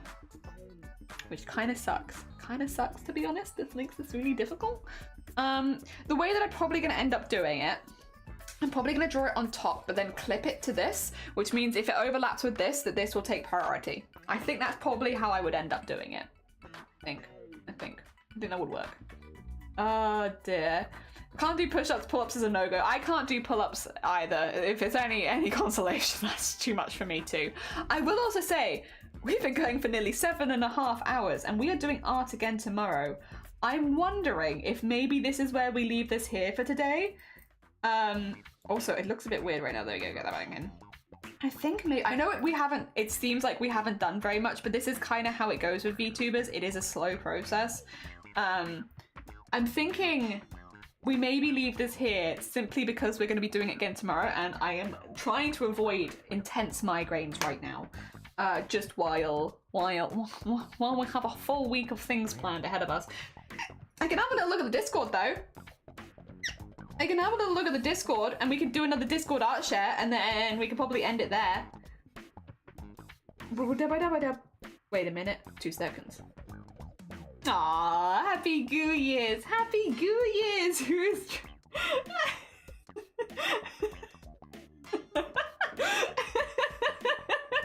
I really like this. I'm like, wait, I want you to see the interaction happening in the general chat. I don't know why this really makes me laugh. Happy New Year's from Australia. I'm the only one on the bus home there who's driving the bus. I don't know why. This makes me giggle. I like this. Oh dear. Apparently we also have a meme. There's a meme. What? Happy New Year from invertebrates that look like fireworks. Oh dear, hell yeah. I love a good invertebrate that looks like a firework. Why can't we just look at these every time? Amazing, amazing. Thank you. All right, let's look at the arts and crafts then. So for those who don't know, at the end of streams, we like to have a little look at the arts and crafts that have been happening while we've been doing our arts and crafts. First of all from Nyor, which is someone I can shout out. Oh my gosh. I have that. I know that they stream. Oh dear. No. No. Ah dear. Oh yeah, they were doing Katamari, weren't they? My partner likes to try out food in restaurants, so for Christmas I gave him the chance to pick between 3 options and that I would pay. I wanted to make it a bit more fun, so I crafted this book of a choose your own adventure. It had a page of lore and instructions and also an optional side quest hidden away. It's time.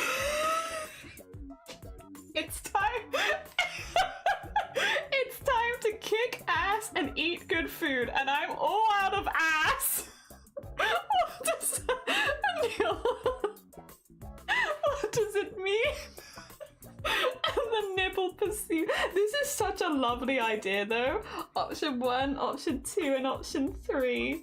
Oh, this is really cool. Oh, what a lovely present as well. That's very, very fun, and it looks really pretty as well. That's also incredibly beautiful. Hell yeah. It's time to kick ass and eat. I will say, I think you can see my brain putting it together because I read that as it's time to eat ass good food. It's like, and I'm all out of ass. It's like, excuse me. Sorry. I'm sorry, Neil. What's going on at Christmas? Oh dear. I have taken my glasses off. It do be happening. Alright. And we have from Jay. Oh, Jay is you're not the only one. Did you also read it as it's time to eat ass and good food? All out of ass.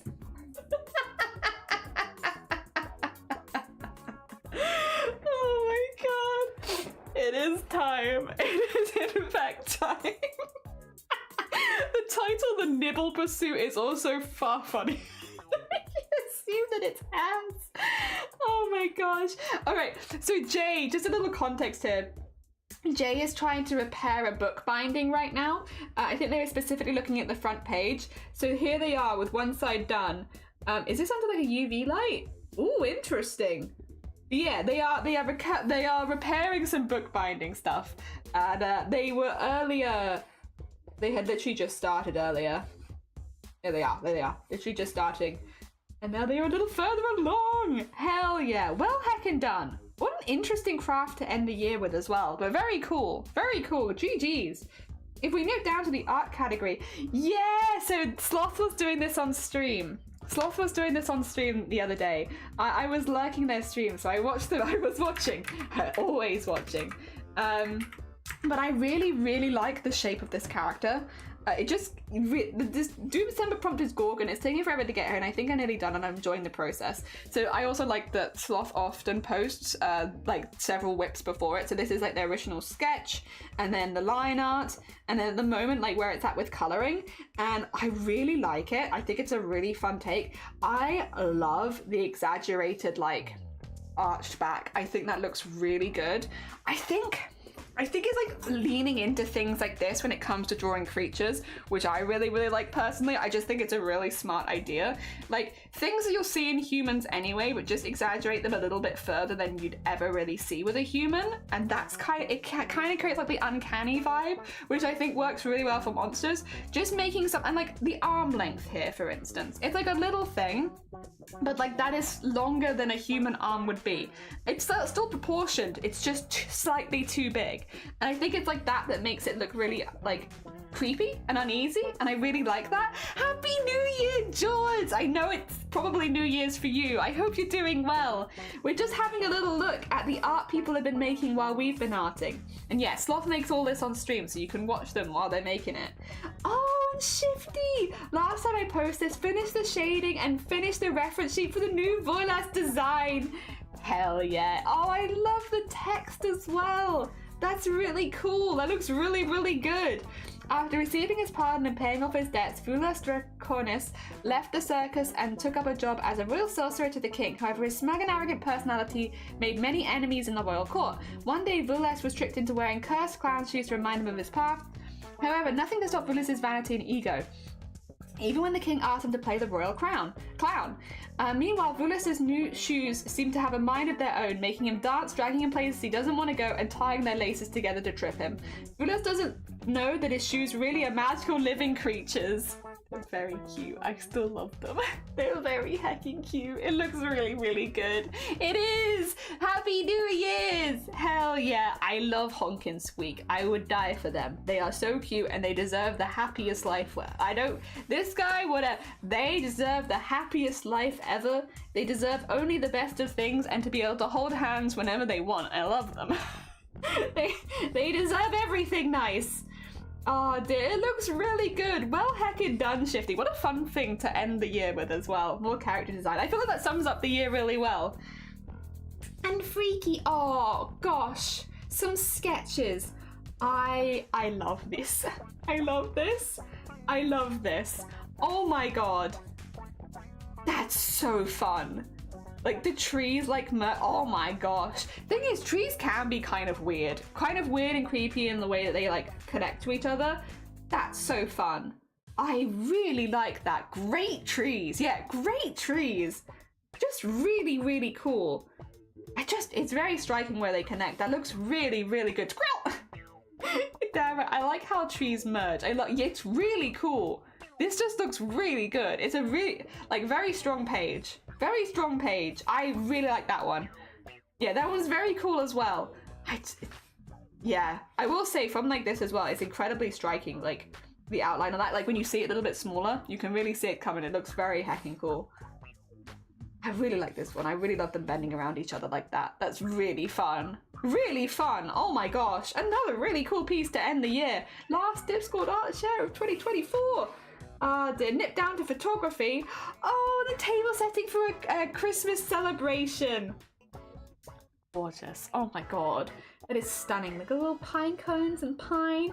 I love the table settings, the red chairs hanging from the ceiling with the tree. That's so festive and nice. I bet it smells amazing in there. I bet this room smells fantastic. Oh my god. Like, I do like it. I was struggling much with the second one, but they look really good. Naughty trees, yeah. Was late. Oh, don't worry, I'll nip back to it in a sec. Hell yeah. We normally finish with animals, so unless we've seen animals, you're in time. The wind has really picked up. It did. It is, isn't it? It's windy. It's heckin' windy. For here too. This looks like this room smells fantastic. Between the dried fruits and all the pine, I think this room smells really good. If I had a nose in this room, I think I'd be very happy. Nip back to this. Finish this one this weekend. Hand cut from silver. Oh my gosh. Wow. That is absolutely stunning. Absolutely stunning. I love as well, like, the connection to the chain. That looks so good. The gems in there look beautiful. It is wow. Yeah, absolutely stunning. What a beautiful, I think sometimes, all right, maybe controversial opinion from a jelly. I think sometimes I've seen like jewelry with snowflakes on and it feels a little half done. I think this is what people would think of when they think like snowflake as a jewelry item. It's so delicate and so pretty. I'd be much happier with something like this. Really, really beautiful. Very, very beautiful. Oh my gosh. Well, another absolutely incredible piece to end the year with. Really, really cool. The superior woodland animal. Superior woodland, beautiful woodland animal. Also, speaking of beautiful woodland animals, we accidentally spoiled it earlier, but Momo trying to pretend he wasn't just attempting paintbrush theft again. Don't let that freaking adorable face fool you. This is a demon. He does kind of look like he's been caught. Like, what? What, me? Don't know. No, I wouldn't. Me? No. He does look like he's making that face. Oh my god, he is growing into his ears though. Very cute. Look at that cheeky little face. Oh my gosh. Oh my gosh. He was so close to the edge. Why are cats like this? He's like right on the edge of the face saying he got caught red-handed. Like, why is he so close to the edge? Like, you just flop over. Like, what's happening? What if you fall asleep and just fall off? You're silly. Oh my god, he's so cute though. I don't know, he looks pretty innocent to me. I don't know. I think that's a cheeky face right there. I think that's a cheeky I got caught face. All right. In that case, that is everything. That is everything. Let me switch back to over here. Oh god, now you can see what's properly happened with my head. Ignore the little tree that's growing from the side of my head. What a way of ending the end of the year. No, that is us done. Thank you for sticking around. I know it was a long stream today. We will be back doing more art tomorrow. So the plan for the today is I'm going to see if I can maybe finish Kev's off stream because I would like to start the next Goblin soon too. If we can, I might end up starting the next Goblin tomorrow, or we'll just do like a full VTuber stream tomorrow. But we will be doing more art tomorrow. I'm going to be doing an extra stream because yesterday's stream was only 3 hours long and I kind of wanted to go a little bit longer. So we will do an extra stream tomorrow. That being said, let's have a little look and I can send you all over to another bean and we'll have a nice rest of the day. A massive happy New Year's to anyone who hasn't gone through their New Year's yet. I won't be able to wish it to you when you actually have it, but I can wish it you now. Oh dear, there is a demon in See, my dog friend will be here in an hour. New Year's dog. I mean, I wouldn't say no. No, thank you so much for popping by and keeping me company while I art. I do really appreciate it. It's so nice to have people that pop by when you're arting and just like so you can have silly chats with. Excuse me. Oh, whatever. All right, let's have a little look and see who we can send you all over to end the year for a little bit longer. Oh, we got so many options. Oh gosh, I guess because it is the last stream of the year for a lot of people, isn't it? It's like a lot of people are live right now. I must admit, I wasn't quite expecting so many people. Oh, you know who we could raid? Okay, okay. One, because this is a really, really funny game that they're playing.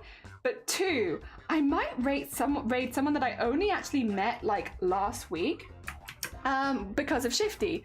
The reason is they have one of the most unique PNG/VTuber models probably on Twitch right now. Like, it's a really, really unique design.